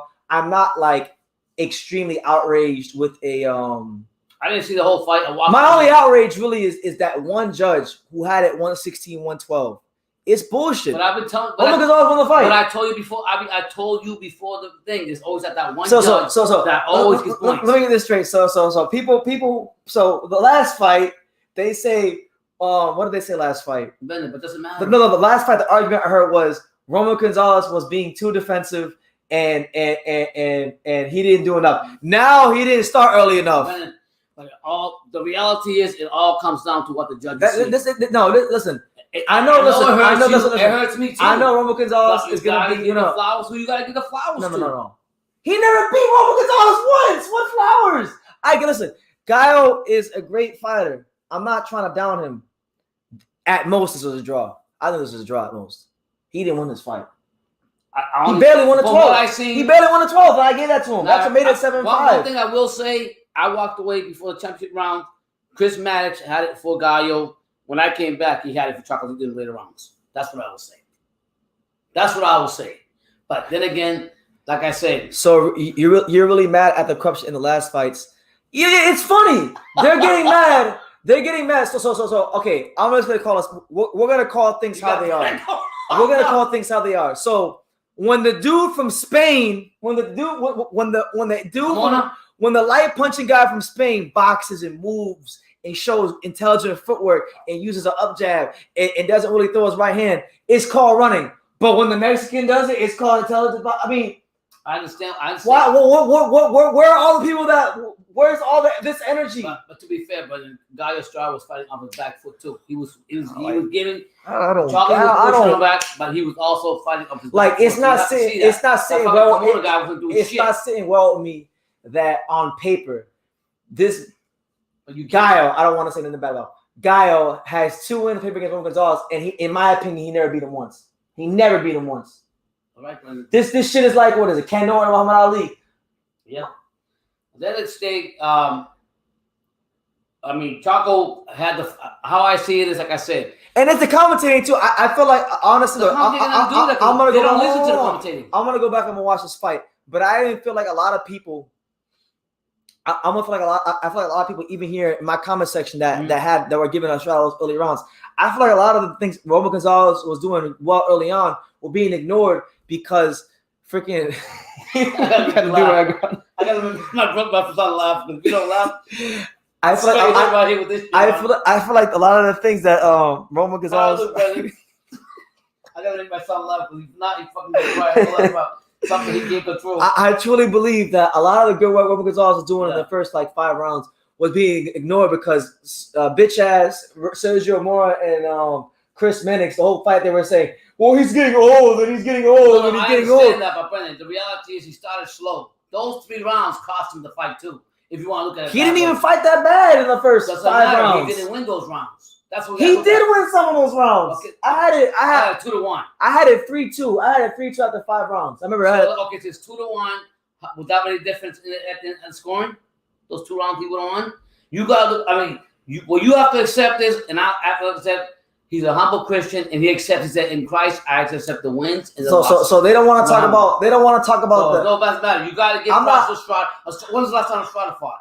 Look at his side. He hasn't fought in a while. He fought more recently than Roman Gonzalez. What are you talking about? He fought that RG Cortez dude that was in August. But okay. So even that being said, I think that it is what it is. He ducked the third fight for like a whole year. I know we understand he's making babies and whatever. But what I'm saying is you got to call it what you call it. It doesn't matter. The judge called it that way. I told you there was going to be one judge in every fight we watch. There's always a and then you come here and you get ridiculous, stupid comments like this. Roman got schooled. How did he get schooled? Was that Johnny? Gallo Estrada got bitched from round 5. Johnny says a robbery. Well, yeah, I mean, look. I'm not gonna say. Honestly, look. I thought Roman. Johnny. I scored at 115, 113 for Roman Gonzalez. I'm not gonna use the word robbery. I'm gonna say it was a close but clear fight. I thought the rematch was robbery, but this was a closer fight. This is probably the best fight Gallo ever fought. But even then, a draw. I think a draw is the best you could do for Gallo. Like I didn't see the later rounds. I'm just telling you my own opinion, what I seen. But when the company man had Gallo winning, when I came back, he had Chocolatito winning the later rounds, like way late rounds. I'm like, okay, Chocolatito got his proof. Fuck Sergio Mora. Yeah, he's a bitch. Yeah, because Sergio Mora's a bitch. Sergio Mora's a bitch. The biggest bitch in boxing has nothing to do with the judges making the judges call, man. They can't handle it. No, but they do have. And actually, you must not know this because you don't go. Like, no, I don't go. The commentators sit extremely close to the judges, okay. So it actually can. They can hear them. I mean, it's just unfortunate because like Gallo Estrada, like now watch, punk ass Bam is gonna come back up to 115 and he's gonna want to fight Gallo now because he didn't want that sport with Chocolatito. Who got the belt over there at 115? Look, I think at this point, I like Roman Gonzalez. I say he fight a straight cans next fight and get a knockout and end on that note. Like that? Fight whoever the number 192nd guy in the world is on BoxRec. Fight that guy, get a knockout, and let's get up and out of here. Because every time. But he did say if the money was right, he'll fight anybody. I mean, that's you know why he's doing that? Because they don't appreciate a great legend like him, and they didn't pay him enough for it. In his later years, he's got to go ahead and get the big money. I like this. This is a good well-balanced comment by my man right here. He says, the whack bias commentary, they have a narrative. I even noticed they switched to a strong Chocolatito around narrative. Some of them even miss Gallo's good work. The narrative style of commentary misses all the action and only gives credit to one or the other. And yeah, look, I agree with that because they were dick riding Gallo for most of the fight, and then when the other, like Brendan says, when they have the other fighter's doing good, then they start talking about the other fighter, forget about the other fighter. You're right. What you're saying that's wrong. Gallo is definitely an A++ fighter. You know, anybody who can push Roman Gonzalez and make rounds close as much as he's done and not get dropped in 36 rounds of him is a special fighter. Yeah. But it's just getting annoying. Like for me, you know why you're upset, Brendan, is because they were complaining about Kimona fighting a lousy defensive fight, right? And then you got a pressure fighter in Chocolatito. But because he's not Mexican. Because he's not Mexican. because you can't win either way. You just can't win. That's what you're basically saying. What do you have to do to win? That's what basically you're pissed off about. Be Mexican. If Kimona had a weak ass head, if Cancelo the way he fought, I'll tell you right now. Cuban guy fought. Okay, Cuban guys if Gallo Estrada would have fought the way Roman Gonzalez fought and Roman Gonzalez boxed, they would say Roman Gonzalez was running around the ring, and they would have said Gallo Estrada, he's looking for the fight. Well, it was just like Luca, what's his name? Luca was saying. In the beginning, they were saying, "Oh, what's wrong with Chocolatito? This is not the way we see him." And then as the fight turned around, Chocolatito turning it on. So you're damn if you do, and you're damn if you don't. How you gotta win? You're gonna knock the motherfucker out. Like you always say. You just know, man. They don't want. I always tell fighters that. If I see somebody say, "How you win?" You can't leave it to the judges. Simple as that. Honestly, I want Roman. Listen, this man's my favorite fighter. I love Roman Gonzalez to death. You want him to retire? I want him to retire because this shit is getting ridiculous. But he needs more money. But you don't know his situation. That motherfucker don't want money. Are you crazy? You know when he won his first world title? You know what he got in Nicaragua? He's just getting $1 million. He don't need no money. Now. You know that is Nicaragua? No. I don't know. He's probably made about I don't know how much you got in this fight. He's probably made in his career about what, like 6-7 mil in his career. Factor in, I don't know if you know this, but when he won his first world title against Takanita, the president of Nicaragua gave him a house when he won his first world title 14 years ago. Oh wow! So he ain't struggling. I just want him to get hurt, to be honest. Listen, I'm not shooting robbery. I don't think it's robbery. All I'm trying to highlight is. Okay, let me ask you this question: will you be satisfied if it was a draw? Absolutely. Yes. Yeah. 100%. Yeah. Yeah. Because all this bullshit about they always say, okay, I'm blocking this bitch ass. Who? Guy 111-1. You getting blocked. What he said? You saying stupid. Guy 111 rounds to 1. Get the fuck out of here. You getting blocked. He's trying to make you laugh, Brendan. Oh. You go take it. Pops, send me audio for robbery in boxing and Tyson. Shout out to her for the super chat. Shout out to you, Pops. Send me audio for robbery. God, I don't want anything. I'll make sure. I'll look into that. Thank you. I'll let you know by tomorrow. I'll make you something. I'll look into that. Yeah. Oh. Yeah, I'm not scheme robbery. All I'm trying to do is highlight consistent hypocrisy. You can't have consistency. Opposing fighters in close fights in Mexico, not Mexico, same shit.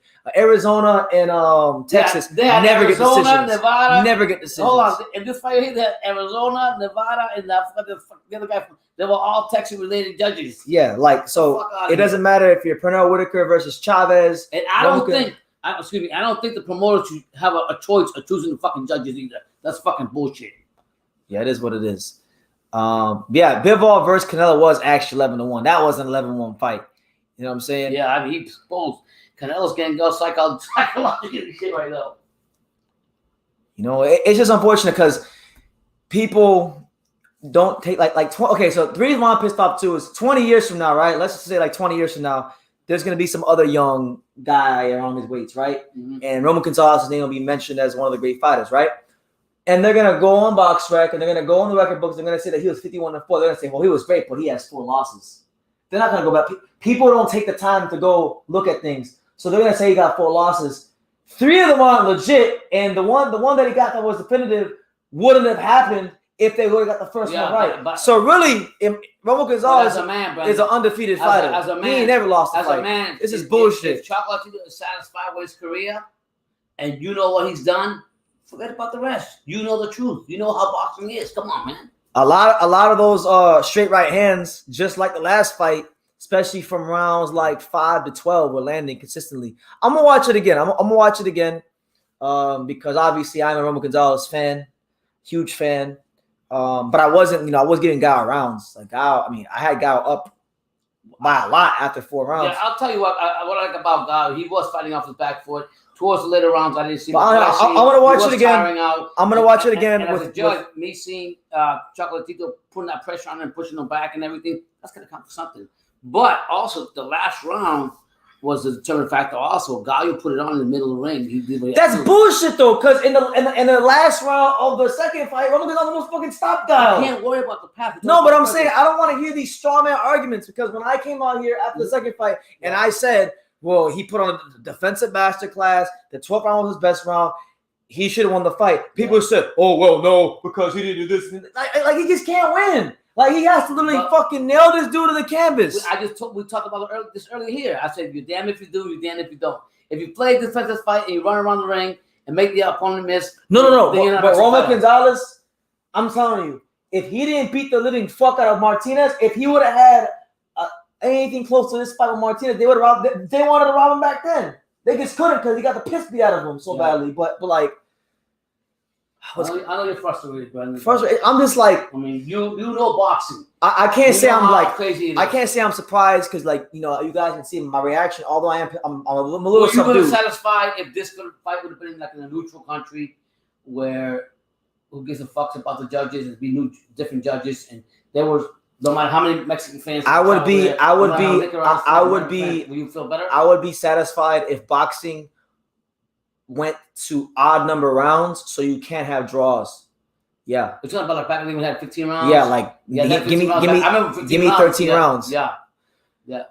Estrada was more active throughout the fight. Estrada was the one who threw the most and missed the most.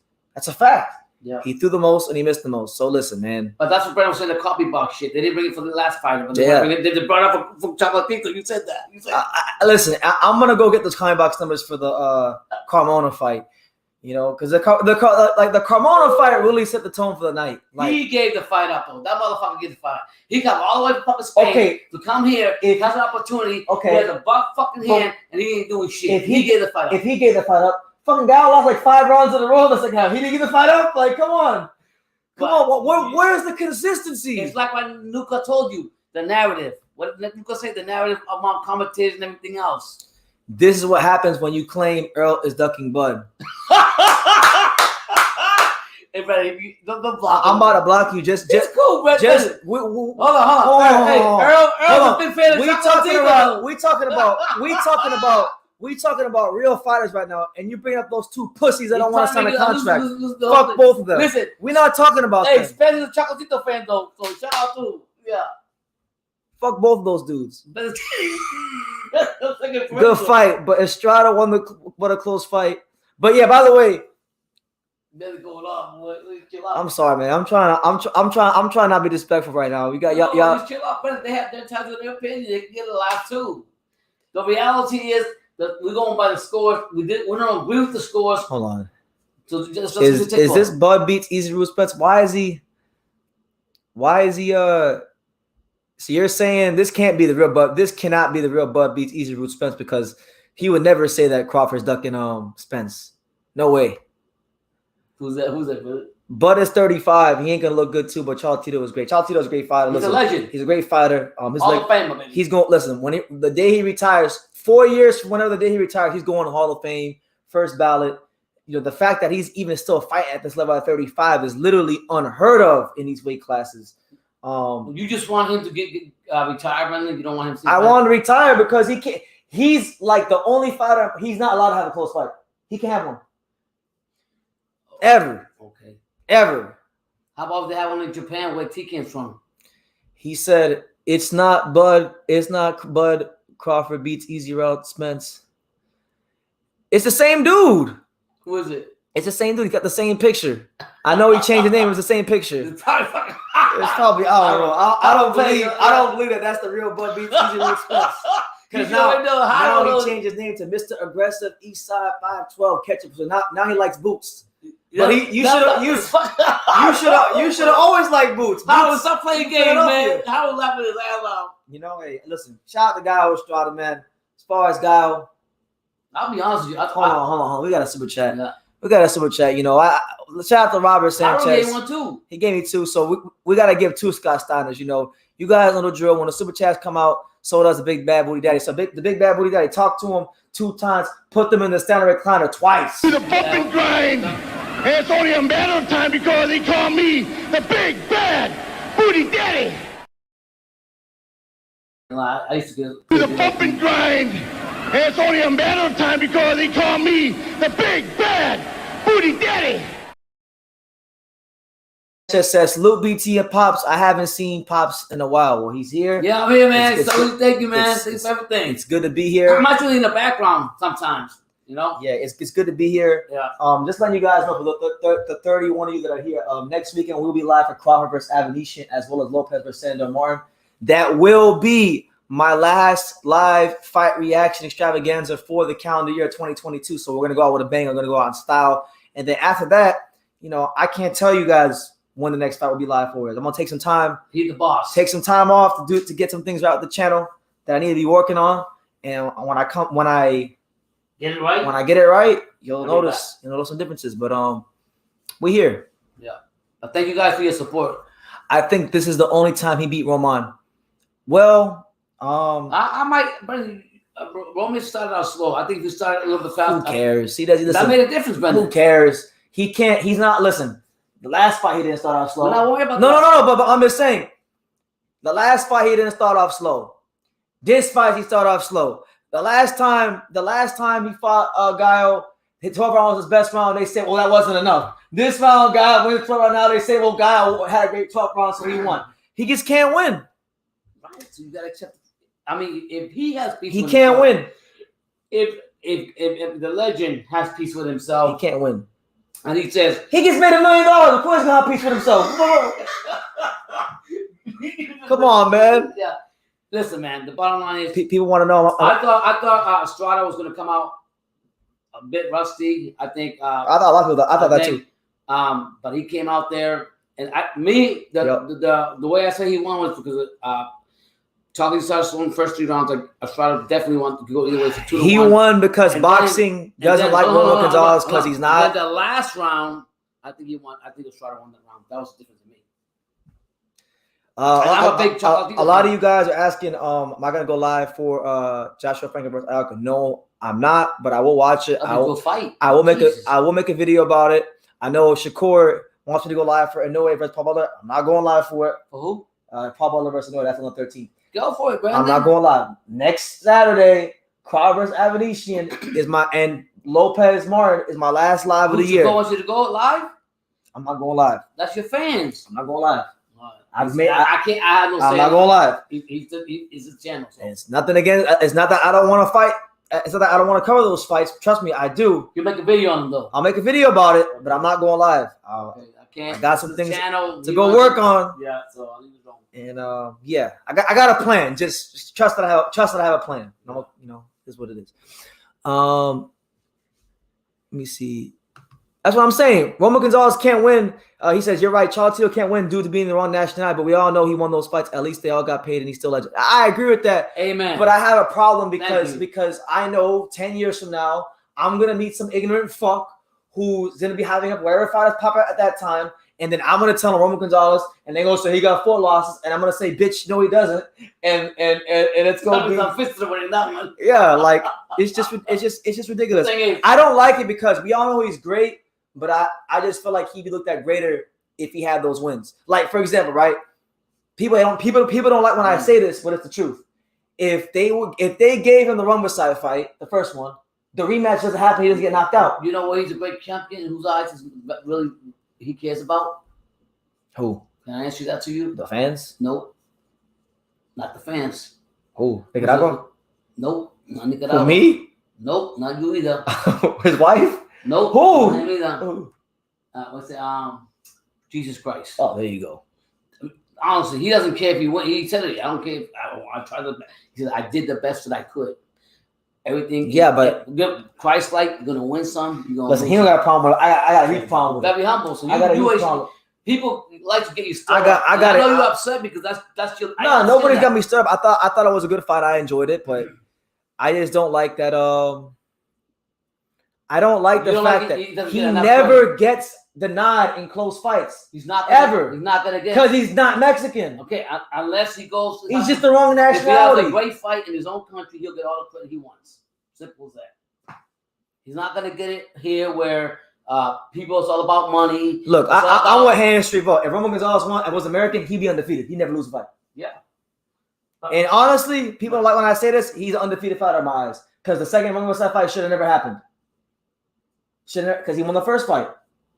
Right. The second fight was bullshit. But it doesn't matter. We can always know the real truth behind that, but the reality is we're going to base it on stats and numbers. Now, Nuka is saying something that's bigger than boxing. He says, Choco knows there's no justice in his life, and he doesn't care. He's blessing this one and the one at 8. Thank you. That's what I'm trying to tell him. And there is no justice. You're right. He ain't worried about all that stuff. In this life, we're living in a dark time right now. Simple as that. You're gonna see it all over the place. Yeah, it's all about the money and not about the reality of who this one. That's how it moves. No, Martinez. El Copa, like when I say this, but it's just the truth. It's not me. Look, it's not me hating on Mexican fighters. There's great Mexican fighters. Wait. There's great Mexican fighters. But the reality is, when you fight in Arizona and Texas, and it's a close fight, the Mexican fighter will always win. Hey, it doesn't matter if he won or not. It doesn't matter if he actually won or not. And food for thought, one of my son's favorite fighters is Salvador Sanchez. Where's he from? Food for thought. That's what I'm saying. Look, he should be 2-1. Look, this fight. I mean, I'm not too ups. I thought he won the fight barely. I scored a 115, 113. I'm still pissed off of the second fight. That second fight was a disgrace. That was a defensive masterclass. He beat the brakes off Estrada in the rematch. Then what you have to do is make your videos about it, give your props to the legend the way you think it should be. He never, and let the people judge through your video and your facts and what you feel, why you think you want, and this and that. That's it. That's all you can do, Brandon. Shakur says, BT, you can't say that Gallo lost the first one and he got the rematch and he lost to the Rat. And he's ducking the third fight, and he won't get him the third fight. Every time Roman becomes mandatory, what does he do? He vacates the belt. So fuck Gallo Estrada. What happened? He's saying that I can't say that I can't say Roman Gonzalez. You know what I said about Rumbleside, because I said the rematch should have never happened. But he's saying that Gallo lost to Rumbleside the first fight, but he advances the second fight. Well, guess what? He keeps vacating the belt every time Rumbleside becomes mandatory. Yeah. You know what I'm saying? Are you serious? Yeah. You know what I'm saying? Like, you don't want no more I like Gallo. Like, I have a love hate. I like Gallo as a fighter, but like, I just hate how boxing has used him because he's not better than Roman Gonzalez, and he never beat him. Okay, Brendan, but this fight would be his best argument for a win. But the rematch, he got schooled by Chocolatito in the rematch. Brendan, you know how the boxing in theory works. In the dark. And normally it don't bother me. Bother me. There's certain things you can't control. But you know the reality of them, but you can't control. And normally it doesn't bother me. Well, but when it comes to Roman Gonzalez, it irks me. Yeah, it irks that's because you love the fighter. You want him to get his true justice. In life, do we ever get true justice when we do something wrong? If we know we're right, do we ever get the right? We don't. Okay. Some people do. Okay, some people get away or whatever the case, but that's what I'm trying to tell you. I'll tell you this: appreciate if Roman Gonzalez had if the legend say, "I'm a piece for what I got," show me the money, I'll fight again. But I'm a piece of what I got. With me with Christ, I lose and I win. Man. It's just part of life, and I move on. You're not gonna control. He should not have 4 losses. Fucking boxing, simple as that. No, I'm not. But I'm not gonna sit here and just say, "Oh well." No, fuck that. No, I'm not trying to tell you that. No, we for documentation, because somebody may come back to this live, because that happens. Sometimes people come back to my live. So, if you're in the future and you're watching this live, Roman Gonzalez beat Gallo Estrada all 3 times. Fuck boxing. Okay, you gotta make videos on that. We'll make one right now. No, I'm saying back it up and have your opinion said on your channel and leave it like that. That's all you can lie do. right now. You could be like Frank the Historian, same thing, and leave it like that and put your facts and that's it. Eddie Speak your piece and that's it. Eddie's funny. He says, "I feel BT. It hurts me every time I see Hoyland always get beaten." But that shit is different. Yeah. That's never when he loses. That's for his country though. I guess so. He must Shout like out to him, man. You respect him, that's right. when he loses, Right. he never it's never a question because he gets knocked the fuck out. Okay, I So it's understand different, that, but that's different. If he that's who he follows, that's who he respects, that's who he likes, that's who he adores, and it hurts him, then it hurts him. But you got to move on from that. Like, I can't even get Today's another day. Like I like Fury. Fury is one of my favorite fighters, but I can't even get excited Today's about the first time I heard him complain. I've never seen him in my life. Fury beating Chisora today. Like I can't even get excited about I that. understand that, but when Who's I see him Chisora? complain, he don't. With Fury don't want no part of Usyk. Simple as that. He can say what he wants. He don't want no part of Usyk, and he definitely don't want part That's of good. My bad. What's the other guy? The top blue? Eddie Morales says, Yeah. Gallo. Hey, you know what? I'm changing the channel name. Fuck it. Gallo exposed by Chocolatito. Don't get me going. Don't give me any ideas. Hey, man, listen. You have to give the flowers the way you have to give the flowers. Gallo, and I'll tell you again, it's going to take you a while. I understand. I'm with you on that. I have favorite players, favorite this. That I want them to be the best. I want them to do this. It's not that. No. It's not that I learned. It's not that I want him to be the best. It's that he is the best, and then the fucking judges try to say no, he's not, and then people say, oh, well, he got 4 losses, and he shouldn't have 4 losses. Whether we agree or not, you already know how it's going to work. How it's going to be written. The Roman Versailles situation is like this. A man was forced into a poker game to find out he was cheated. He was cuffed and forced to play the cheater again and play dangerously to try to beat him, the cheater, and he got KO'd for trouble. And, just a lot, like I said, that rematch, even the first fight, and then with his trainer dying and stuff, the stars aligned for Roman Versailles in the rematch, Anyway, great fight. Shout out to Gallo. Future Hall of Famer, great fighter. Got nothing bad to say about him. Just more so the bullshit decisions he continues to get against Roman Gonzalez. But the great part, don't worry. It always happens. They have respect for each other. It always happens. When a motherfucker gets a decision, it only ends one way. They get knocked the fuck out at some point. So I don't know who's gonna do it, but it's coming. Yeah. His day is coming. But don't hate on the guy, Brandon. I'm not hating on him. I'm just telling you what's happening. I'm just gonna tell you what's gonna happen to him. Right. His day is coming. Yeah. And when it comes, I'm gonna say that's what you get. Like for example, I'm gonna say like for example, Let all that anger and that hate go. Let all that anger and hate go, bro. I'll hit him. Like for example, Roman Versailles got a huge gift. So basically, hold on. Roman Versailles got a gift against Roman Gonzalez in the first fight, right? Yeah. Now it took some time, but years later, Ben Rodriguez knocked the fuck out of him. So it always happens at some point. There's always happens again at some point. There's always a big and badder person than you are, believe it or not. There's since I've been watching this weight class, I haven't seen nobody better than Roman Gonzalez. Nobody's beating him. No, I know that, but you have to still like. No, I mean, Gallo lost to Choco and he got the rematch, and he lost the rematch, and they gave it to him. That one, I'm not really mad about this one as much, but that rematch was the biggest bullshit ever. You said that a Chocolatito beat Roman the first fight, the second fight wouldn't have happened, but he beat Gallo, and Gallo got. Yeah. Fuck Gallo, man. Fuck Gallo Estrada. Hey, this is boxing. It's a reality. Gallo Estrada tucked his tail. You're gonna get some BS calls. You're gonna get things that we don't agree on. BT, how do you see Ioka versus Estrada? That is, if Estrada has the balls to fight him. He won't. He'll go fight. He'll probably go fight Julio Cesar Martinez, because I always said that was a fight that they were looking to. But if it happens, good fight. Well, they'll get my money off that fight because I think Ioka's good, but I think hope he knock. Honestly, I hope he knock Gallo the fuck out. Honestly, that's what I hope for. If I'm being honest with you. Like, I like Gallo, but it's hard for me to root for him because. So now you hate the guy. No, I don't hate him. I like him. I like Gallo. When Gallo fought Roman Versailles, I wanted him to be Roman Versailles. But it always felt like. I'm gonna pray for you, my son. Yeah. Hey, shout out to one of the OG viewers of the channel. My main man, Marshall Ministry, says, "Good evening, guys. I expected the sorry cards. I did too. When the fight first got signed, you could even go off my video on, and I said, look, man, I'm not excited for this fight because I know if this fight is anywhere close in Arizona, he's not getting a decision." And but then you said Bill was fighting Canelo. You were saying if he doesn't, he had to win 12 rounds to barely win. Didn't they say they only have the yeah. If he didn't come out and do something, so hey. Like, look. I like. If Ioka fights Gallo, like I said, man, I hope Ioka knocks the fuck out of Gallo. Who's the top dog right now in the division? Roman Gonzalez. Okay, he ain't never lost. He ain't never lost in this division, except that one. Stay tuned for the except that night to Homicide, the rematch. But the rematch shouldn't have happened because it wouldn't have happened if they would have just got it right the first time. Now Shakur is bringing up my man Shakur is bringing up Gallo losing the Homicide. He did lose the Homicide. I watched the damn fight. He lost the Homicide. But you can't give no credit to Charles as much as you want because supposedly he lost both fights according to the books. According to the books, you said he still would have been undefeated because he won the first fight. That was a great fight, but I'm saying the wrong side fight that when Chocolatito fought him. So I mean, fuck boxing, man.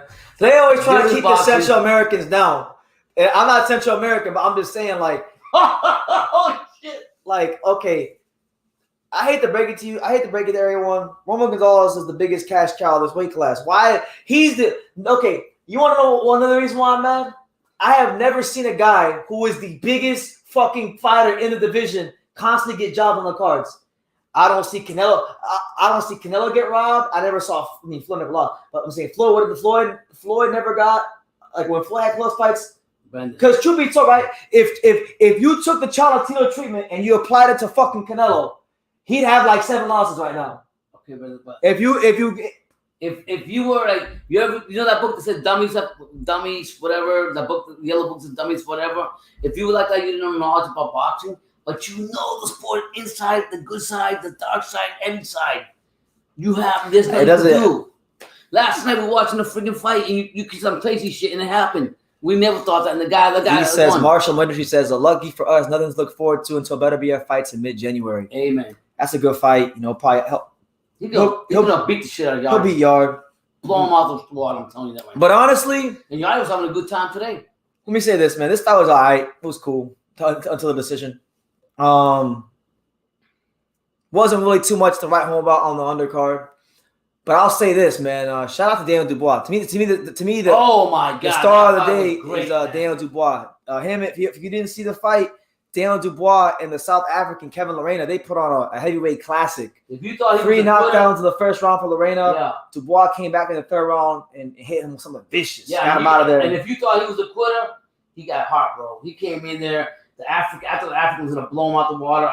Apparently, he knocked him down 3 times. Dubois was knocked down 3 times, and Dubois came in there with a devastating knockout stoppage and did what he had to do. So.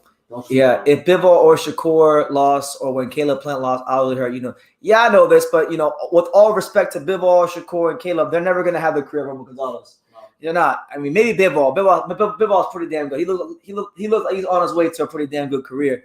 But, like, man, but the thing is, like them guys, all them guys you mentioned, they'll never get robbed the way Roman Gonzalez gets robbed. They'll never win 8 rounds of a fight like he did against Gallo in the rematch in the second fight. And then they're going to say, you lost the fight. The bottom line is, when you got a fighter that's humble, and I'm going to say it again, people walking Christ, you're always going to get. Look. I love the Lord. Yeah, I'm just telling you. I love the Lord, all that stuff. But honestly, right now, like, to heck with all that. Don't talk to blessed black. I pray for you. Not to heck with Jesus, but what I'm saying is, like, I'm just sick of every time, like. Brennan, how many fights you seen like this? This is not the first radio. But this is the Roman Gonzalez we're talking about here. Here. That's your favorite fighter. No, he's not my favorite fighter. He's the best, one of the best fighters. Right, in the lightweights. No, not lightweight, boxing. I wonder Carbajal. I'm going to look at the Carbajal, see me at it. Like, Carbajal was great lightweight. I like Carbajal. Carbajal was cool. But if we compare Michael Carbajal, great fighter, Hall of Famer. See if he went through the same He didn't. He wasn't. By the time he was 31, 32, he was done. Yeah. He was done. Like, okay, imagine. But back in the day, like you said, they fought 15 rounds, 13, whatever. Roman Gonzalez has 50-something fights. Don't use that back in the day stuff with him. He is back in the day fighter. Yeah. That's what I'm saying. Bivol nearly did get robbed against Canelo. And guess what? If he fights him again, he's getting robbed. If Canelo wins 2 rounds, they give it that shit to Canelo.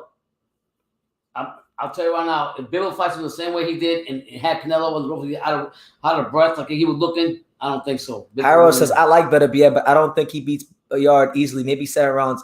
Harold saying this? Harold, you out of your damn mind. I don't know what you're eating. Go eat some more tacos or whatever you eat. Yeah. Marshall beat the fuck out of Yardley. I like Yardley. Marshall Ministry says Pops is right about like the whole Jesus thing and all that. He's actually, believe it or not, he's more important to being a witness to the world about Jesus Christ than he really is about the boxing. He uses the boxing as a platform, and he's at peace with himself. Duma! I don't want to judge the man, but when I interviewed him before the second Gallo fight, I asked Roman Gonzalez, "What's your favorite Bible scripture?" And you know what he said? All of them. Amen. And I said, "Is there one that stands out?"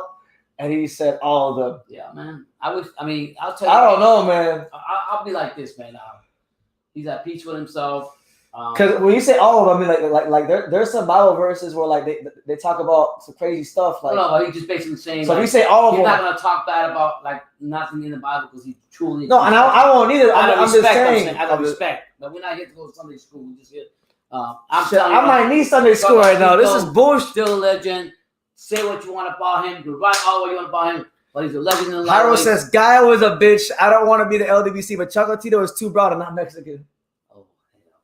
I can't say no more. And Shakur makes a great point here. He says if Bivol lost 2 more rounds to Canelo, he would have, the judges would have scored 115, 113 for Canelo. So Bivol had to literally shut him out to get a 115, 113. Yeah, but that's what I'm trying to tell you. But he had him out of breath. He just exposed him.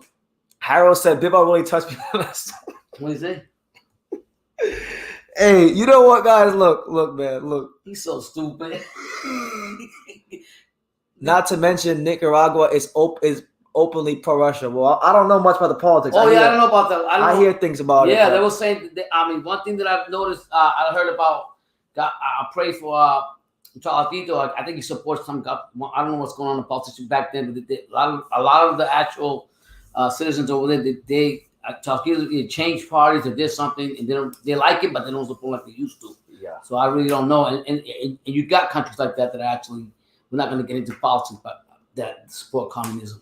Yes. So, listen, guys. On that note, hope you enjoyed the live. Didn't go the way I hoped it would have went, but it was still a great fight. Shout out to both fighters. Yep. Roman Gonzalez is still a first ballot Hall of Famer. Gallo Estrada, I think now, because people do look at what's on black and white paper. So if you go on my black and white paper, Gallo got 2 wins on paper against Roman Gonzalez. So I think he cemented his trip to the Hall of Fame because of that.